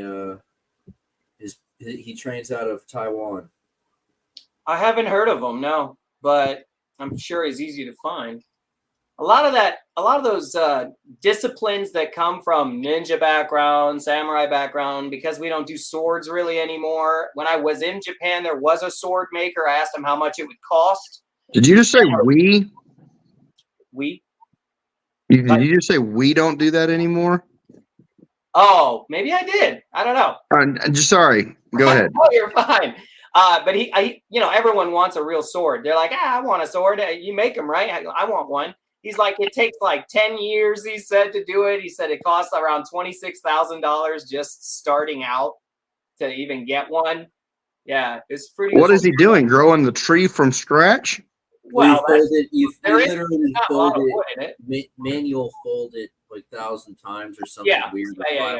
Fold, seal, fold it, and then you got like people who pay a surcharge. Like rather than using a power hammer, they want you to have like a manual hammer in your hand to fold it.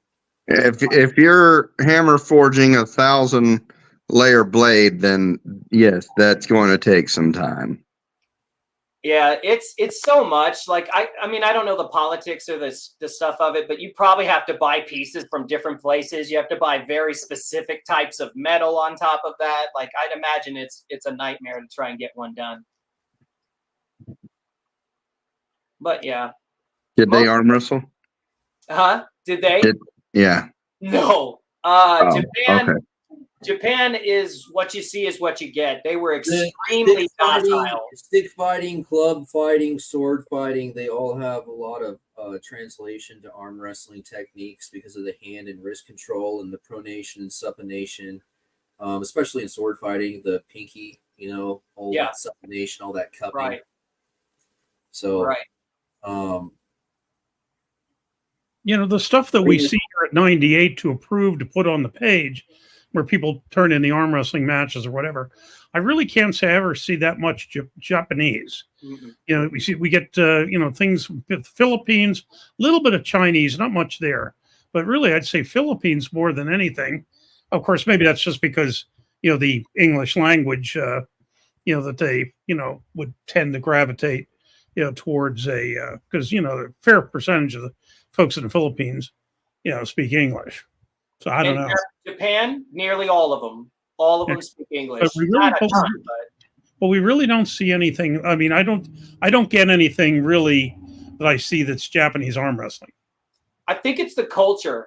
In Japanese culture, they really are really, really, really docile and quiet and chill. And so anything that's highly emasculated, that's like physical combat and aggression, they kind of don't do that. very much. Well, and It's could that just also not be, in the culture. and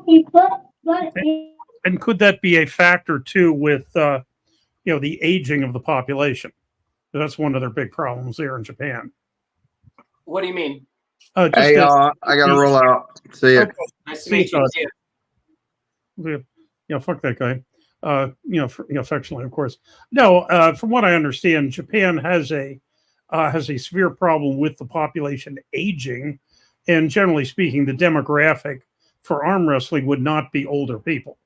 Well, you should just import more people so that they have less room to propagate, and then they'll be further declining because they've been replaced. Oh well, yeah. I mean, no, I'm saying It'll be a they self-sustaining do have a system. demographic problem in Japan. You I'm can just saying, express if the further and if the increase rates average of age, innovation if the based on median age of the further country is decline older, rates of propagation. if the median age of the country is old, you would think that that might tend to suppress the interest in that sort of sport. Yeah, they definitely live forever. Like, these guys know what they're doing. You want to know what it's like to be old and in shape? Go to Japan, man. They walk faster than you. These old ladies will. Mm-hmm. They climb Mount Fuji. I've climbed Mount Fuji. They go past me. They're so damn fast. It's nuts. And they're riding bikes and everything. Like, everyone's in shape. It's fantastic. Mm-hmm. Captain Obvious wanted to know what was my favorite animal. Actually, I don't know that I have a favorite animal. I have a least favorite animal. Say human. Say human. Because then you can say Jewish. Because we're animals to them. Yeah. Say animal. Your favorite animal is human. Yeah. Then everyone will think you're Jewish. Yeah. So what is it? What's your least favorite? I said mice. Mice? Really? Mice are driving me nuts. Yeah. Okay. You got something in your house? How do you not have a favorite Would you animal? believe one of the things that they get into that they want to eat is pasta, dry pasta? Yeah. Why the hell? It's like, why do mice like dry pasta? I think because they can chew it up and store it, and it's not going to go bad. Like, I don't know. I don't know. I've tried the pasta. I'd have to say my favorite animal would be like maybe a white tiger, a white Bengal tiger is probably my favorite. But I like insects more than I like animals. I think insects are more easy to figure out. They're very straightforward, and you can learn a lot from them. It's interesting. For sure. Like, think of it this way. If all of our insects today were the size of mammals, they would take over this whole freaking planet. Oh, yeah. Oh, God, yeah. It'd be over. Mm-hmm. There's no question about it. What do you mean? They're literally one like acute force away from crumpling. Their entire skeletal system is on the outside. They're extremely vulnerable. The look at armadillos, dude. Armadillos don't even exist in most of Texas anymore because they jump up into the underside of the cars when they get scared and they explode. I bet you I could take the world's biggest grizzly bear and put a praying mantis at the same size. Praying mantis is going to tear that bear to pieces. Oh, for sure, but the bear's still going to win. And then he'll eat his head. I mean, you got bleeding damage takes time, and bears have been known to survive for minutes after heart fatal shots have been taken. But fun fact about insects, if they were the size of mammals, they would all instantly die because their respiratory system isn't built to be that size. So if it gets bigger, they're not going to get the amount of oxygen that an insect would need, and they would just pass out. They would just die. Now, I must admit, I never thought of that. Yeah, it's their breathing apparatus cannot handle the size. The amount of oxygen in the air doesn't change. So their ability to. But then again, my area was area of study was a social science. What if we poisoned the entire atmosphere so we could limit how tall people grew? What?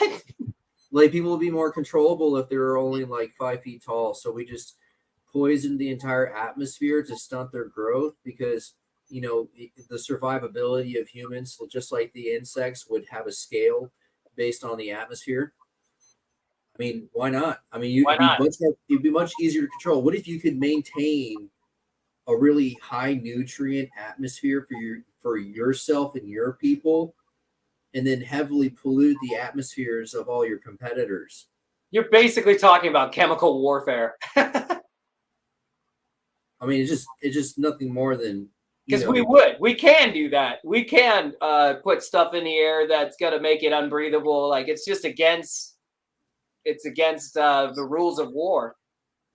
Okay, well then just don't put it down on the books. Don't have like a ledger. Right. Oh, you bet your ass they're doing on that. On this day, I polluted the air with this, and on this day, I polluted the air with that. Right. And then, like, what if you had like a whole ledger describing like the outcomes of survivability and quality of life for the local residents? Have you seen? Did you ever watch Alien? Yeah, I'm 37. That's one of my favorite lores. Because if you want to talk about like the dark side of medical malpractice, right, you can just go look into what the scientists do in the Alien series. Right. Well, here's the really scary thing about it. Anything you've ever seen technology-wise, medical-wise, even if you caught a hint of it, is 10 million times more advanced at the government level that they're not letting you have or show you. So basically, a good example would be if you make another cow, like a genetically made cow, you're telling me they ain't doing that with humans behind doors all the way? Oh, yes, they are. It's already done. There ain't no way anything we smell or see here isn't magnified way more at the government level or the world level.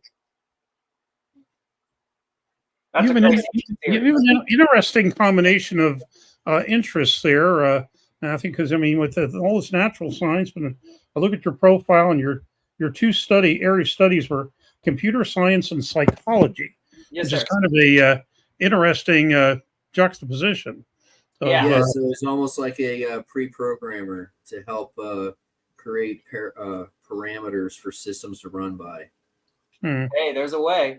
Yeah, it is two different studies. I made the mistake of believing just because I like computers, I'll like programming. Now, I didn't fail any of my classes, but I hated programming. So I was like, this isn't working for me. I like psychology a whole lot, but at the clinical terms that they want me to remember is just for my brain, maybe too much. Again, I never failed any psychology classes, and I still have money to go to college with from the military. So I can you prefer programming biochemical robots versus programming silicone chips? I would do the chips all day. Well, I mean, you just said you'd rather do psychology. Yeah, if I had to choose, though, and I was actually really good at it, I think I would take the chips. That's where the future is. Is it? Biochemical robots sound like they could fucking be insulated from electromagnetic radiation, and they would have like higher survivability because those silicone-based chips, I mean, you can program them real easily, but the only problem is there's a lot of things that can make them malfunction. You can have memory loss and, corrupted data. But I think we're closer to those chips than we are a freaking machine that you were specifying. That's not going to happen in our lifetime. I mean, as far as I'm concerned, we're all just meat bags, bro. Yeah, we are. We're meat shields, man. I saw an article the other day, just yesterday. I don't remember where they were talking about the Star Wars series. And they made the point that C-3PO was gay and R2-D2 was lesbian. That's now, what they're talking about now. I might be able to see the C-3PO. Well, how the hell do you decide that R2-D2 is a lesbian? Where was this? What website was this? I wasn't aware. It's going around. It was an article. It was a print article. And yeah. And I'm thinking R2-D2. They can go fuck themselves, man. I'll pull up the encyclopedia, man. They can go fuck themselves. Go fuck what they do to Star Wars, man. I have the original encyclopedia. I'll go fucking reference that. You guys can have your shit movies. I mean, maybe the Wookiee could be one way or the other, but. Well, and they were talking about just the phallic, not the phallic, the whole vagina image with that thing in, what was it? Is that the original? Yeah, the original Star Wars, or one of the others, where the thing with the that they threw people into that. Jabba the Hutt, had that Sarlacc pit. Yeah, whatever. It's like Sarlacc pit. The fucking downturned claw teeth on the Yeah, esophagus. yeah, that's the one. Yeah. Yeah. Of course, Or that the was gaping square with the butthole. story. That was square the story with the story that Ryan was telling earlier tonight about the areas where they have a high incidence of rape, that they can put this thing in your vagina. That if you get raped, it gives you like a fish hook in your Peter. But whatever. Where are people going? I don't know. Good Lord.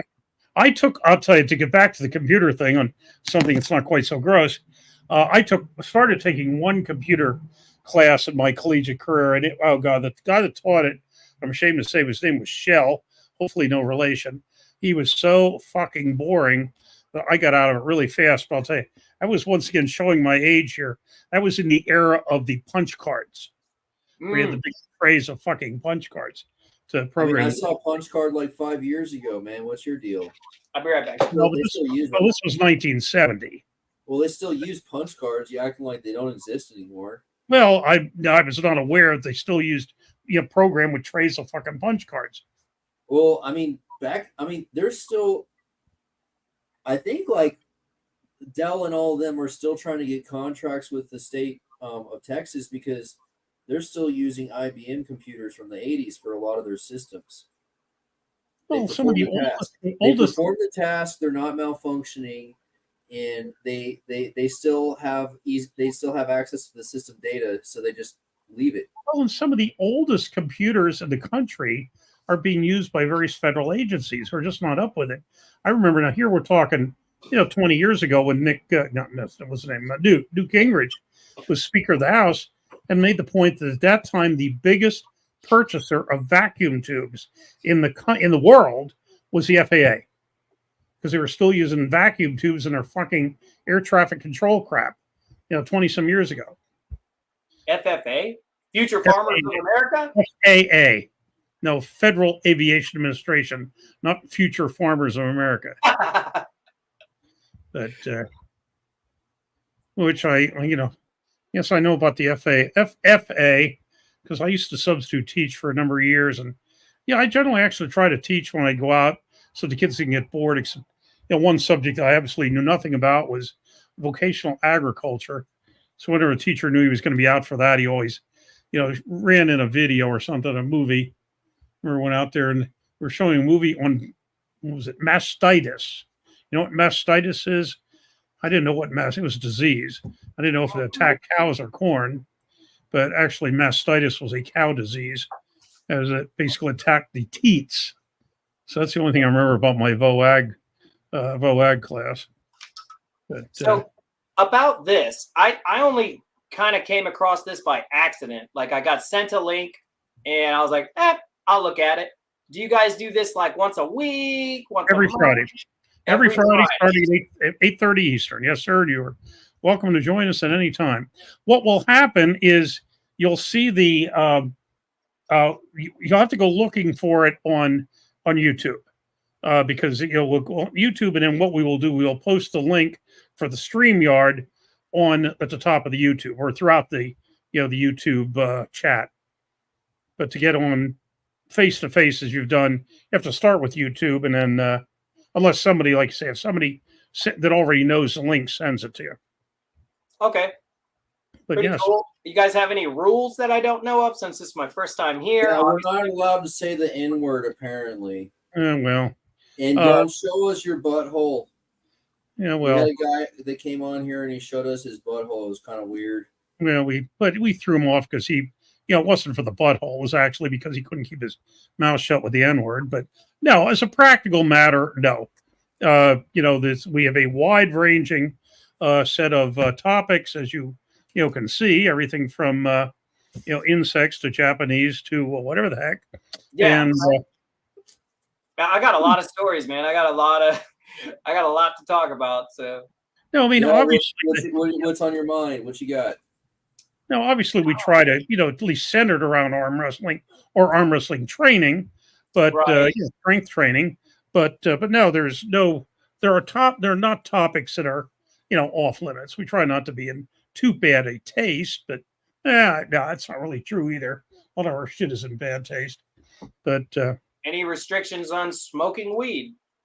Well, no, I looked at the cloud of smoke earlier, and I wasn't sure what exactly, if you had a bong there or whatever. But no, we actually have bongs up here, and no, we have Just a no, vape. no. As long as you don't get too weird. But I'm a strange no. person. I really am. Yeah. But I have a gravity bong, a mini gravity bong system. Mm-hmm. No, we have a fair number of bongs, smokers, druggies, alcoholics, and whatever. Although I'll tell you what's interesting is it's remarkable the number of people that are using armwrestling as a recovery tool. As basically to get themselves out of alcohol addiction, for example. Yeah, really. Yeah, I am 1 year and like 3 months sober now. I was an alcoholic. Hmm. The military will make you a drinker. It will. And then, did you find that your physical activities, whether it be arm wrestling, whatever, helped you out of that? Not really for me. It was more like, the addiction had taken from me enough times that it was like, it just has to go. There's no more room for it in my life anymore. Like, it's just in the way. And I just went cold turkey and I was done with it. But marijuana is kind of different. Like, I was pretty straight edge my whole life. Like, when I was 27, I got out of the military at 27. That was when I tried tree for the first time in my life, was at 27. I didn't try cigarettes until I was 32. So yeah, I'm pretty straight edge. But the alcohol was just too much eventually. Well, that explains why you allow so much tar to build up in your glass. Yeah, well, it just needs cleaned. Well, and then basically, you're going to have to get into arm wrestling in a formal setting, since I would imagine it's somewhat of a strain to go into a bar to arm wrestle when you don't drink. It's hard to find it. Yeah, you're right. I used to hang out with this guy, and he was a raging alcoholic. Like, I went over there a few times, and he would like try to fight me instead of his girlfriend and shit. Yeah, but it'll make you mad. He smoked so much weed that he would like alcohol and salt clean his fucking glass every day, because that's how much buildup he would get every day. Yeah, I'm overdue, but I just don't care. Who am I doing it for? Me? It's the sad thing is like he was correct, and I kind of appreciate the qualities he was after. Was you really don't get any kind of actual speculative flavor qualities. Yes, you're right. A fresh water bong, a fresh like this, a gravity bong. These ones, if they're clean, you can really taste it, and it goes away quick. You won't taste it no more. Yeah, because you have all these other things that are creating flavor that are connected to the inert glass. Yep. Because like theoretically, you should be changing the water after every fill. Yeah. Yep. Well, now, do you use social media? Because I notice you really don't have much on your Facebook besides profile pictures. Yeah, I don't. I am disconnected, and I kind of keep it that way. I have a YouTube where I make some goofy videos and stuff, but I haven't really decided if I want to take off with it or not. Just depends. A lot of people hear me on Discord, if you know what that is, and stuff like that. And they're like, do you have a show? Is there something you do? And I'm like, nah. But I'm starting to think maybe I'll start a YouTube channel for real. No, the reason I ask, I mean, I'm really like, I have an Instagram. I never look at it. I mean, but I'm on Facebook multiple times daily because when I first got on it, I was a volunteer for my college fraternity. And at that time, meaning 30 years ago, that's how we communicated with the undergraduates. Of course, now, as I told my students, as soon as your mom got a Facebook account, you got off it, which to a large degree is true. It really is not as big, with that age crowd. But really, Facebook is probably the primary means of communicating in the arm wrestling community with upcoming events and tournaments and so forth. Right. I have a question. Did you guys happen to catch the video of Devin Larratt before he arm wrestled Levon? It was like a week before. It was like his last video before he got with Levon, I think. And it was personal. Man, on his face, he looked like he just got done crying. And I was like, did something happen and Devin is refusing to tell us? And that's why he saw such muscle drop. His body was smaller. He was way bigger like a month before Levon than he was when he was with Levon. And I'm wondering if something happened. I really don't know. I think something did, because his video looked downright sad. And he was trying to say stuff that was encouraging, like, I got this, I can win. And there was no conviction in his voice at all. So, yeah, he looked small to me when he went against Levon compared to what I thought I had seen in previous YouTube videos and stuff. I don't know. We have a suggestion here from one of our regulars in the chat saying you should continue a full waxed pirate mustache. Yes, I get this a lot. I am told a lot that I look like a pirate. I'm cool with that. I think it's like a pirate had sex with a hobbit. That's probably about where I maybe like a Polynesian pirate, you know. I'm a Frenchican. I'm a quarter French and a quarter Mexican, and the rest is much. So I call myself a Frenchican, but I think that's why I look young too. The Mexican in me maybe is making me look young. I'm just gonna call you Polynesian, dude. So wax this, like tighten it up, I guess. Make it look like really chiseled up, I'm guessing he's saying. And you said you're what, 37? Yeah. I call this a reverse Hitler. So what happened to the hair? Did the hair ever grow there? No, and I didn't look it up until like a few years ago. I was like, why don't I have this? I don't get it. And it says that if the dip in your lip is pretty far, sometimes hair doesn't want to grow only on flat surfaces. I'm just guessing it's genetics, but yeah, I don't know why. I can't grow a beard. I don't grow hair really. Interesting. But yeah, you remember when Devin and Levon had their very first poll when that last match, the last match? It looked like in the very beginning that Levon tried to top roll. He didn't look like he went for a curl. If you watch and you pause it and you play it, it looks like Levon goes like this. And he just hits it looks like he either hits a wall or he says, no, that's too easy. And I never figured out which it was. It looked like he tried to top roll Devin's top roll and it didn't work. I don't know. To be honest with you, I'm a little bit, different than some folks in it. I really, in the community, I really don't pay that much attention to that. Really? I find I'm much more interested in a match between two people I know, even if they're not, as famous as, the world. Now, if on the other hand, it's somebody like that we know locally that's on the world stage, like, certainly very interested in Paul Lynn's, match with Lachlan. What was it? What's Learn's first name? Roger. Yeah, I saw some videos of Roger Learn training with Travis Bajan. I was watching those videos.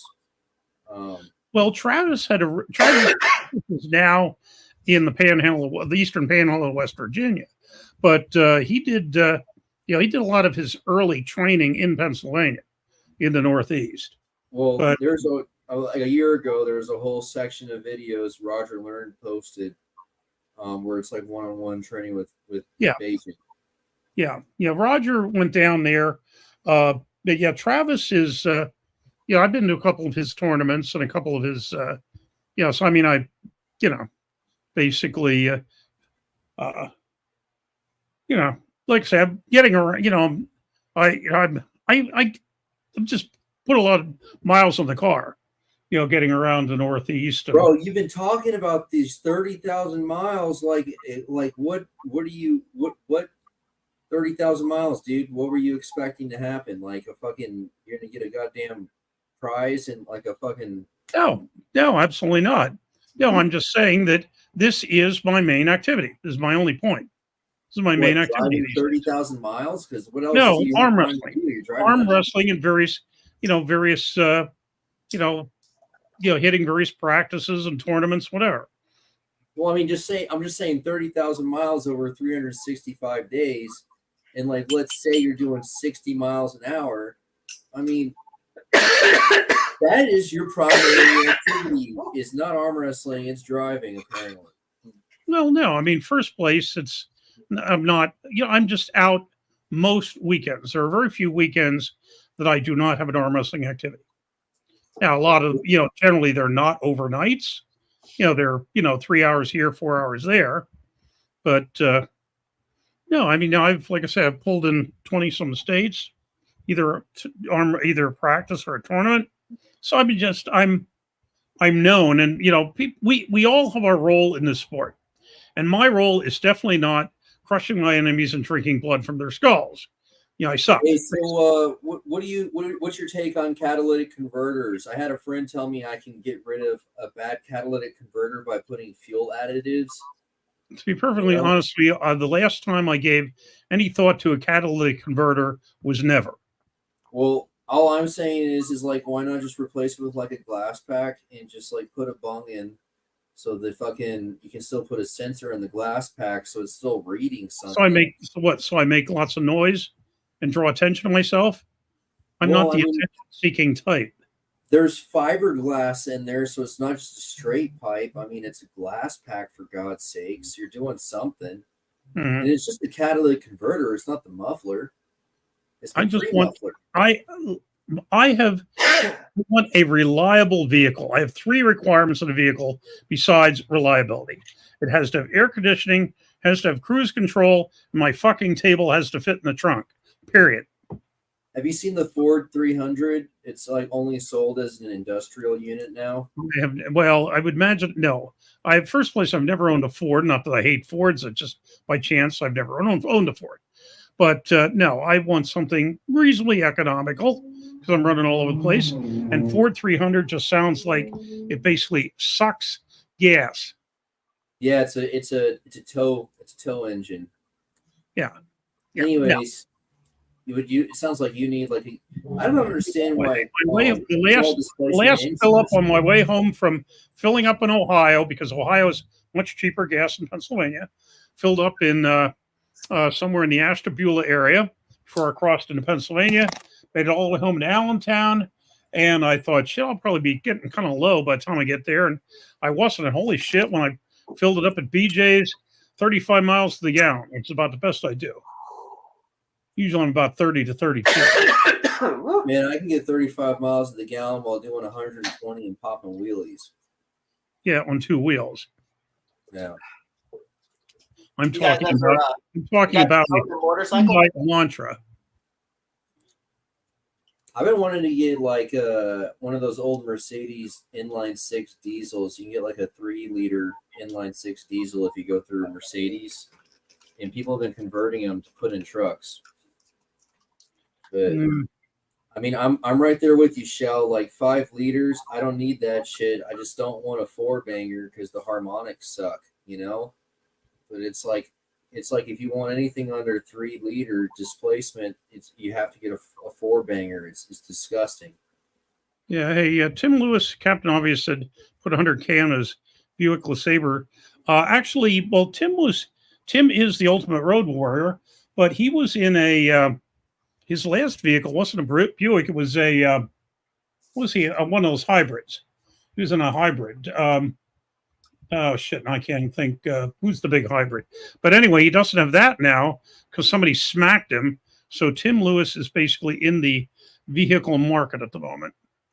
But because Tim Lewis was in, hey, those step vans. I want to get a step van, put a big roll cage hoop in it, chop it into a flatbed truck with just a big old cap. Prius. That's what I couldn't think of. Yeah, Tim's last one was a Prius. Oh, and what Tim does, where he puts the mileage on the car, is Tim is not teaching anymore. What Tim is doing is Uber and Lyft. And so when he'll travel and he'll go to a tournament or practice or big, super match or whatever, and then he will work. He'll do some Uber or Lyft. I know he said Lyft. I think there's certain states he can do it in, certain states he can't. Where Uber, he's pretty much all over. But so he's putting a lot of miles on his car, not only from traveling to arm wrestling, but through his employment. And let's see. Yeah, Lucas says I deserve leather seats. Heating is especially nice in winter. Nah, I have a hot enough ass as it is. Thank you. But let's see. Have you guys ever had a motorcycle? I have. Yes, 2 of them. What you have? No, I have engine cycles. I've never had a motorcycle. I know they're really popular these days, like those e-bikes and stuff. But yeah, I've always had internal combustions. I've never had a motor. Well, no, in mine, you are going to be thoroughly unimpressed because when I was in high school, I had an evening paper route and had one of these old balloon-tired one-speed bicycles. And when I got rid of the paper route, I wanted to get rid of, whatever. My father was one of these, oh, gee, you shouldn't drive till you're 18, shouldn't senior license till you're 21. They were, miserable that way. And so I said, I want to get a 10-speed, get rid of the stupid bicycle. And he said, well, why don't you get a motor scooter instead? Now, what he was thinking was like those Vespas or those, whatever. I ended up with a Honda 50, which was fine for running around town. Sure. But, not for going anywhere. No. And then when we made our way to college, of course, I was about 250 miles away, and I upgraded to a Suzuki T200, which is a 2-cycle, obviously 200cc, but 2-cycle engine. And, I mean, it would get me, supposedly at a top speed of 83. Well, yeah, maybe downhill. But I mean, it was okay but going across the state. Matthew, if you don't know, Dave Schell is a recovering obese person. I'm sorry? What? I don't know. I'm not hearing. Let's see. Okay, I'm sorry. I had a Suzuki 650 for my first bike, which was pretty good. Everyone wanted me to go even smaller, and I was like, no. But that was not a 2-cycle or 4-cycle. A 2. Well, the problem I had with the smaller 2-cycle is I'd go about 100 miles. And then after that, every 50 miles or so, I had to just get off the bike briefly because my ass was vibrating. Really. I could stand, I could sit, I could do whatever didn't have to stand around as long as I was sitting like I'd go to a roadside rest, pull off, sit at a picnic bench. I was fine. Yeah. But I had Harley Custom Sportster for the next bike. I wanted a bigger motor. I wanted something powerful. 650 is just enough for the highway. You can do that no problem on a 650. But my next one was a 1200. But it was a big mistake. The bike was too light. It was too lightweight, and I wasn't big. So if the wind blew, it would like push me on that thing. You're like full on hanging off the side when the wind comes by. The bike was meant for racing. It was a Sportster, so it had way too much torque. It just was it was meant to be wrecked or raced. That's what it felt like. I live where there's a bunch of hills, and I gotta say, like, it's really nice having a bigger displacement where you can just like not downshift when you get to the hill. Yeah, for real. I mean, because that's a big deal, dude. Like it's so hilly around here that I get the same gas mileage, like between like a smaller CC and a bigger CC, just because the torque, I can keep the RPM so low going through the hills. Right. Yeah, I almost died on that bike. I was going over an overpass and the wind blew into me and it was putting me towards the rail. And I knew if I went over the rail, I was just fucking dead. Well, you should be hanging off. Dude. So I put my knee. I'm in my Army uniform and I put my knee into the rail. Dude, I hit that rail at such a speed and pressure, it ripped my clothes straight off me and ripped my skin off my knee. And I kept the bike upright, and I lived. Well, yeah, I mean, I almost killed myself twice. Once going over a railroad track at the wrong angle, and it fishtailed on me. And another occasion where I was just sailing. I went sailing through an intersection, and I thought, after I went through it, I thought, wait a minute, was there a stop sign back there? Yeah. And I turned around, and yes, luckily nobody was coming in the other direction. But no, people are posting in this thing about their first car. Well, if you want to see something really weird, when my parents, of course, the parents came up with, I mean, it was my money, but they found a car for it. And of course, what do the parents want? The parents want their kid to be absolutely safe, right? So this was my first vehicle, which, speaking of tanks, let's see, you'll love this. Where are we here? Come on. Oh yeah, on that step van. So like I'm gonna do the hoop, and then you know how it has like the aluminum sheet box. I want to put like 2 inches of aluminum plate on underneath the whole box of the cap. Now there's a real honey for you. Looks like a Toyota, dude. That was my first vehicle. That was me with my long sideburns. Is that a Ford Ranchero? Is that a Ford Ranchero or a Toyota? That is a 1964 Plymouth Fury with a 318 cubic inch and automatic push button transmission, and it had helper springs on it. That would take like 6 people and 5 kegs into the woods without breaking into a sweat. That'd be a cool car to have. 64 Fury. It was my first car ever. And the really weird thing was the parents bought it off of, found it off the neighbor lady's daughter, and whose name was Carol Ondrovic. And so when I started arm wrestling 40 years later, the place where we practice is Mike Ondrovic's place, and then Mike Jr., his son. And the guy I was talking about earlier, that when I said I went to my first tournament, and the guy brought his table over, was Mike Jr. And I said, did you have an Aunt Carol or whatever? I don't know, it was this great aunt. But 40 years after I bought my first car, off the people I practice with. But when did you guys start arm wrestling? I think like the first time I really went out of my way to arm wrestle was in middle school. I would go to all the dances, and I would just sit at one of the cafeteria tables they had set up, and I would arm wrestle everyone all night long while everyone went dancing. Well, you're gonna die laughing, Ninja, because I am now 73 and I started at age 66. Okay, wait, one more time. I am now 73 years old, and my first arm wrestling was at age 66.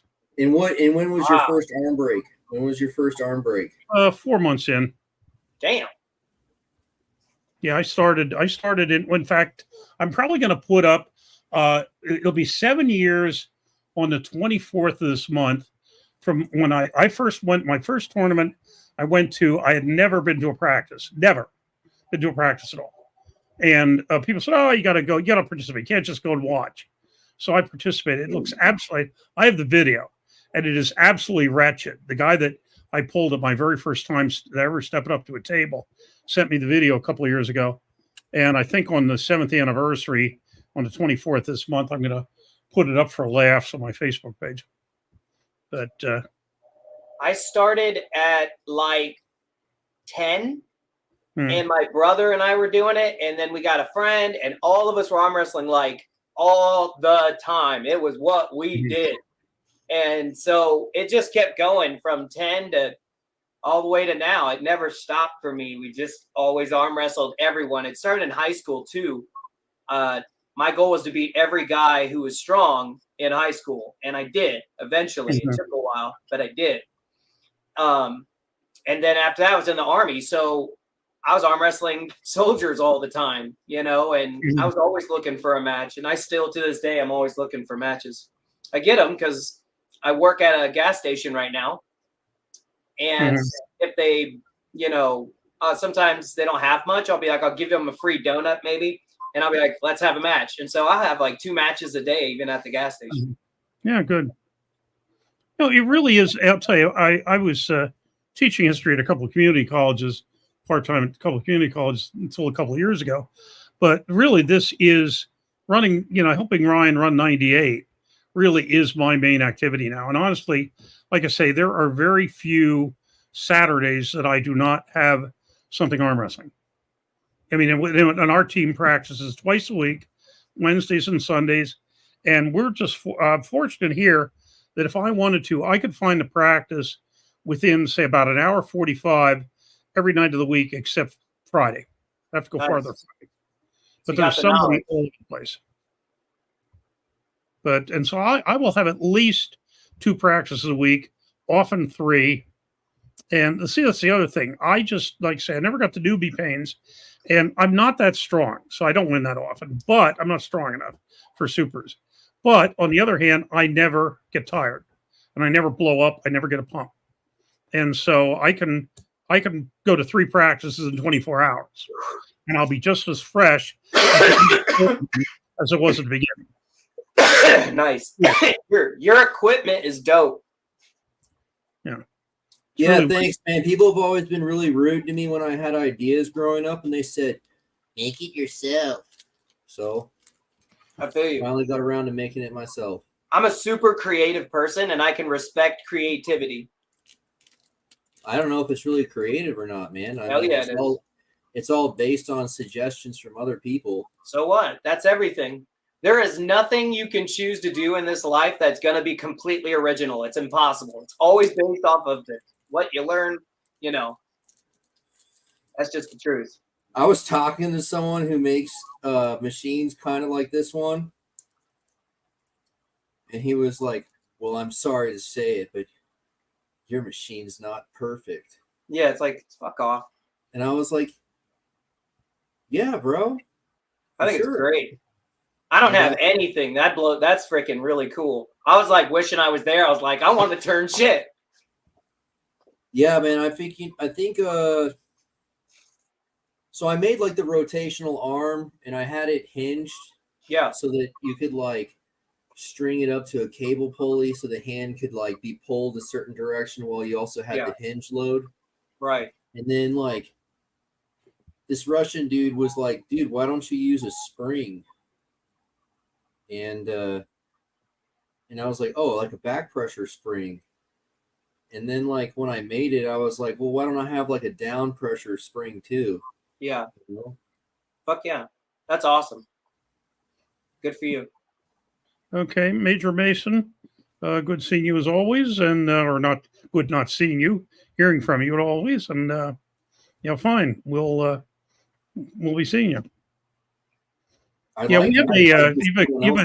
had an inventor in Ohio too that's constantly tinkering with stuff. Stacy James.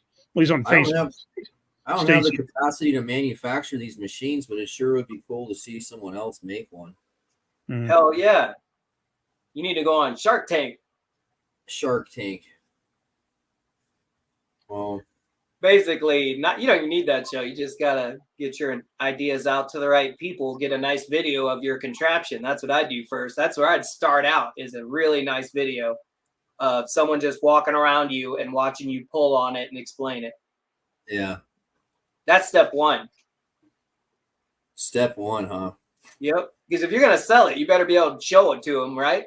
Oh no, I don't want to sell it. I mean, no, not sell, you know what I mean, though. Yeah, but it'd be nice for someone else to make it. Sure. You want to hear a crazy idea that I have that's a dream of mine? Please. I've had it since I was a kid because I've always loved arm wrestling. What if we could take the carnival game that used to be for arm wrestling and make it so you can connect with someone online and you both grip up on something and then you can fight it out and it will do to you what they're doing to wouldn't that be interesting to be able to train on something that could, if the mechanics of it can't be too crazy, but no, I would think that would be entirely possible because basically all you're talking about is a sensor. Well, you're talking about a series of sensors. Build it like a snake. Yeah, you wouldn't even need sensors. You could just do technical records. I had the fulcrum's distance at this distance, and I had this tension on this vector and this tension on that vector, and then someone's like, think about that. Would that not open up a world to arm wrestling? Like now kids can do it and start at home. It's like, dude, you get to release it in it would be a piece of crap product at first, but the kids would buy it. You could grapple up with it and arm wrestle it. Like I say, you would need a number of sensors because, as we were discussing earlier, it's not just a case of pressure in one direction. I mean, you'd have to be able to incorporate the pressure, the twisting of the wrist, rotation, whatever. But so it would be a number of sensors, but I can't see why it would be insurmountable with the high speed that we have of electronics these days. Yeah, I think it's totally doable. I mean, but what kind of money? It would be expensive as hell. I just don't see why you're so focused on the sensors when all the sensors are going to be doing is piggybacking all the servos that are doing all the different vector loading and all the different manipulations. Well, yeah, but you need that so the person at the far end is that the output at the far end is the servos at your end. The servos and the sensors are secondary. You can have the same ability to calculate what you're doing with simple geometry and math. There's no reason that you need to have the whole thing automated. But it's what you want to do. We're not talking about a dry experimental here. We're talking about this is real time. Somebody wrestling, yeah. Yeah, we're talking about somebody, and it's reading it and doing it to you, what they're doing. Yeah, right? That somebody in Dutch Harbor can be pulling him in Lima or wherever, and and we'll have the the same sense. I'm gonna hack into the fucking firmware and snap your shit, bruh. I'm gonna lead you into deep waters, and that robot arm is gonna fucking snap you up. Yeah, but you could easily put restrictions in the actual physicality of the robot hand that will not go past restricted areas. So like clinching more than, you know what I mean? Like it'd have to be a limit where it would be safe. Well, I mean, but now I don't know if you want it to be safe. Could you actually? If I could tell a robot that, like, I want you to hold center, and then I want you to surge twice. Yeah, it would be crazy. It would be hard to build. I don't think it'd be simple. You're basically trying to replicate the human hand and arm, which is infinite. That would be interesting. Well, but even though obviously the machine would be capable of far greater strength, would that still, if you know how to defend yourself, you aren't going to win, but would you necessarily be injured? Well, you're not. See, the way I approach it is you're not replicating the arm, you're replicating an interface that the human hand and arm can interface with. I mean, obviously, it would have to be programmed that it couldn't push you any farther than your hand would go into the pad. But it's complicated. But still, if you have a servo that can exert a large amount of force at a rapid speed, is that still going to necessarily break your arm? Yeah, what if you hooked up a 20 horsepower motor to you have to understand here, it's the person, it's each individual person's arm at the time. So if it does surge on you, what if you have poor posture, your head's not looking, these freaking tilt, and it snaps, or the machine doesn't know that you're hurt. No, but I'm saying that's the same. So the point is, you have the same danger as you would have if you actually had a physical person there with you. If not worse, probably worse, unless it was just unless you dull it way down so it doesn't surge like that. There's all sorts of things you could do for safety precautions, but yeah, it's worse than a person because it's made of metal and it's unforgiving. It's not going to move. When it moves, you see the double tap surge I got on my machine. Have you seen this? It's got a vertical loading pin. And it's got a hard stop, so I can tune it to like I want it to stop here, and that'll be the top of the rep, and the weights that are loaded by the vertical pin will actually leave the sled and be held in air by the inertia, and then come back down to the sled after that moment of time. So you can do a top of the movement hold, right? The weight bounces, you hold it in place, and you get a double tap in that position, much like someone on the table. Would do that surge and that desperation when they realize they're losing. I read that comment there. Yeah, Captain Obvious. Boston Dynamics arms could make it for a couple million. Yep. I think that's probably true, but we're talking about developing the Nintendo 64. It's a new console. Yeah. It's something for everyone. How could it be done? because there's Yeah. no way we're gonna need an expensive hand like that. No, Like, you far you like have it. to look up you do a framework first. You do the basic framework, Mhm. where the leverage and hinge points are, what ranges of motion you're looking for. Yeah. And then from there you work backwards on how you can implement controlled forces on different vectors. And then once you figure that out, then you can start talking about servos and sensors to delegate those load forces in like a fluid manner versus like someone changing a spring or putting a weight on a pin or something. You could even make a kiddie version of it with bands. You know, it looks like a fancy plastic arm or something, and it's got tension bands in it. And when they pull on their tension band, you know what I mean? Like, you could make something simple, but yeah, I think it would be based off a snake, the structure of it. You look at Mother Nature; it knows how to move it in crazy ways. That would be flexible throughout the entire structure. It would kind of end up looking like that because you'd have all of these pulleys and sheaves running all this cabling through to the next vector on the next joint. And yeah, it would end up looking like a snake with all those fucking. I think so. Isn't that a crazy idea? I had that idea when I was a teenager. I was like, it'd be dope if I could arm wrestle someone from somewhere else. And just I think 3 vectors is enough. I think 3 vectors is more than enough to put your body in a lot of stress comparable to a match. So with your station job there, Ninja, what hours are you generally on? Or weekends or days or what? Okay. So if you're asking like what my hours usually are, No, I'm not trying to be nosy here. I'm just thinking that I would square with, because generally speaking, most arm wrestling practices are obviously in the evening or on a weekend, and events are on the weekend. Does that square with your schedule? Is what I'm saying. The days off are kind of random. And I usually go in at like 4 p.m. So if it's before that time, I can make it. So a weekend practice, you can make a midday weekend practice. Mm-hmm. I can always, I can request any day off pretty much I want. Mm-hmm. So, and have it a regular thing, maybe even. No, it's just that, generally speaking, like I say, I would say a majority, generally tournaments are Saturdays. And a majority of practices are either they're either evening or weekend, either Saturday or Sunday. I really don't know what Dayton and Toledo do.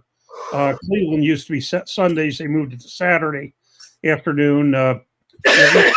Ohio's Thursday evening. But and beyond that, Columbus is usually midday on Saturday, I think. I really don't know. The truth is, for now, it's not on my radar because Mm-hmm. I got to get through the surgery first. If the surgery goes well and he says I can arm wrestle in so many times, I'm not sure if I'm going to go. I am good left-handed.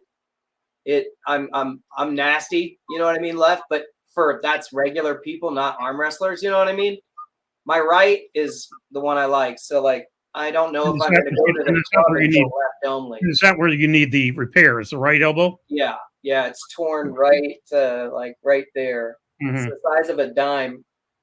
Yeah, because as you may know, of course, I don't know, comparing it to the bar arm wrestling, depending on your technique, you may or may not put that much stress on the other arm.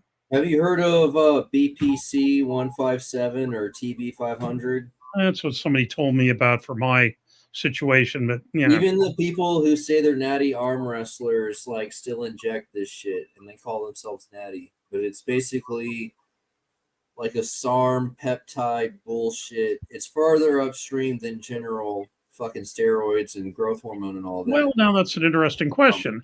I had a shot today in my shoulder with I guess the easy way to explain it is it's a designer drug and it's supposed to help with joint repair. And a lot of people take it for prevention, but a lot of people take it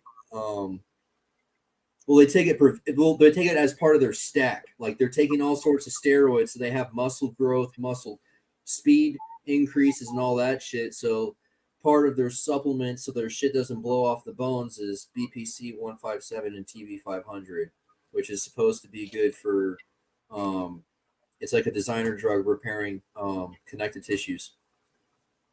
And you can like just inject it at site apparently and have a semi-isolated effect, but you're going to end up having a systemic effect. Like I've had people talk about just injecting TB 500, TB 157 as like if the VA isn't going to let me have it, there's no way I'm doing it. I mean, if even if I had the money to do it and I'll just get it myself or something, even then I wouldn't do it probably. I'm not as invested that I'm going to like sink a bunch of money into an arm that I've destroyed.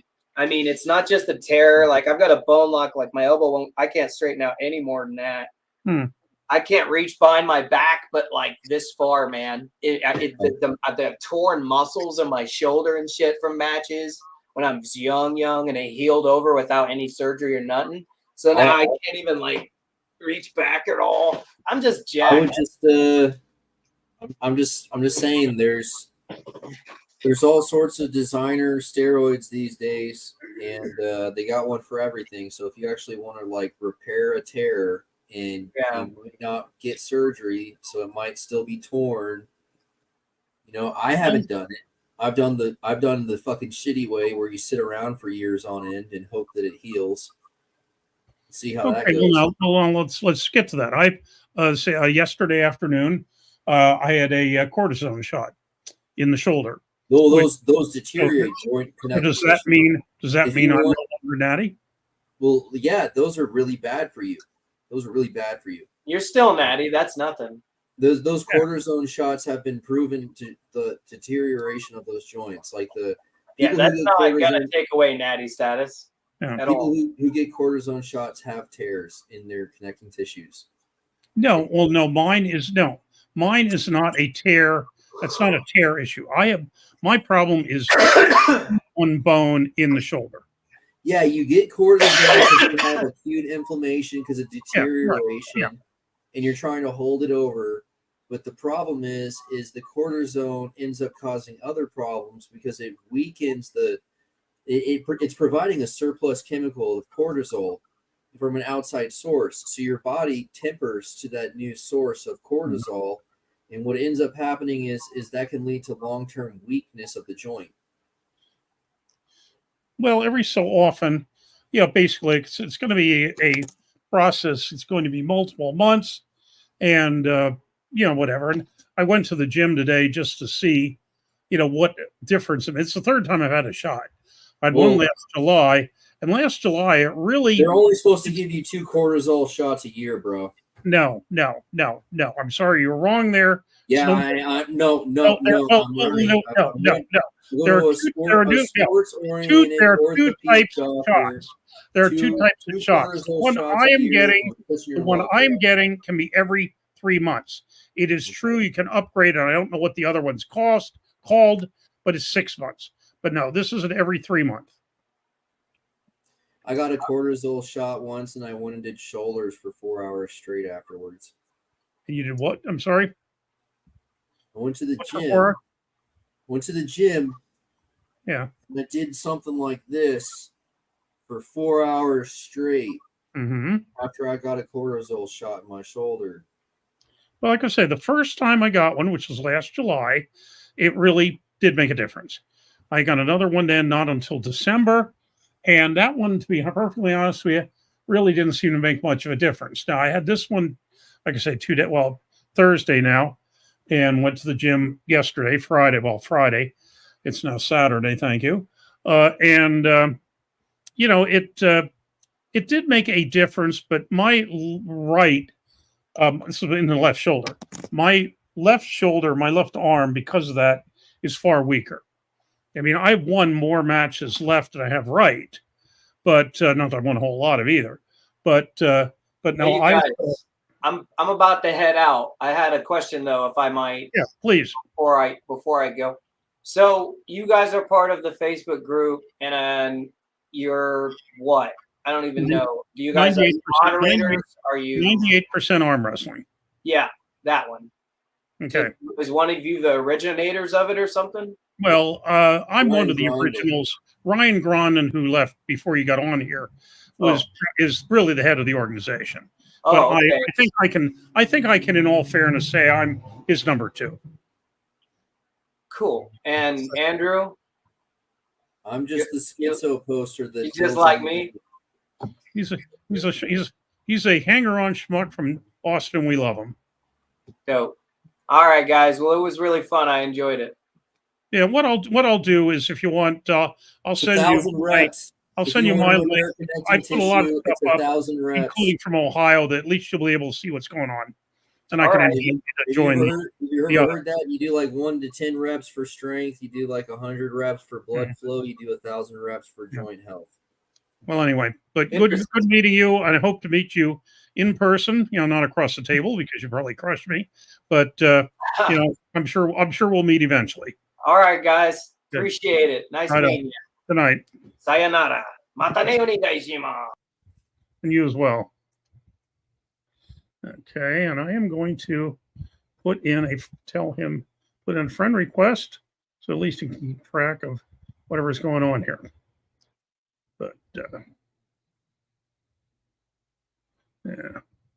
I can't believe Dave Shell, they let you be a professor while you were overweight.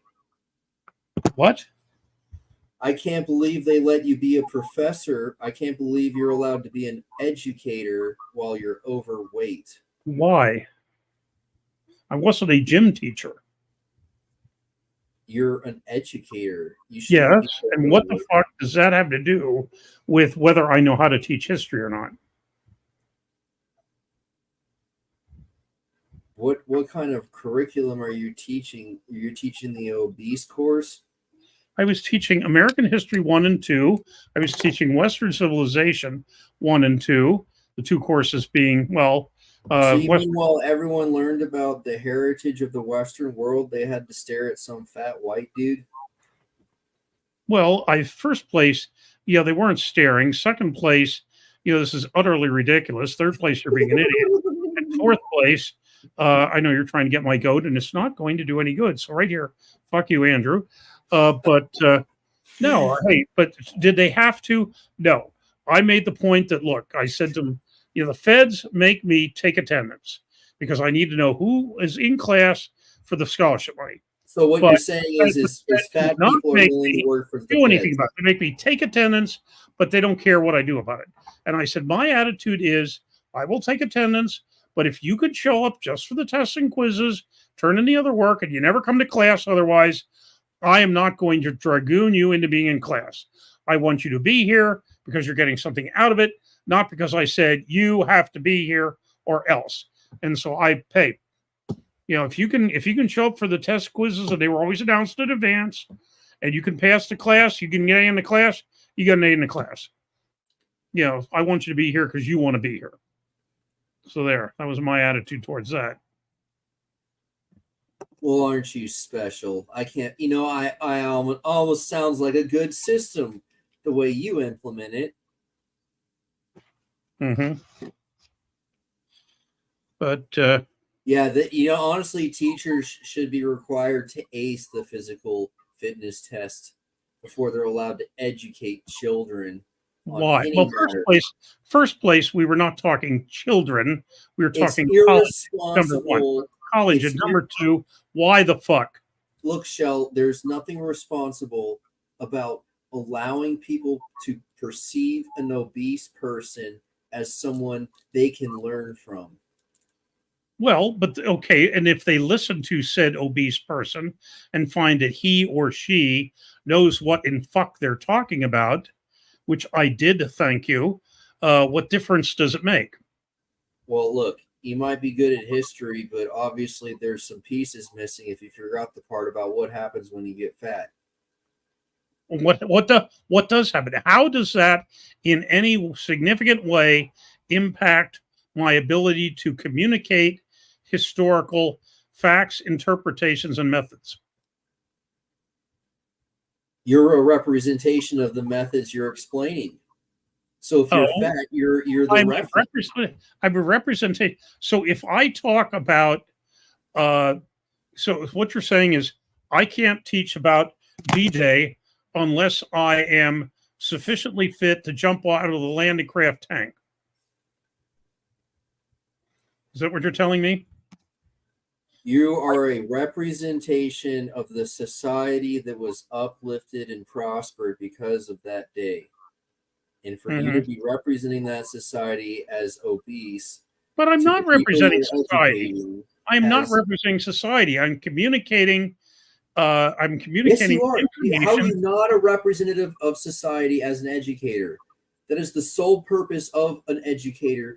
The sole purpose of an educator is to educate. And what does education do? What does that education, do for society? What education does is it conveys, it hopefully causes, I would tell them, I'll answer that question. I said, look, what I hope you get out of this, obviously, number one, I hope you learn something. Number two, I hope you get enough out of it that you find it enjoyable enough that you want to learn more. And number three, I hope that when the politicians and pundits hand you a line of bullshit, you will know enough that you can say, that's bullshit.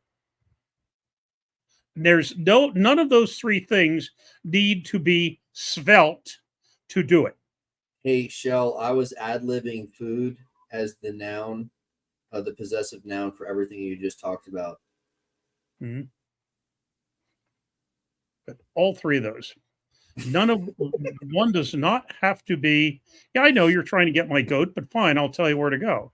I'll tell you why I'm telling you, Andrew, why you are full of shit. So there. But besides, hey, one of our best Supreme Court justices and, fairly decent president too, was the heaviest person we ever had as president, William Howard Taft. And, by the way, you may find this surprising. You know who probably our second heaviest president ever was? Who was our second heaviest president, wise guy? Roosevelt. No. Eisenhower. Bill Clinton. Patton. Bill Clinton. No, Patton was bigger than Clinton. Patton was never president. Yeah, he was. Like fuck he was. Wait, what timeline is this? Oh, God, don't tell me it's that timeline. I mean, the one that really took place, not some fantasy. Are you telling me Patton was never president? No, never. Oh, my God. He died in a traffic accident right after the war was over. A traffic accident? Did he die in the car crash? Yes. George Patton, general in Europe. General? Yes, died in a car crash. President. Never. The World Water Conservation Effort was founded under General Patton when he was president. No. What the hell are you talking about? You telling me that there's still drought? I'm saying that George S. Patton, the American general in World War II that led the Third Army across northern France, oh my God, was killed in a car accident and was never president. You're telling me someone drowned in a flood this year? I'm nothing. I said nothing. Oh my God, I can't believe I'm in this timeline. Yes. You're in Nirvana is where you are. What have you been smoking tonight? I've been smoking on fucking Hitler's cow, dude. Mm-hmm. You know anything about Hitler's cow? No, I really can't say. Hitler had a dog, but I don't know anything about a cow. Hitler's cow was a video game player, and he was better at video games than anyone you ever talked to. Anyone you ever talked to at video games, Hitler's cow was better. Well, would you believe, you may find this shocking as well, that I've never played a video game in my life. All right. Well, obviously you are an advanced placement, collegiate, graduating high school student turned degenerate video game player. No, I was, I was too lazy for that.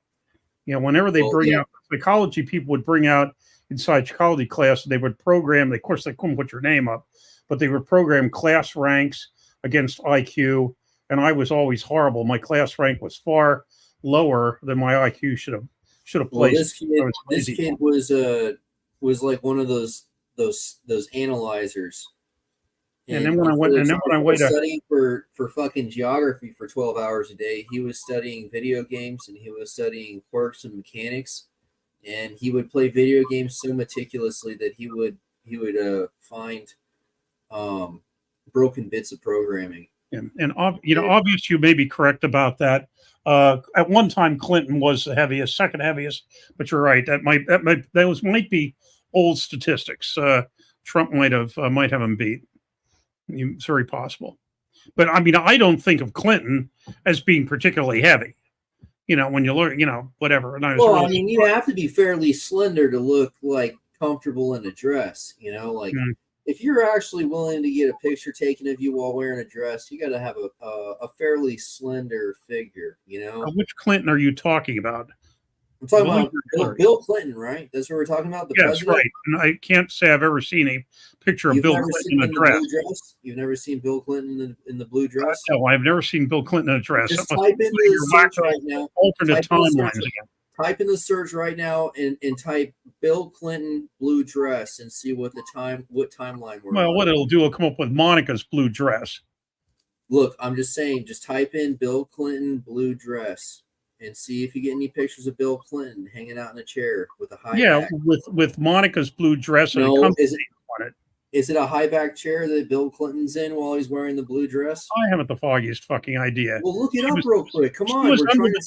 She was under the damn desk, for God's sake. What timeline is this? Just see if Bill Clinton wears a dress. The real one. The actual one that has taken place, not something that's in your fevered imagination. Well, I'm just letting you know, dude, that there's a timeline that's pretty bad, and Bill Clinton's a cross-dresser in that timeline.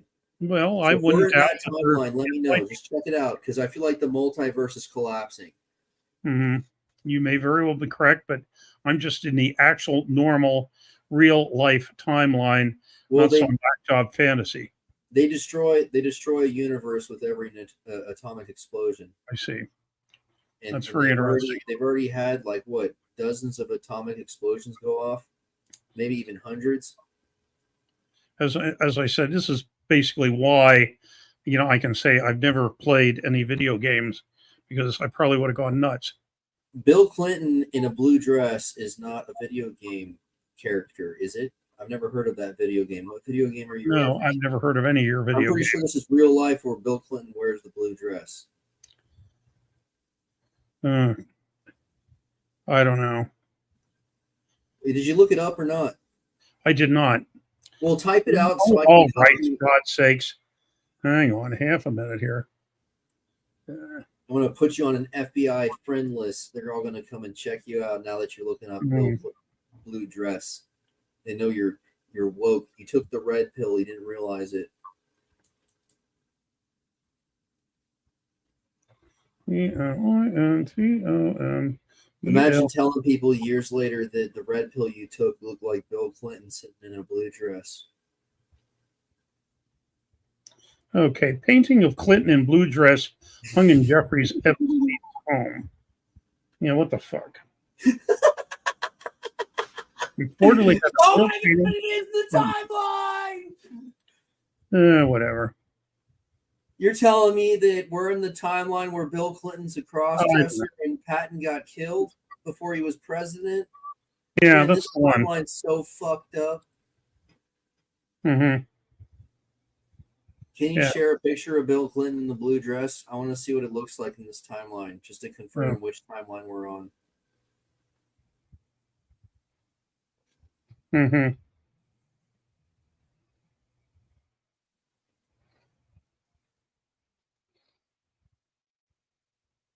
So who do you think wins in an arm wrestling match? Bill Clinton or Trump? Or George Bush? Either one. Either George Bush, Bill Clinton, or Trump. Or Obama. Yeah, which one of them? In peak form. Obama is younger. Obama's younger. He's probably also lighter. Probably fitter. But arm wrestling fitter? I mean, he looks like he's got big arms. Like he's got his arms just big enough to bounce a basketball.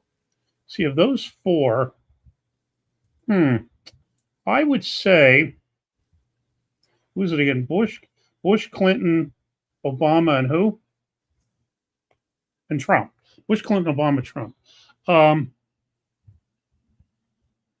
would go Bush or Obama. And like which Bush, the younger Bush or the older Bush? No, the younger. Yeah. I mean, he was, the younger. So you think George Bush Jr. can beat Trump in an arm wrestling match? Yes. If you ever met Trump, would you say that to his face? Well, I'd have no need to, but I mean, it's not that I'm afraid to say anything in front of the man. I mean, would be an absurd remark. What? Since I mean, neither of them are into it.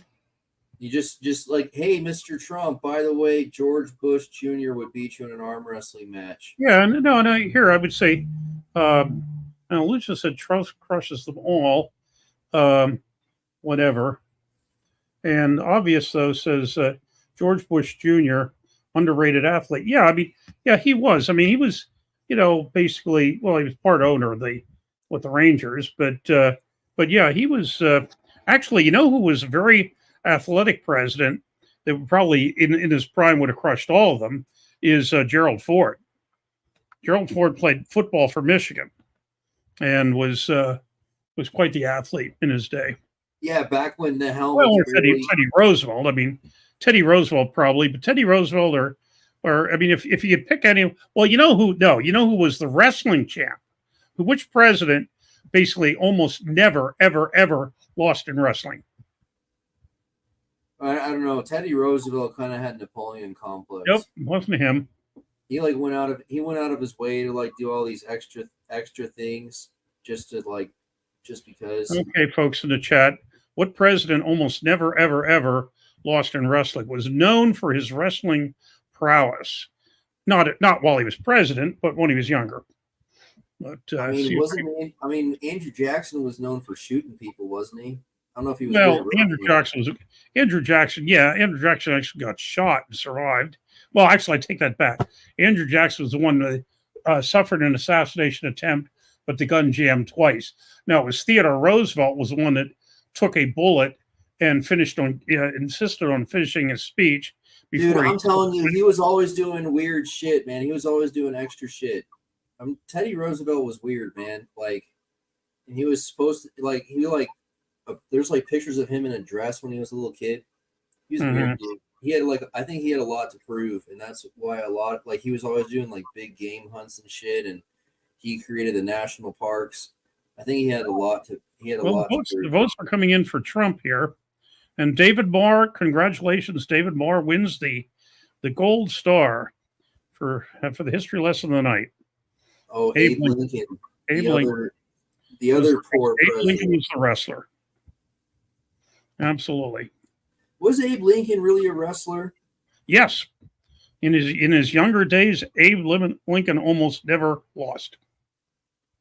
Absolutely. I wonder what wrestling was like back then. No, basically freestyle. Man, what's freestyle? Well, I mean, we're not talking Greco-Roman. We're talking, it was basically catch all. It was basically a grab them. I'm really not sure what the hell rules they had. Yeah, but I'm just saying, like, if I was wrestling in the 1800s, we weren't talking set periods with a referee. We were talking two people in a circle going at it until one of them gave up. But yes, obviously, you are absolutely right. That was a good call by Brother Marr.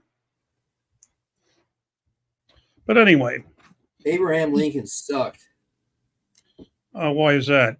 Because you Texans lost the war, or what? I'm related to Abraham Lincoln. Are you related to him? To my knowledge, no, and I would doubt it since we're German. Okay. Well, I'm related to Abraham Lincoln. I don't like him. I presume. Huh? Distantly, I presume. A what? You are a distant relation, I presume, since you lack his wisdom. Well, you don't have his wisdom, so you can't be related to him. You obviously have a relation to that man that I love because I'm not related to the man I love. Unlike you, who claim to be related to him, but it seems like you don't like him, so it doesn't count. Hey, Wood, I still have it. I take it to show and tell every so often, and take it out and say, people are like, what's that? And I You go, should do, my kidney you should stone. get it put into a piece of epoxy and then get the epoxy polished and wear it like a gemstone on a necklace and say it brings you great luck. Yeah, I'd show people it, but it's out of my it's out in my traveling pulling bag out in the trunk. You know, what'd be really cool is if you got some gold, in the gold like were letters and said, "This is my kidney stone" in gold, and then you had like a little epoxy resin cube with the kidney stone in it, and you wore that as a necklace. Yeah, in case let's see, what do we have here? In case anybody has not seen this glorious, like I said, I don't have the stone myself, but let's see, under my favorites. It's under the favorites in the photographs. And let's see, where are we here? Okay. There we are. Let's do that. And pull that up. And that. And for God's sakes, stupid hunk of shit is importing. I don't want it to import. I want to show the damn picture. So there, and there, and there. Share screen, window, there, and there. Da da da da. There we are. There is I don't these. think there's much collecting value to a 1997 dime. It's pretty. No, it just happened to be a dime. Happened to be a dime that I had in my pocket at the hospital when I took a picture. But yep, yeah. See, in fact, while I was looking at that, as I was pulling up that picture, there's something else. I was thinking, what the hell? I was looking at something else. I thought I should share that too. I can't remember what the hell it was. Yeah.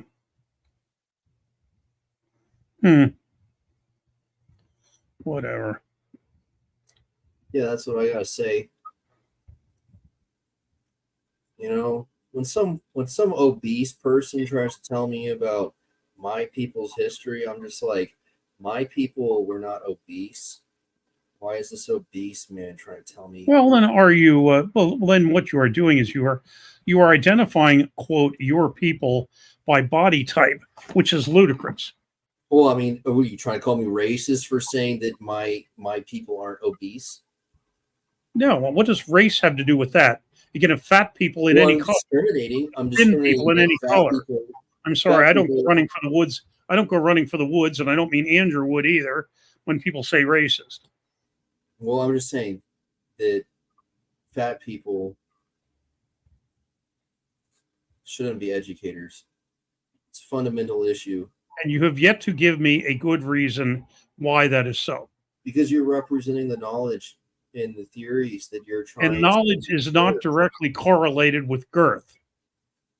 Well, look, when I talk to my educator and they're my geography teacher, and I'm like, well, this cataclysmic event happened in this region, and they explain it to me, their culture as a human is going to change some of the ways they present things. So, you know, the anorexic woman and the obese person have two completely different attitudes when it comes to expressing a perspective on their students. Andrew, people like you are why my second favorite emoji on all of my emails is the eye roll. The only emoji I put in my communications more than the eye roll is the flexed arm. But second is the eye roll, and people like you are why. But oh well.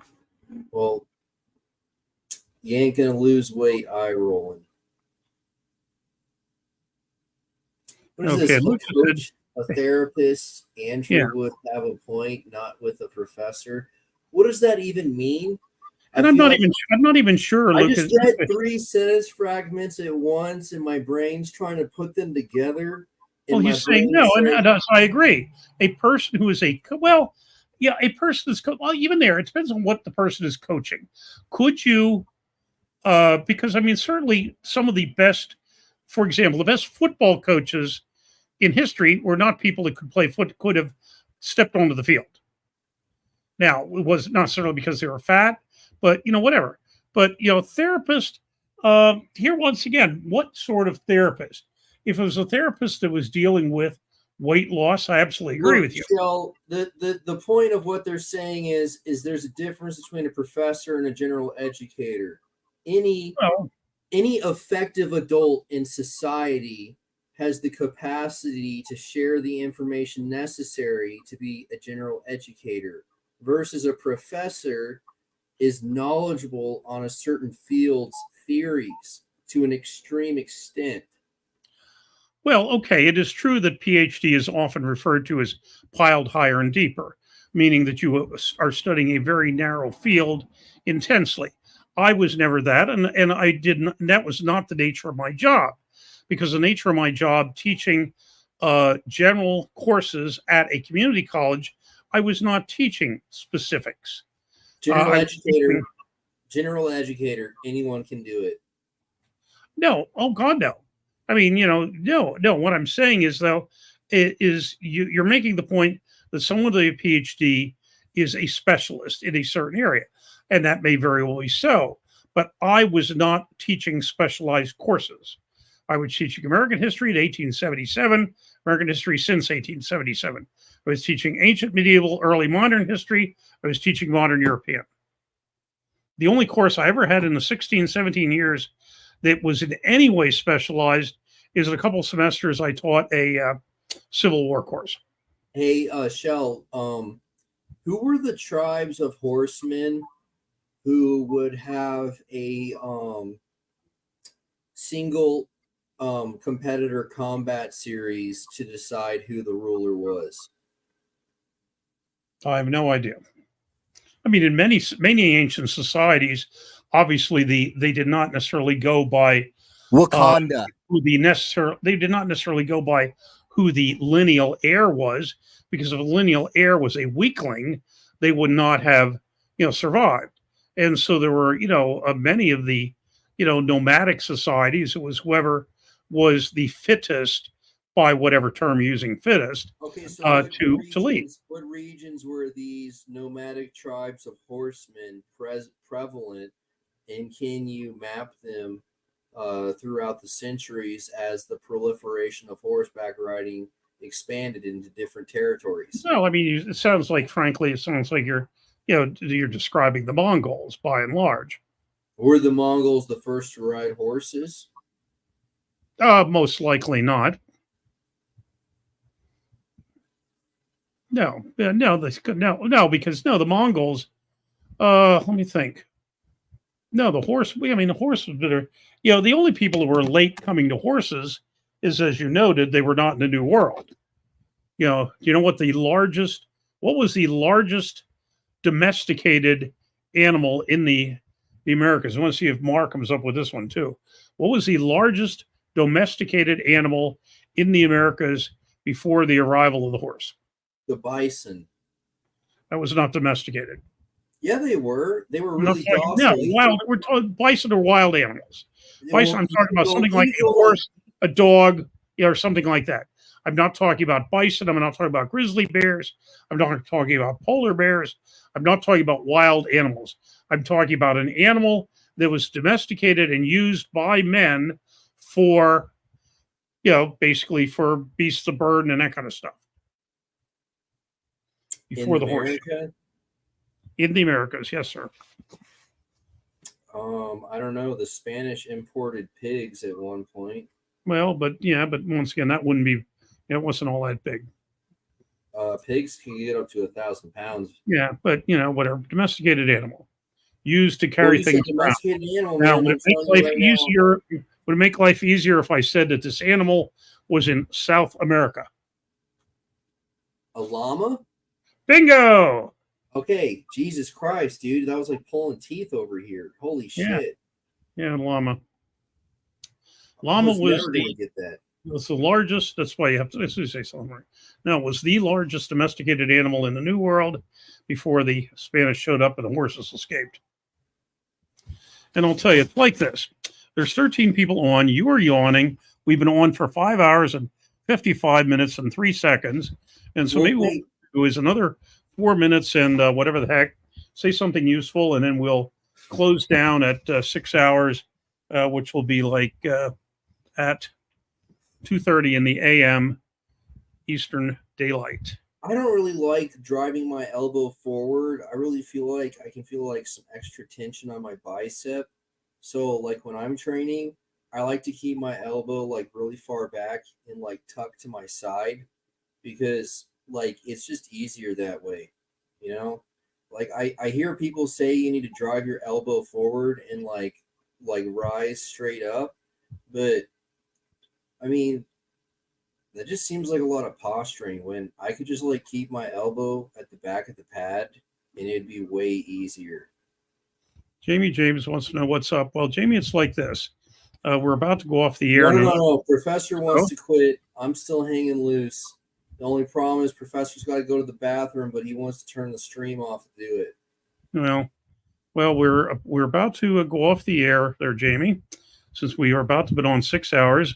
What has been going on regular for the last hour or so is I've been attempting to talk sense into Andrew Wood, and I've been failing miserably. What was the sense you're talking? Andrew is insisting that if someone is overweight or specifically obese, they cannot be trusted to teach. Yes, they're a bad example. You should not be teaching if you're obese. You're a bad example. Well, I would take the position that you should not be teaching if you're stupid, but whatever. Well, I'm just saying, based on the core curriculum and the way they have it set up, that anyone can do it. You can like a series of substitute teachers can run a fucking curriculum these days. It's so regimented, you know. And it's all pamphlet and book work. So what are you actually educating? You know. So the only real purpose you have there is you're a hall monitor that someone can bounce theories off of. Well, if you're bouncing theories off a blackboard that's obese, you're going to get obese-based theories. Jamie, there is the. I just put up the link again. If you want to join us briefly, and we would even stay on a little bit longer if you have something you wish to say. If not, whatever. Because I have a wedding tomorrow afternoon, but it's not until late afternoon, so I can sleep late. So it's no big. You know what, Shell? I'll give you credit. Obese educators are marginally better than anorexic educators or educators that have sexual relations with their students. Well, and they're significantly better than people that are stupid. Well, I mean, no offense, but if you're obese, you're kind of stupid. Oh, really? There's some there's an interesting correlation too. Well, look, like long-term planning, like let me think of it this way. If I never get fat, I never have to deal with an excess of fat cells. I never have to deal with an excess of skin, and therefore it's easier to not get fat. So I'll just not get fat. But if you're stupid, you're just like, well, I'm hungry. Oh man, that tastes good. If it was easier to now I'm hungry again. If it was easier to not get fat, Americans would be thin. You have me there that we've been poisoned in the caloric intake versus the obesity has changed in modeling, but the lifestyle has also changed in modeling, because back in the day, no one was talking about all the hard shit they were doing. They just got it done. Versus today, everything's hired out. You got a fucking AC specialist, you got a plumbing specialist, you got a fucking roofing specialist, you got a window guy, you got a door guy, you got a tile guy. You got a fucking granite guy. You got a wood floor guy. You got a guy for the decks. You got a guy for the pool decks.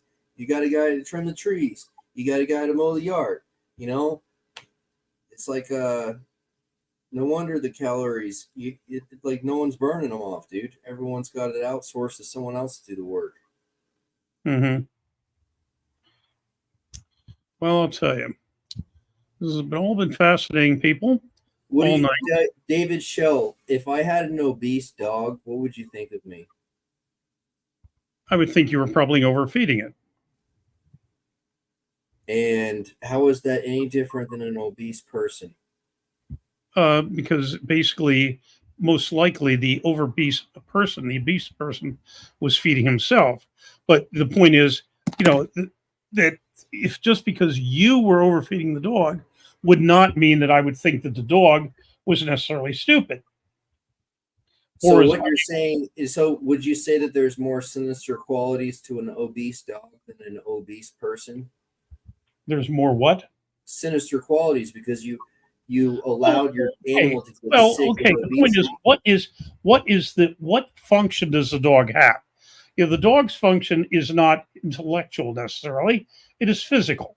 Whether he is, a guard dog, whether he's a, watchdog, whether he's a, working dog, and so the point is, the level of fitness directly impacts what the dog's primary purpose is. If the primary purpose of an educator is to educate, obesity is not going to limit that primary purpose in the same way that a dog's primary purpose would be limited by obesity. Right? Yeah. I don't know. Well, the point of the matter is, look. Someone has an obese dog, right? It's like barely able to walk. It like waddles. It's panting constantly. It smells kind of funny because it's just like this big, giant, fucking obese dog, right? Mm-hmm. And here's Jamie. Hey. So if I go up to the owner of this obese dog and they say, well, actually, I'm a professor and I educate hundreds of people every year in a higher education system.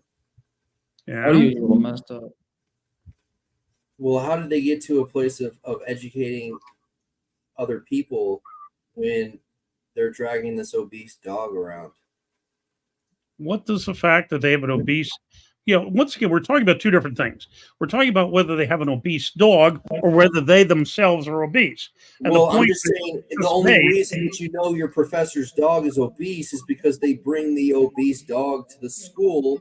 Right. Because of these new rules where you can take your service animal anywhere, and their obese dog is their service animal. It's in the classroom all the time. Once again, if the service animal, if the obesity of the dog is affecting his primary purpose, which is to be a service animal, that is a detriment. If a professor or other educator is overweight or obese, it does not affect that person's primary purpose, which is to educate, beyond the fact that if the person is obese, they may die at a younger age. So in that sense, their career would be cut off short. But while they are still there, they are able to educate, in the same manner, whether they weigh 180 or 280. So you're telling me that a 180 pound version of you and a 280 pound version of you have the same physical mannerisms? No, but we have the same intellectual mannerisms, and I'm being hired for my intellectual mannerism. Well, I can climb up on the desk and do a dance. Well, if your physical mannerisms are different because of your weight, then that means your mental mannerisms are as well. Because your mental acuity is changed based on your obesity. I'll tell you what. Let's try. Jamie, welcome to the show. What's up? This is above my pay grade. Yeah, say something so Wood stops talking. Something. Whatever. I'm just saying, look. Hey, Woods. I went to a high school. It's called James Woods, and my last name's James. That's nice. Yeah. I'm just trying to distract the conversation because Professor's blood pressure's getting high. And where? Yeah, when you say James, I think about this guy that was in the Revolutionary War. Might have been me. I don't know. Do you have red hair? I'm not sure. But all I know is David A. Shell is pissed. No, not at all. No. Look, you know what? I'm gonna get a fucking dog, and I'm gonna overfeed it, and I'm gonna bring it on stream, and when I'm talking about like how to arm wrestle, I'm gonna have the camera zoom in on the fat dog while I'm talking about what the best way to train for arm wrestling is. You know? And then when someone brings up politics, the camera will fucking second angle zoom in on the dog. I haven't heard anything about arm wrestling until now. Mm-hmm. Really? Well, we were on it earlier before you apparently started listening in.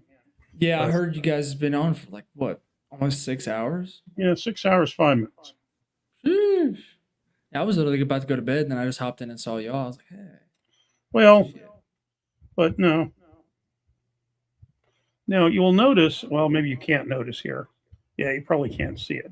But no, the blood pressure cuff is across the room, but the blood oxygen is 95%, and the heart rate is in the roughly 50 resting heart rate. Oh, really?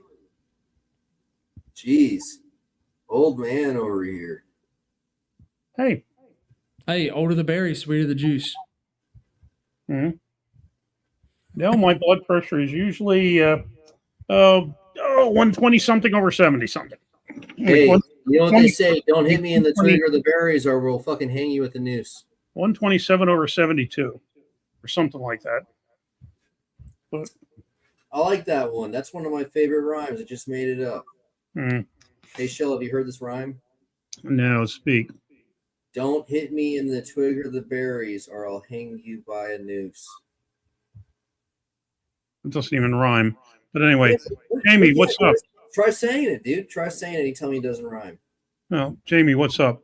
Well, in the most recent events, I went to Alan Vaughn's round robin 176 invitational, and if you remember, I'm a 154 guy. Mm-hmm. So he was like, "You can pack some weight and try to go with the bigger guys." I was like, "You know what? Fine, I'll try it." So I had like 3 months to prepare to that, and he had it in a 2-tier system.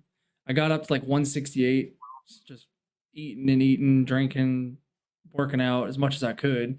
And there was some guys 215 cutting down to 176, and they had night before weigh-ins.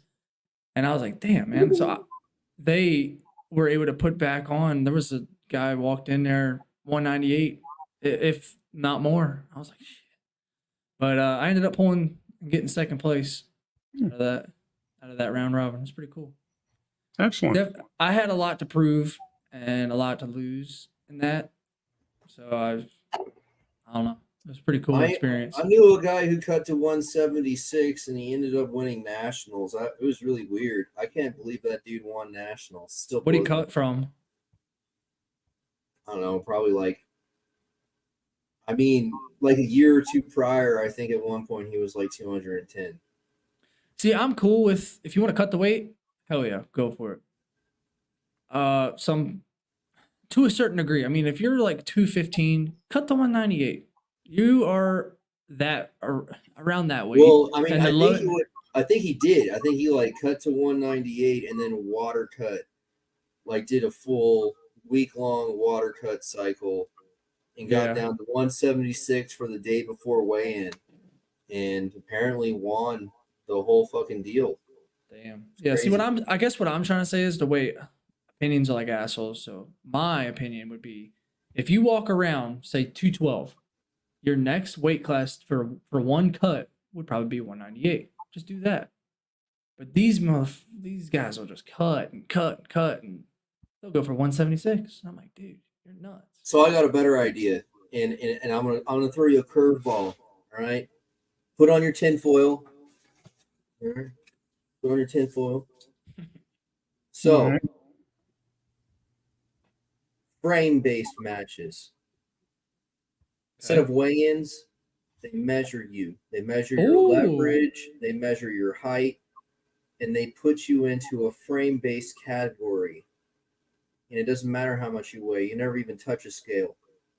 I mean, yeah, I go up against guys at practice. I mean, they're 220. They're just the same type of frame as me, just bigger, if that makes sense. Same frame, but they're just heavier in areas. And we're pretty much equal, or sometimes I can beat them, or sometimes they beat me. So that might be a theory. I don't know.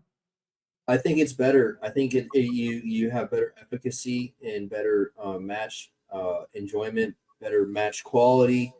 I mean, because when you have like mismatching levers, you have like obtuse starts, and like and then Oh yeah, like arm lengths and stuff like that. and then basically the entire match gets pigeonholed into a certain vector because of this change in leverage from one to the other versus if you had two mirrors, one of them's fucking bulky, one of them's lean, but they're the same frame, they can mirror each other.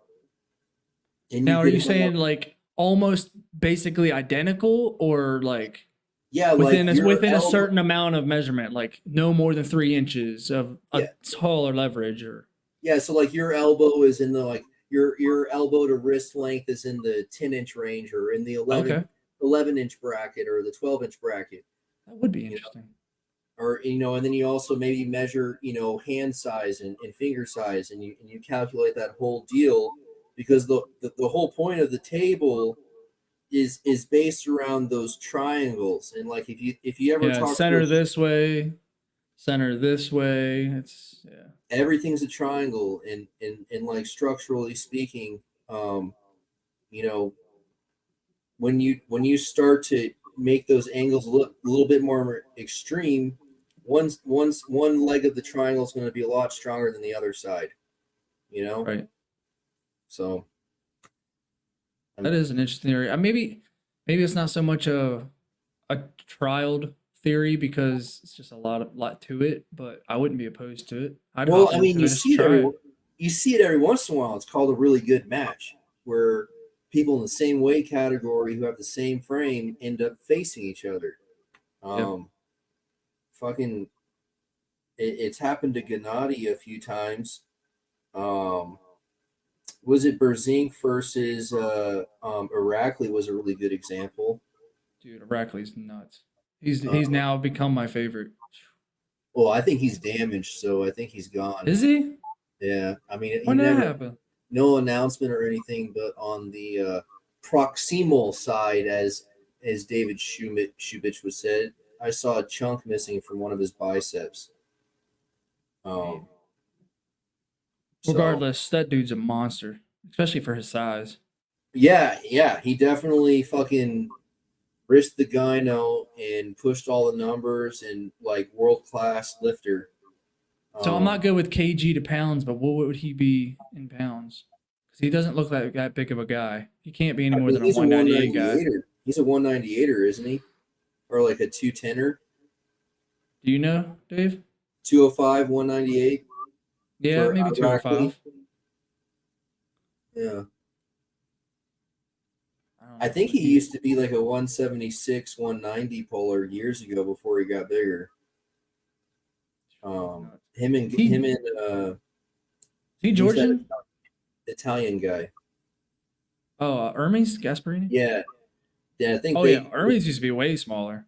Yeah, they used to pull each other in the 176 at one point, I believe. Either that or they faced each other in the 198. Dave, how you feeling? Very good. Great. After all these doctor visits I've been seeing. Yeah, I mean the shoulder is still giving me trouble on, but no, the knees, love it. I'll tell you, I've been, going to practices and standing around for 2 hours without having to sit down for every 15 minutes. No, wow, 2 hours standing up straight. Far better. Last time we grouped up, I think last year at Alex practice at his house. Yeah. You sounded like a creaky floorboard. Is that still happening? Well, I have a very creaky, left shoulder. Left shoulder scares the shit out of people. Yeah, it scares me. Occasionally, the right isn't that bad, but no, if I would have known how good this is, I would have gotten the knees done ages ago. I really thought I had to be out of commission and off of stairs and whatever. I mean, it's a catch-22 because you waited so long. They've perfected the outpatient procedures of knee and hip replacements. Oh yeah, the second one, I went in for the second knee at, they wanted me first thing in the morning, and I was home by 2:00. Yeah, it's The fucking. first one I did. First one I had a late morning. I went into surgery at 10, and I was home by 5. But no, I was thinking that I'd tell you it's a shame that they don't have that down in Broadway anymore. I used to it was about 4 hours for me, and I saw. In fact, so you practice with Boston? Yeah. My team, Arms of Anarchy, right here in Winchester. Literally, like 8 minutes away from. I picked him up the one time, took him down to what were they called? What was Drew's group called? Iron Kings. Iron Kings, yeah. I call them Iron Queens, but yeah. Yeah. Well, and when do you folks get together, practice? Every Sunday at 1. Okay. Literally right down there. We might be doing it. We might be doing it at my house. I mean, we've been doing it at Jason Wright's for so long since we started 3 years ago. But he asked me, he's like, "Hey man, is there any way we might be able to switch it to your house?" I don't care. Come on. I got a table. You can bring your other tables. We got like 5 tables. Come on. We got more room in my house anyway. Yeah, my club actually practiced the middle of the day today. Yeah, because you folks really aren't that far. We were over here. I'm skipping my own because we practiced this table, and I held onto the pegs, and I practiced with my whole team, me, myself, and I. Luckily, I don't have a personality that likes to shove giant dildos up my ass like that fucking Jim Carrey fellow. My home to Winchester, 3 hours 6 minutes. Oh, really? That far. But, have you ever been down to the Harvest Gap Brewery? Yes. When he holds his events? Yeah. So that's 30, 40 minutes from my house, and I go over there when Travis hosts his practice So Mike owns it. Mike Verts. He owns it, and he always messages me, "Hey, I got a Thursday night practice." He just changed it to Friday because we added him to our group chat and was like, "Hey, we're the closest guys to you. We're always there when you say, hey, I got a random practice." It's kind of it doesn't really work out for me because I'm night shift. I work 2:30 p.m. to 11. So when he hosts these practice, I'm at work. I'm like, "Hey, boss man, can I get off early?" And sometimes he lets me, sometimes he don't. But he just changed it to Friday, and they just had one today. I wasn't able to go. But whenever Travis and his brother come down, Travis Bajan's brother actually broke his arm right there at practice. Yeah, see, I could, on a weekday evening, I could come down and see who else is joining us here. Hold on. I got to show you something that I'm really proud of. Look at this, Dave. That's Virginia. Oh, it's probably not going to focus. Yeah, okay. Number 1, right? Yeah. And left. Now 54. I feel way stronger at 65 instead of 54 because I'm only ranked 3rd and 4th. But I'll take what do you wanted to add here, Andrew? You wanted to add something? I see Andrew. Andrew's muted. Well, no, because seriously, of course, Friday nights I'm usually on this, but I'm not needed. But I presume Travis wouldn't throw me out. I usually get along fine with him. Travis isn't there much. He's just like I've only seen him there twice, but he does show up sometimes just randomly. Michael message him. No, see, because we get together 10 o'clock Sunday mornings. Everybody and their brother is Sundays. Well, not everybody, but weekday evenings I will occasionally go to Antietam, but they're Wednesdays. We're Sunday and Wednesday. Yep. That's also 30 minutes away from my work right in town. And I told my boss, I was like, dude, if I can get off a little early on Wednesday nights too, that'd be awesome. Because I want to go practice with all the guys from Enemy Line. And what is your line of work? I'm a diesel mechanic. Oh. Work on big tractor trailers. Hey, what's the deal with your chair? Why does it match your arm wrestling table? How did you perform that? How did you perform that? I didn't. I bought that, and my old lady got me this for Christmas. Because she knows orange is my favorite color. It must be a ginger thing. Carpets match the drapes. So are you going to? I guess there's a couple tomorrow. West Virginia one. Keystone is tomorrow. I wanted to go to Keystone so bad. I've been go tournament every weekend, and I'm just gorging money. I mean, I made money at the 176 round robin, but that paid for gas. Mhm. It'd just be nice to have a little bit of a break, A, and B, I haven't been to practice in weeks, and my elbow is kind of starting to get a little And questionable. 176 was where? Tennessee? That was in North Carolina. North Carolina. What pressure does diesel usually run at through the injectors, and what micron do you have to filter that fluid for it to perform at that pressure? I know on a DD15, they fucking get up to like 36,000 psi. Really? On the fuel pressure? Yeah, the fuel rail pressure.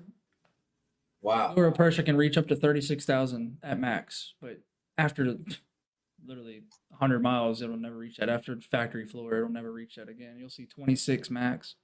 And how do you pressurize to that pressure? In like what it has a lift pump on the Cummins, like the ISX versus the Detroit. On the Cummins side, it has an electronic lift pump, but it's just a fuel pump. They call it a fuel transfer pump, but it's a fuel pump. A low pressure pump.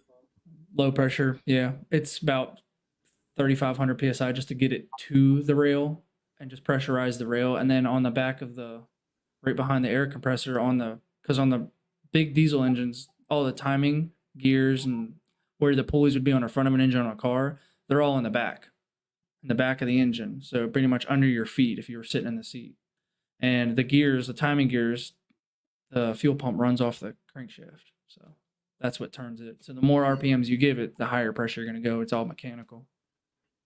So are you normally a 176 or do you have to come down for that? No, me, I'll tell you right now. Right now, I am. I still don't understand how you get to 3,600 psi. 36,000. Yeah, that's right now. I'm 168.6. Got a compliment in the chat for your wood floor too. Oh, thanks. I don't like it. I'm trying to put a no, carpet they there. were talking about fucking Shell's creaky joints. Oh. Old wood floor. You like an old wood floor? Quality. Thank you. Appreciate it.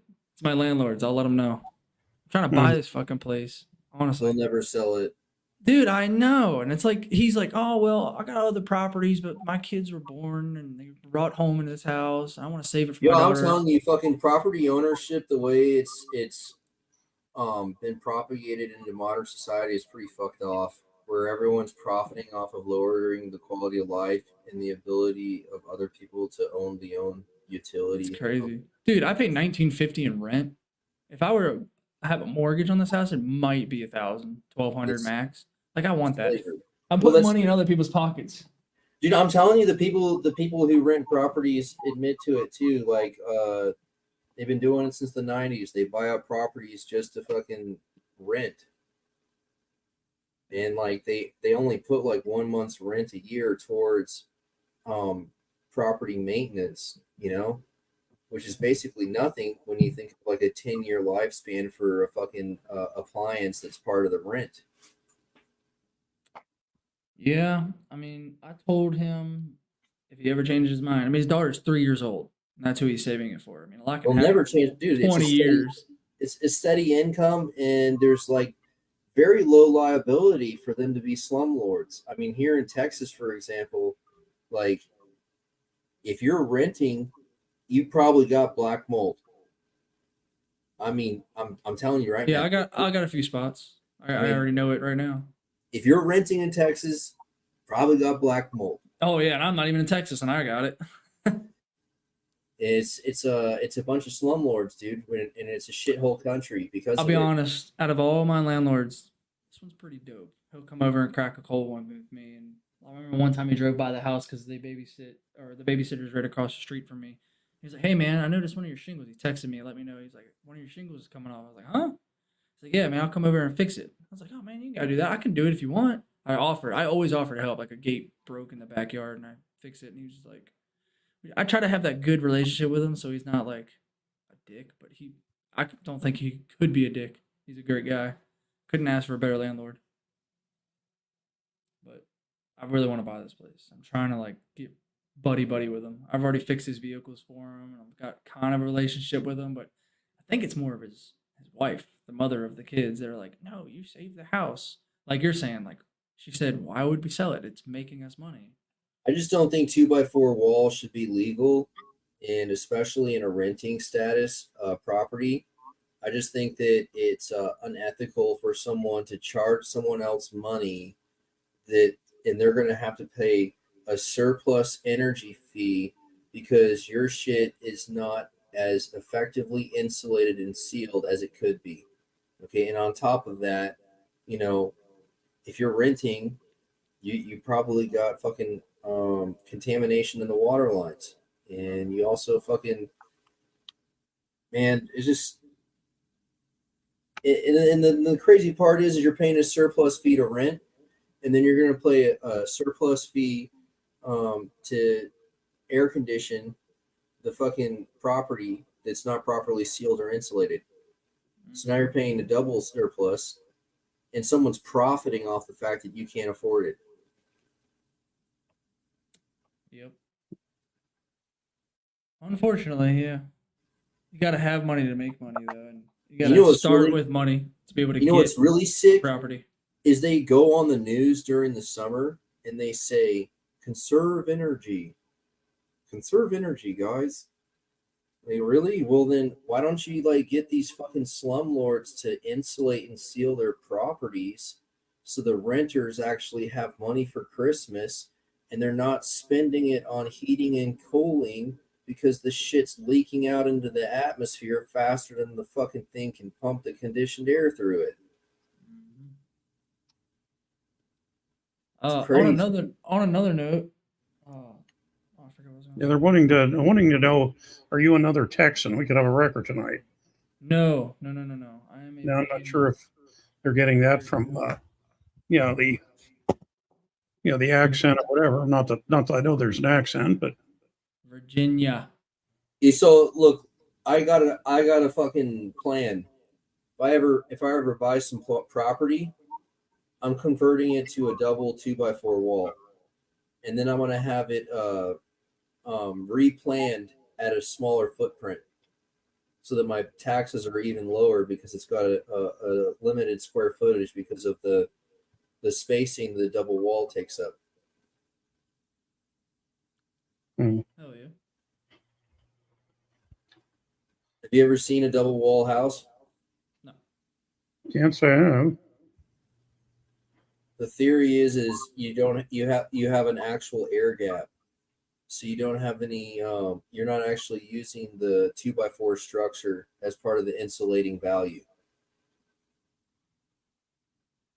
I'll take your word for it. So you can have an insulating value that wraps around the structure, and there's a complete air seal and a consistent value, and what's crazy is if you use the right kind of foam, the R value doesn't actually mean anything because it's had such an even expansion rate of these air bubbles that after a few inches of it, there is no transfer of energy that's recordable. Dave, are you going to the Great American Bash in December? I'm going to, I'm sorry, what? I said, are you going to the Great American Bash in December? That's either of you? Lay Ray's event down in Tennessee in December? The big ass tournament he's throwing. No, I'm not familiar with it. That's, as you say, that's where? It's in Tennessee. It's called the Great American Bash. It's like an invitational, or you invited all like a 32-man. I think 32. Well, no, I mean, if it's an invitational, I certainly, with my record, I would certainly not be invited. Just, aside from just the invitational, it's just supposed to be a big event, like huge. Mm-hmm. I didn't know. Like, there's a lot of people planning on going. They're not even pulling. He's been getting fucking people hurt at those round robins, man. Yeah, things are slowing down by then a little bit. I'm trying to think what's December, but I was just saying that. Well, actually, December. When is? No, it's November. I was going to say, when's the thing at AW5? I was going to think of going to that in November, and I was saying earlier this evening, there's 4 states down there I've never pulled in: Alabama, Georgia, Tennessee, and Kentucky. I was thinking maybe, driving down to Texas and hitting 2 of them on the way down and 2 of them on the way back. There you go. But yeah, I have to cut. Unfortunately, I love my weight at 165. It kind of sucks that there's not a whole lot of like 165 tournaments. I mean, they're out there. Like Keystone tomorrow is 165. Well, the Yeah, problem but- is you take one good fucking blast on the gear and no one can cut down to that weight again. They got all that density. They get thick. The only thing I do is creatine. It's just water retention. Well, I'm sorry to tell you, dude, you need to just keep training for another 10 years, and maybe in 10 years there'll be more 165ers. But right now, everyone's getting fucking stacked. It's like 200 pounds is like the small guy. It's crazy. I know it. But yeah, I got to cut down to 154 for the Great American Bash because Larry invited me left and right to that, and I signed up for 154. But now that I've been at 170-ish, 170, 165, it's going to really suck because I like this weight. So I think this will be my last year at 154. And maybe even next year, 25, I'll go 176, probably stay, hang around there. So how much of your annual yearly training cycle is dedicated to weight cut and recovery from weight cut for your strength and all that? I don't really cut. Honestly, I'm pretty good Well, at like. You just said you were like 170 something at this point, and now you're going to be 160 something. I'm 168 right now, but a lot of it was due to just like a lot of water and just eating a lot weeks prior to an event, and then I just kind of went back to not forcing so much food and water. And I was doing a loading phase with the creatine, and it just packed on all this water, and I was just soaking it up. It's really, I mean, the heaviest I got to was 174.6, and then I was able to get back down to 169 within a week and a half. And I eat a lot. I don't know how I don't gain weight. I eat so much. I don't know. Fast metabolism. Congratulations. What's that? How old are you? Said fast metabolism. Congratulations. Oh yeah, it's really fast. I'll be 28 in August. My dad was skinny all the way up until he was like 32, and then he just got a gut. So I'm wondering if that's gonna happen. Yeah, man, you're right on the cusp of like natural physical peak, and then like, I mean, your reaction time is already deviated because the reaction time apparently like peaks when you're born and just keeps going down. Yeah. So like teenagers are really good for reaction time. I need that because I'm slow off the table. I'm like a catcher. Like, oh shit. Well, I mean, it's timing. It's not like speed anymore. Especially when you're like you know the cues, so you can account for them. So it's timing. I get too in my head. I think I try to overthink when I just need to like relax and just focus on the ready go or the ready and then go, but I just don't go. Yeah, but like, do you have positioning cues for ready and go? Because I saw this guy talking, and like when they say ready, he's changing his physical cues. Like I was watching Devin talk about that yesterday. He said he would literally like back and like just he wouldn't like go the side pressure, and he would like false go to try to get set up into like some pronated like back pressure just to kind of like get the start. Kind of cheated, but without being caught. And I was like, damn, that's smart. Maybe I should do that because I'm so slow off the go. Yeah, the one I heard was Bajan, and he was talking about getting on the balls of his feet and curling up his offhand and getting up real high on the table as they're saying ready. Yeah. Oh yeah, I've seen it. And then when they say go, he drops back down. I just watched him do the same thing you just said when I rewatched him and Georgie, or Georgie, whatever how you pronounce it. His old match on that big stage. Yeah, he was doing the same thing. He'd load up real high and just kind of get ready. And you could see he was going before the go, and it worked, man. You know what's funny is I'm watching this video of one of his seminars from Waxahachie, Texas from a few years ago or something. And like Michael Todd's in the background listening. So, I mean, Yeah. Yep. Who all do you know anybody in particular like special is going to be at a Keystone tomorrow? Since I'm going to miss it. I really don't know. I'm not going because I have a cousin getting married. I know a number of the people from Predator going. Yeah. Bo Warner said he's going. I think Tim Lewis is going to be in the area. He might show up just to schmooze. Well, he probably won't compete because he can get there late, but he may be around. And like I say, I know Bo said he was. So And Zach Lee put up something earlier today. Dude, that was my question. I wish I had some property where I could just go for a fucking walk and toss a plate while I'm walking. That looked fucking righteous. That looked so righteous. Like, fuck disc golf, dude. Like, give me a goddamn quarter or 45er and just, like, let me fucking huck that through a fucking field and I'll chase that instead. You can come use my backyard. It's pretty decent. Did you see that video of Toddzilla doing that? Uh-uh. He was doing like the shoulder rotation. He had a plate in his hand and he would throw it. And then he would like take a sip of his light beer, walk to it while he's talking, pick it up, throw it. Yeah, he's really focused on getting his elbows right for whatever match he's got going on. I said he's really focused on getting his elbows conditioned for whatever match he's got going. I don't even know what he's getting ready to do. Yeah, I was thinking about that, and I really thought, like, wow, you could get some really good elbow conditioning, just like, like a little tricep bar. Yeah, that's what I do. I just come back. I try to do. Zach taught me when he takes this bar. Every time I go up to his house to practice, he says, "Lay down and fucking do whatever he calls them. I forget the skull crushers, maybe." Yeah, dude, they fire up your elbows, and they work. It works. I mean, it hurts, but a couple of days later, you're like, man, my elbows feel solid. And I never really used to get elbow pains. I think now that I'm in my 3rd year mark and I've really been like, I've changed up my style so many times trying to find my perfect lane. But my elbows, it's not like outside or in anywhere in particular. It's like in the joint, like inside. I can't even like touch it. It's like in there. Yeah. It's really starting to hurt.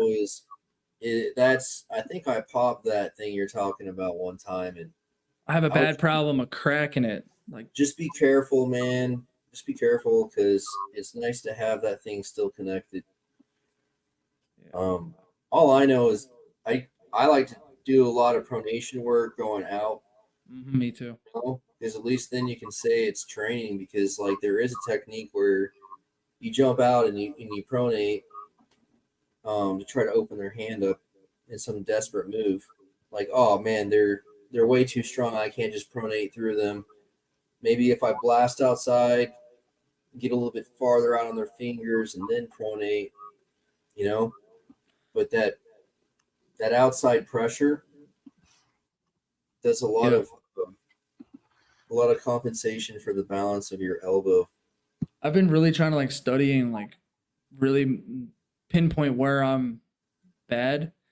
And I think I've narrowed it down to my biceps. Like I overtrain the shit out of like elbows, wrist, fingers, forearm a lot. And I don't do anything with biceps. I just just curls, and I don't do nothing with my biceps. And I don't blame you for not training biceps, man. You only get as long as you have enough to keep from getting pulled open, which apparently you do as well as you've been doing. You only get one bicep, dude. That shit pops and it pops, Yep, just like Dave Shea here recently. I'd rather he's recovering fast. Y'all seen Dave Shea's progress? Yeah, I talked to him. He was looking good. I talked to him at Michigan State. He wasn't competing, of course, but yeah, I saw him out there.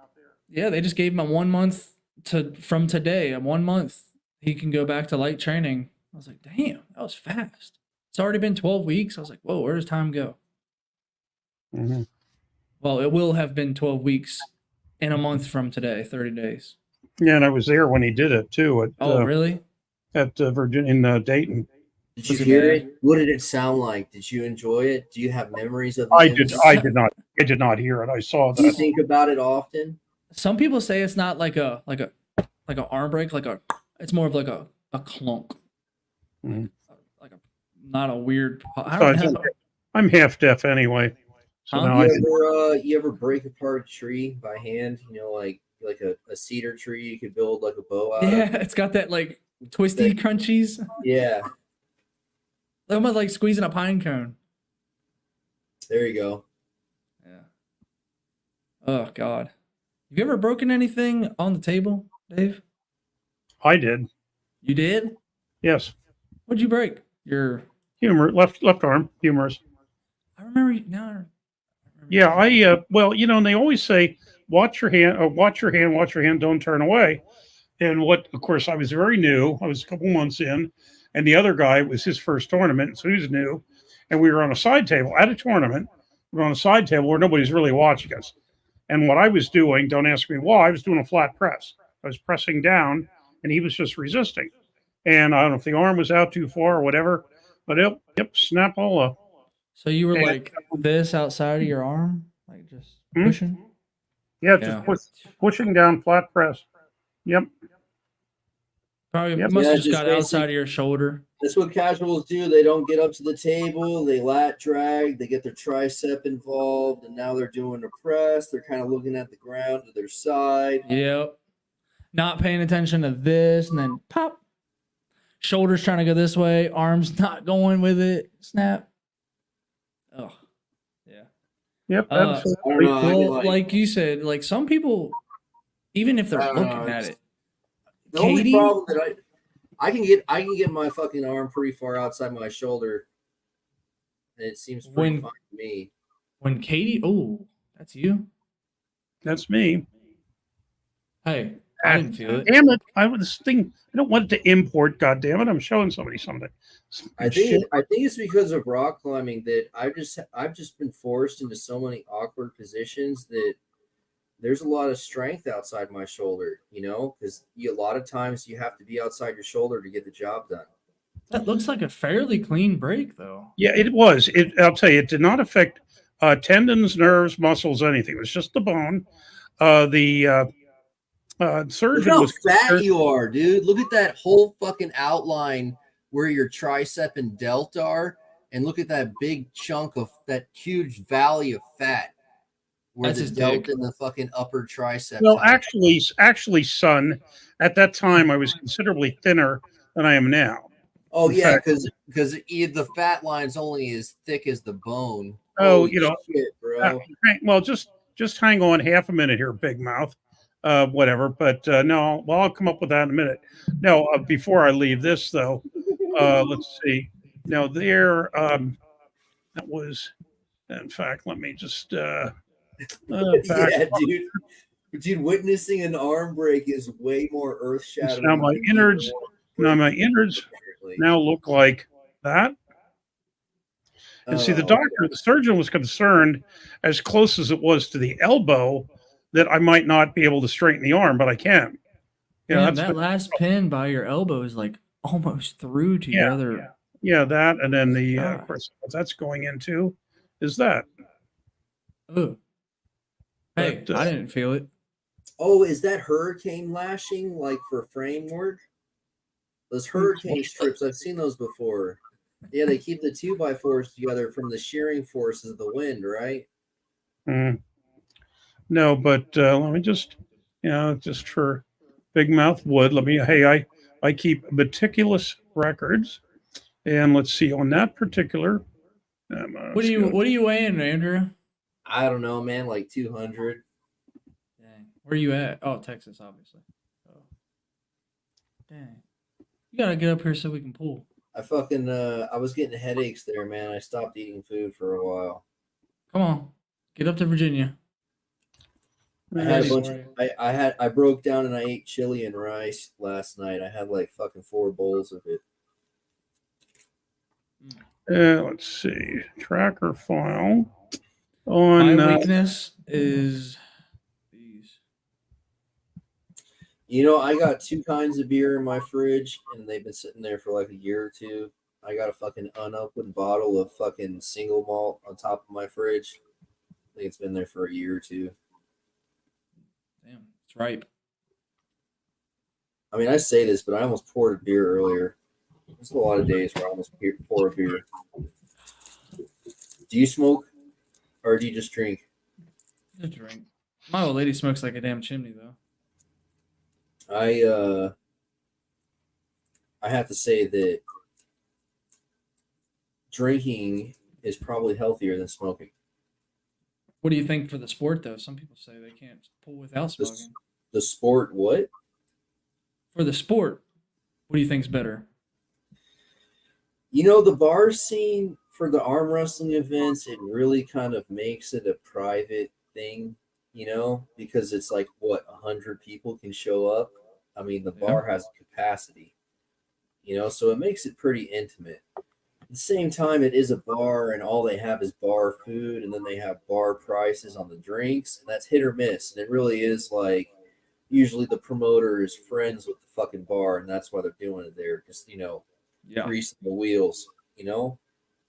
On the other hand, expo centers don't have good food either, and that's if an expo even has a fucking restaurant attached to it or whatever, you know, a food court. But what do you think is better for a person who's getting ready to arm wrestle? Smoking or drinking?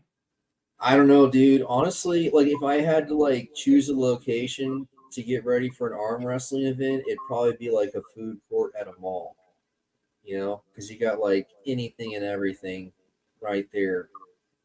Wait, what? Food? What are you talking about? I said I'm talking about good for the sport, man. Like venue for like having an event. I feel like near the. I'm talking about like physical ability, like when you're high or when you're drunk. What do you think is better? When you're drinking or when you're smoking? For what? Like arm wrestling.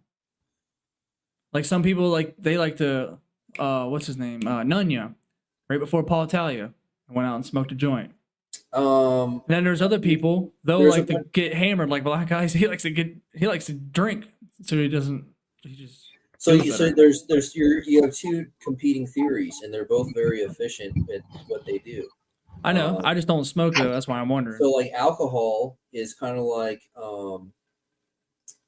drunken master theory is based around systemic and high volume training, where you've imprinted the methodology and movements subconsciously, so you can bypass the human experience and get so drunk that you just methodically enact the tutelage of your training, you know, drunken master, right? So like have a few beers, get kind of drunk, go arm wrestle, and just do what you always do, like arm wrestle like you always arm wrestle, and there's no real overtones of social implications or anything. You're just arm wrestling, right? Yeah. Then you have smoking weed, where you can have more cerebral qualities, where you can conversely overcome the social derivatives and complications of the interaction by thinking through everything, you know, and like which I feel like would affect me worse because I'm an overthinker. Well, I mean, but I'm also a shitty puller when I'm drunk. Well, then, I mean, it sounds like you don't have the baseline to even understand what the method is, you know? Yeah. So you still got to figure out what the method is. So like where on the table are you trying to be? Where on the table are they trying to put you? You know, what are these positions? What can I do to train these forces that they're going to try to enact on me, and these forces that I want to try to enact on them? I mean, I mean, getting drunk is really fun because you just kind of go for it, like fuck it, you know, like which could be dangerous unless you can really dictate your limits and like not be dangerous about it. I think most people who are functioning adults have the cognitive ability to have all of the performance enhancing benefits that the cerebral qualities of weed should be present in an adult, in a fully functioning adult. Right. You know, but there are some other benefits. The vasodilating effect And then the the depression of the need to breathe, you know.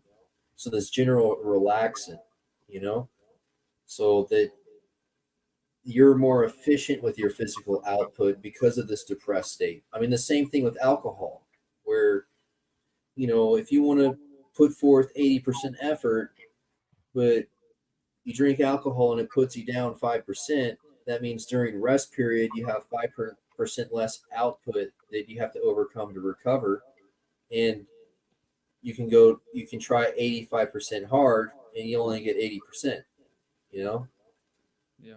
It's an interesting observation by Captain Obvious, but probably true.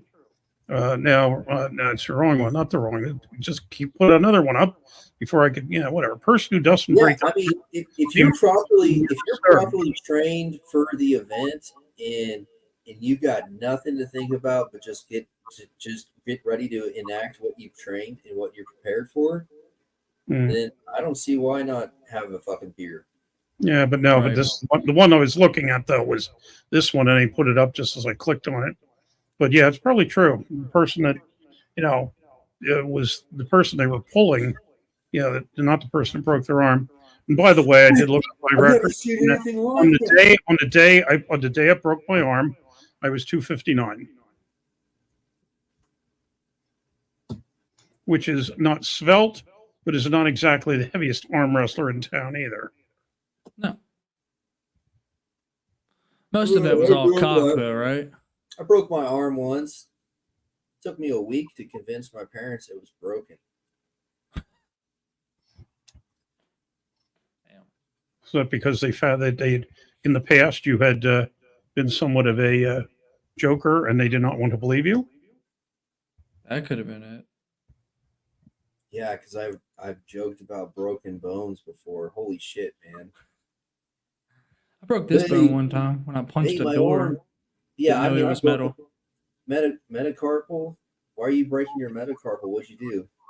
Right here? Yeah. I punched a metal door thinking it was wood. And just crunch. I hit it with more of my pinky because I came at it like this. I feel like the metal door would have more give than the wooden door. It wasn't like, it was like a piece of sheet metal, and they just took a roller brush and just painted over it, and it was on a barn door, like a sliding door, and that thing just buckled my shit.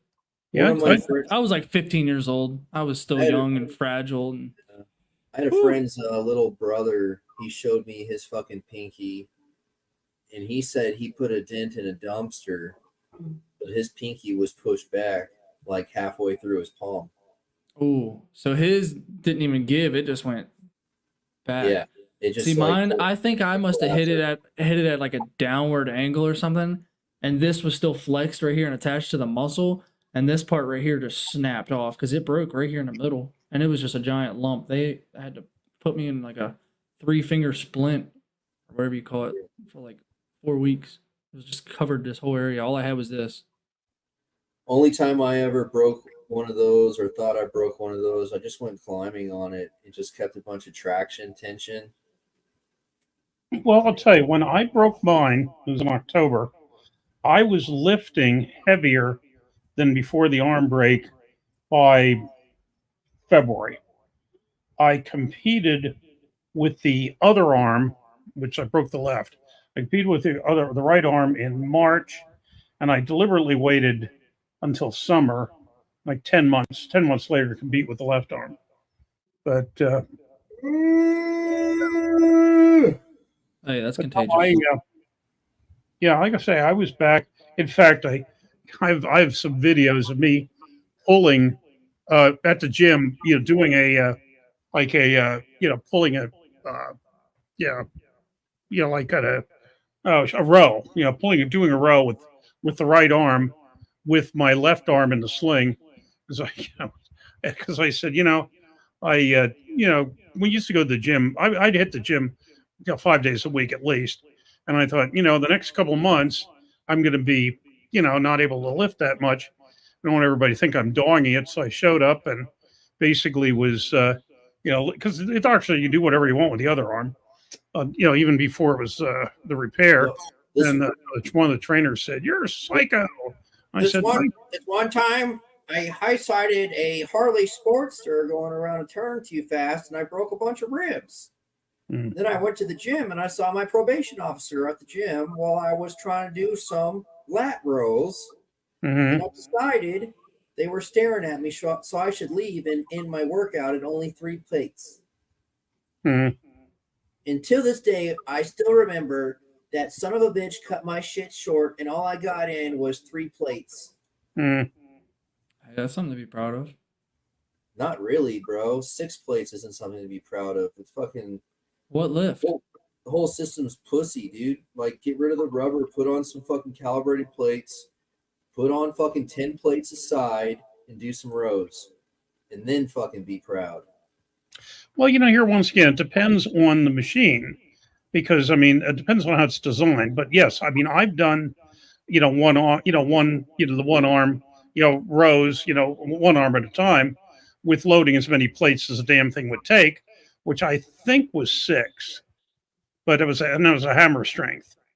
But on the other hand, in all honesty, I was also using straps because I don't have the grip for that.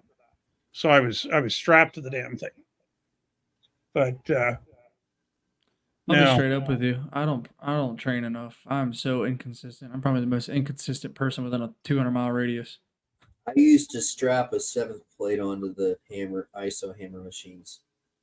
Well, and see, that's what I'm wanting to get back to now, because, like I say, I keep track of that too, and I wanted to strap 8 plates on there, but like it's there were some months where out of a 30 day a month, would you shut up, Wood, for half a minute? You get your fucking gym membership canceled for adding weight to the machines. It's like, you fucking bastards. The shit was designed for Olympic plates, not Olympic bumper plates. You bastards. No, but like I say, I used to hit, 20 sometimes a month. But then, with the knees getting so crappy, I really didn't go to the gym at all last year. I paid for the whole damn year and really didn't use it much. That's me this year. I stopped going to the gym after I called that dude a faggot for kissing that other dude in the fucking free weight section, and they wanted to fight me. And then I didn't really have a problem with that. But then everyone else in the gym got offended that I called the dude kissing the other dude in the free weight section a faggot. And I was like, oh, well, fuck all these faggot lovers. I'm out of here. I was like, this is over the line, the cum in the showers, the guy grabbing his dick while looking at my crotch in the sauna. That was weird. But motherfuckers swapping spit in the free weight section.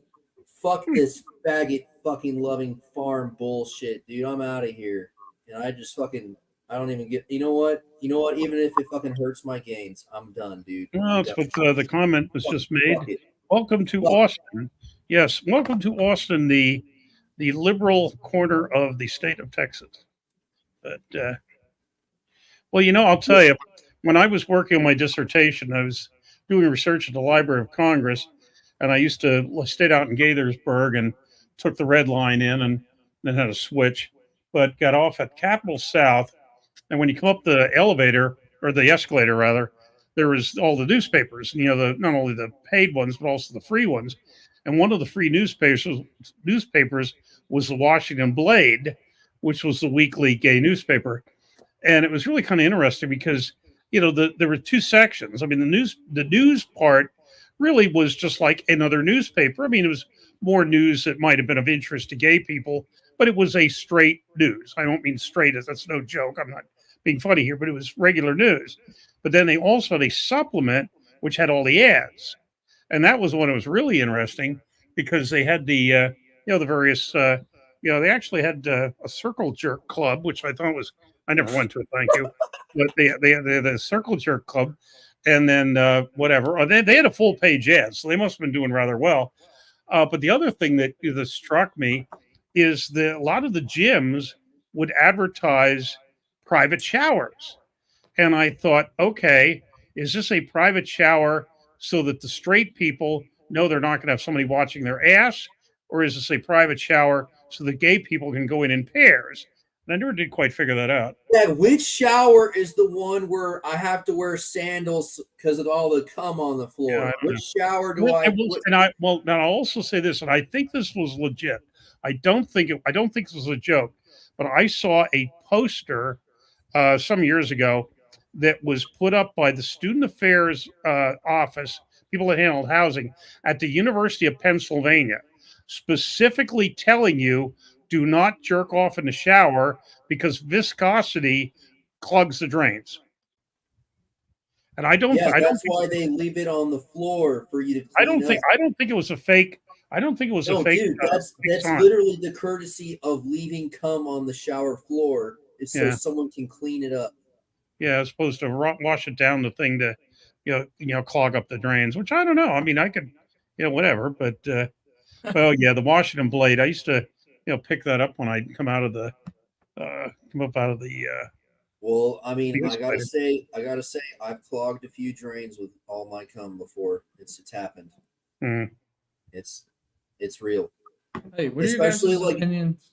if you shave regularly, all those shavings mix in with the cum and create like a mortise. Yeah, but I'm sorry, Jamie. You said what? What are your guys' opinions on bands? Like that's mainly all my training right there. I think they're superior, but at the same time, like I don't think the They have a limit. liability is worth it. I mean, at one point you can claim that it's like an organic material that's good, but the other, it's like transmuted into a material that can't be recycled, and then it also has a wear life that's pretty low.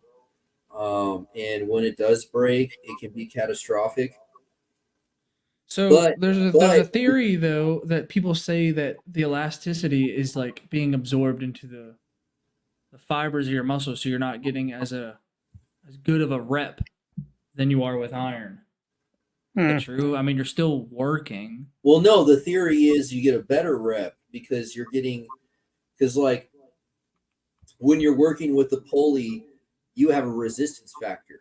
So with every pulley you add, you're adding resistance. So like it might be 110% to get it up there, but it's only 90% to let it down.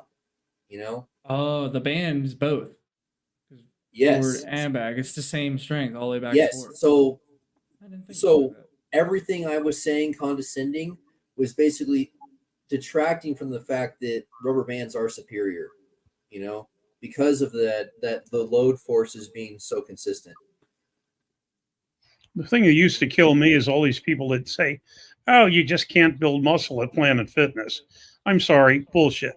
If you work hard enough on the selector machines, you can build muscle. Yeah, maybe you prefer free weights. Maybe you can't pack on 6 plates. When my one gym went bankrupt, went out of business, I was at a Planet Fitness for about 9 months, and yeah, the only free weights they had were 3. They had 3 Smith machines, and dumbbells didn't go higher than 60. Okay, but on the other hand, they had all the look. selector machines, and I've seen some awfully big dudes. And then they go, "Oh yeah, they just go there for the pizza." They had fucking pizza once a month that I never had any. Number one, and number Right. 2, the Tootsie Rolls on the Michelle, counter. are you done yet? I want to talk about dumbbells and I want to talk about max loading. You know what to do. You know what to do with the Tootsie Rolls on the counter. You fucking ignore them. That's what you fucking do. All right, look. Look at what? That cable pull down, I've put 600 pounds on the sled. So it's 600 pounds of plates plus whatever the sled weight is for a 2-hand cable pull down. You tell me what fucking American gym I can go to and even attempt that. Grondin taught us all. I mean, this is what fat educators propagate, is a fucking weak society, dude. Okay. You're on the another example. Oh, for God's sakes, you and your damn educator, whatever. Dude, those dumbbells over there. I got a dumbbell. I got some dumbbells over here. Yeah, you got a dumbbell in the chair too, but that's another issue. Anyways, those dumbbells go up to 305 pounds. And I have shorter dumbbells that go up to 220 pounds. But yes, it's absolutely true. I have shorter dumbbells that go up to 165 pounds. But it's Video true. of Grondin Obvious. was hilarious. 98 got their start with Ryan Grondin and that band video that went viral. Look, all I'm saying is like rubber bands are cool, but like at the end of the day, dude, just invest in weight. And I think that plates, 1-inch plates, especially if you like using dumbbells, are probably a better investment. Olympic plates are cool. Yeah, I got a bunch of plates. I just don't really use them. So what are you? Are you an Olympic or are you a standard? I don't know the difference. What? I don't know the difference. Educate me. So you have standard, which is 1-inch inside diameter, or like 1 1/8 inch inside diameter, and then you have Olympic, which is 2.5 inch inside diameter. Let's see here. So I got this. That's standard. Yeah. This is a lot bigger. I hate that fucking dumbbell because it's that handle's not attached. I know. And it moves around. I got some of those one time, and all I could think was some son of a bitch designed this and thought this was a fucking good idea. So I have these. And I was like, I would smack this motherfucker so hard in the face, dude, and then I'd smack him in the face like one more time after he had like a good moment to think about. That I just smacked him in the fucking face, dude. So I got about a handful of these.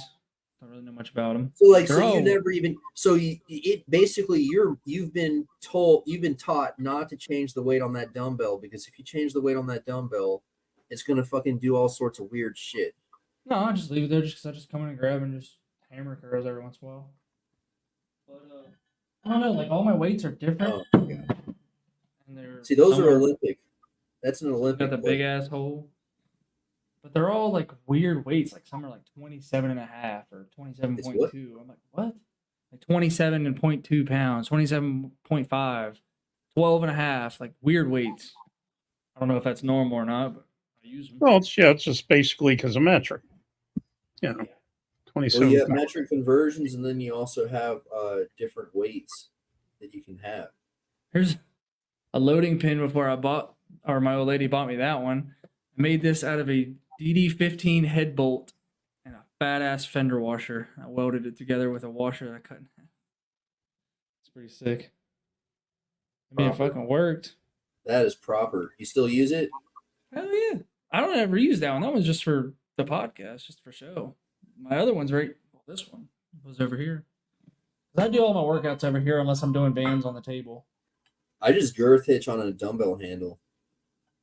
I just find the dumbbell easier to load, and then like also like it's a consistent height, whereas the loading pin, like if you put too much weight on, like all of a sudden you can't clip back into the eyelet, you know, and then you're like changing the plates out. Whereas if I just go sideways, I can just keep expanding forever, so I can do small increments and never have to take the you're saying clip in the middle of them, you just add weights. Yeah. Smart. Kind of like Devin does. He just adds a bunch of random shit to. Yeah, and then as long as you balance it, dude, you can. It's really easy to load on and off. You know, you can still unclipping and lifting up and out. I mean, the vertical loading pin has its benefits. It handles the transfer of loads a little bit safer. I want to say I can't remember who it was. It was one of the head dicks in arm wrestling. I don't think it was Toddzilla. Damn, I don't know who it was. But anyway, he made a video on his YouTube, and it might have been Matt Mask. He was saying that he likes doing the way you do it, where he stacks them on the sides, because he can, like, if it does teeter on him a little bit, it trains other areas instead of just straight up. The supporting muscles to, adjust. Yeah, the like trying to support it and keep it straight, and while it's bouncing around, stability. That's another, like you said, there's benefits to the vertical one, but there's also benefits to the horizontal. Well, I mean, I think there's a difference between actually gripping the dumbbell and putting a girth hitch on it and using it as a loading pin. What's a girth hitch? Well, I'll tell you what, gentlemen, it's like this. Jamie, you've been on for a little over an hour. It's now 7 hours, 9 minutes we've been up, and it's 3:39 in the a.m. in the Eastern time zone, where two of us are. And so I'm thinking maybe we should just call it a night. I'm down. I should have been in bed an hour ago. You should have been in bed 6 hours ago. Yeah. So, but no, seriously, I'll tell you, it'd be nice to get down there sometime. Like say, I used to get down there because when Iron Kings did it, a lot of times they'd have a big practice on Saturdays, and which if there wasn't a tournament, I'd get down there. I kind of dropped a big hint on Enemy Line before Memorial Day that if they wanted to get together, I'd throw a lot of money at the the food and so forth, but they didn't pick up on it because we had a very nice party at Labor Day weekend last year at Alec Goose Place. Yeah, that's the last time me and you gripped up. Yeah, were you at the one on Labor Day? Yeah, with Alec's place. Yeah, yeah. I just don't remember. I remember that a lot of the guys came up from it's like 4 or 5 of us from Winchester. The DC people came up because they were supposed to bring that dude that wanted a match with me, and then he didn't show up. And I said, "Who the fuck is this guy? I never heard of him." And so he didn't. They didn't bring him up. And then the next time, we were somewhere, they didn't bring him there either, or he didn't come. So what we did is I went down. In fact, it was one of the Harvest Gap things. I was going down to the Harvest Gap for one of the events, and I stopped at their practice on the way because they were Saturday afternoons, and this was like for Saturday evening, and they didn't tell the guy I was going to be there, so I finally got to grip up with him. But he was quick. 18. He was quick. I forget what the hell his name was. Tall, thin dude, and he hit nothing right. I got him 3-0 right. Lefty got me 3-2 because he was quick, so I had to catch him, and we need a rematch. Yeah. So, but because they said, "Oh, so and so, what's it?" And I said, "Who?" And they gave me the name, and I said, the first name, and I said, it still didn't mean anything to me.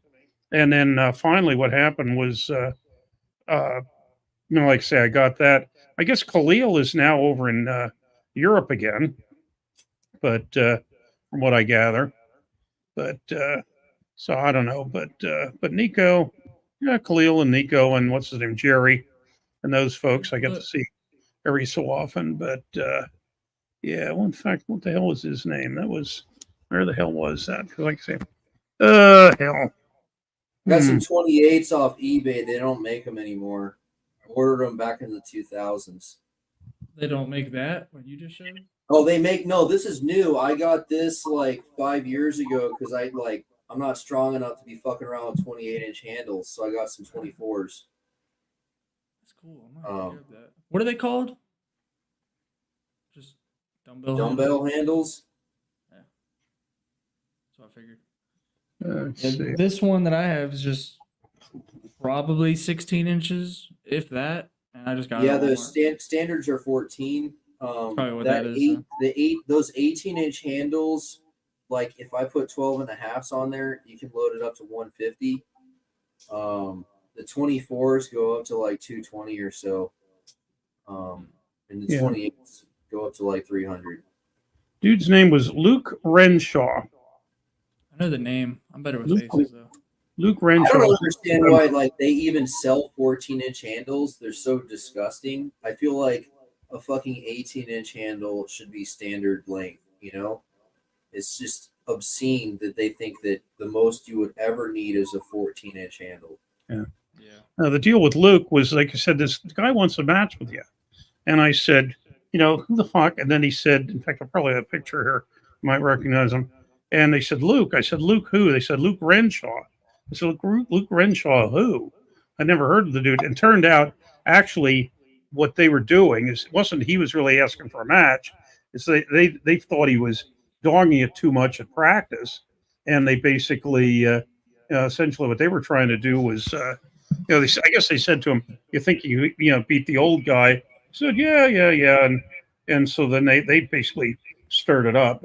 He wasn't asking for. Is that still considered a dumbbell handle? Dude, that looks like a slide hammer. It looks, yeah, right. I mean, it's fucking huge. This is a dumbbell handle, dude. That's not just a dumbbell handle. I kind of want it. Ridiculous.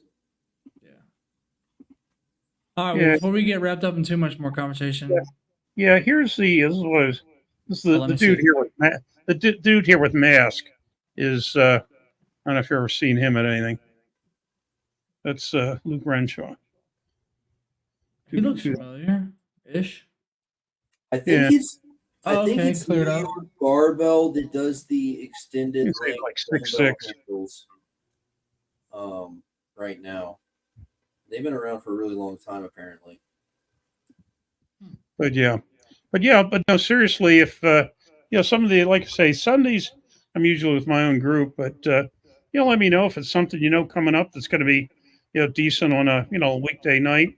Yeah, like a I lot of said, the guys are kind of inconsistent. Like some practices will have 12 guys. Some practices will have just me and Jason. Some will have 4. Mhm. So I'm gonna try to like make it a plan to be like, hey, I want to have a big practice, and I'll definitely send you an invite. I'll even send you one, Andrew, even though you're far away. Yeah, I mean, I'm never going to go to a practice ever No, again. like I say, seriously, if you have a decent practice for a couple hours and it's that I don't have a tournament that weekend or whatever, I'm glad to come down. Sounds Let good. all the anybody wants to beat up their grandfather because We'll put the band on. mm, Can I give you a quick tap to the liver? Not me. Mine's weak. I've been drinking. well, anyway, but like I Yeah. say, it's now 7. We've now been on for 7.25 hours over. So in that a any record? event, in fact, oops, I should have put up one more thing here so Ron knows about it. Ron had better heal up soon, or he'll be downgraded to I think he means co-host, but whatever. But anyway, good evening to everybody. Whatever. So Hey, Super US. Must if expect. anyone is still listening, Grondin is faking it. He never had surgery. It's all a sham. Nothing is real. Nothing is real. Well, good evening. Yes, it's going to be Hollywood. We're about to pull the plug on it. So anyway, but good seeing you all, and like I say, we'll be in touch. But let me know, Jamie. Yes, sir. I will. It's good to see Okay. y'all. Okay. Bye bye.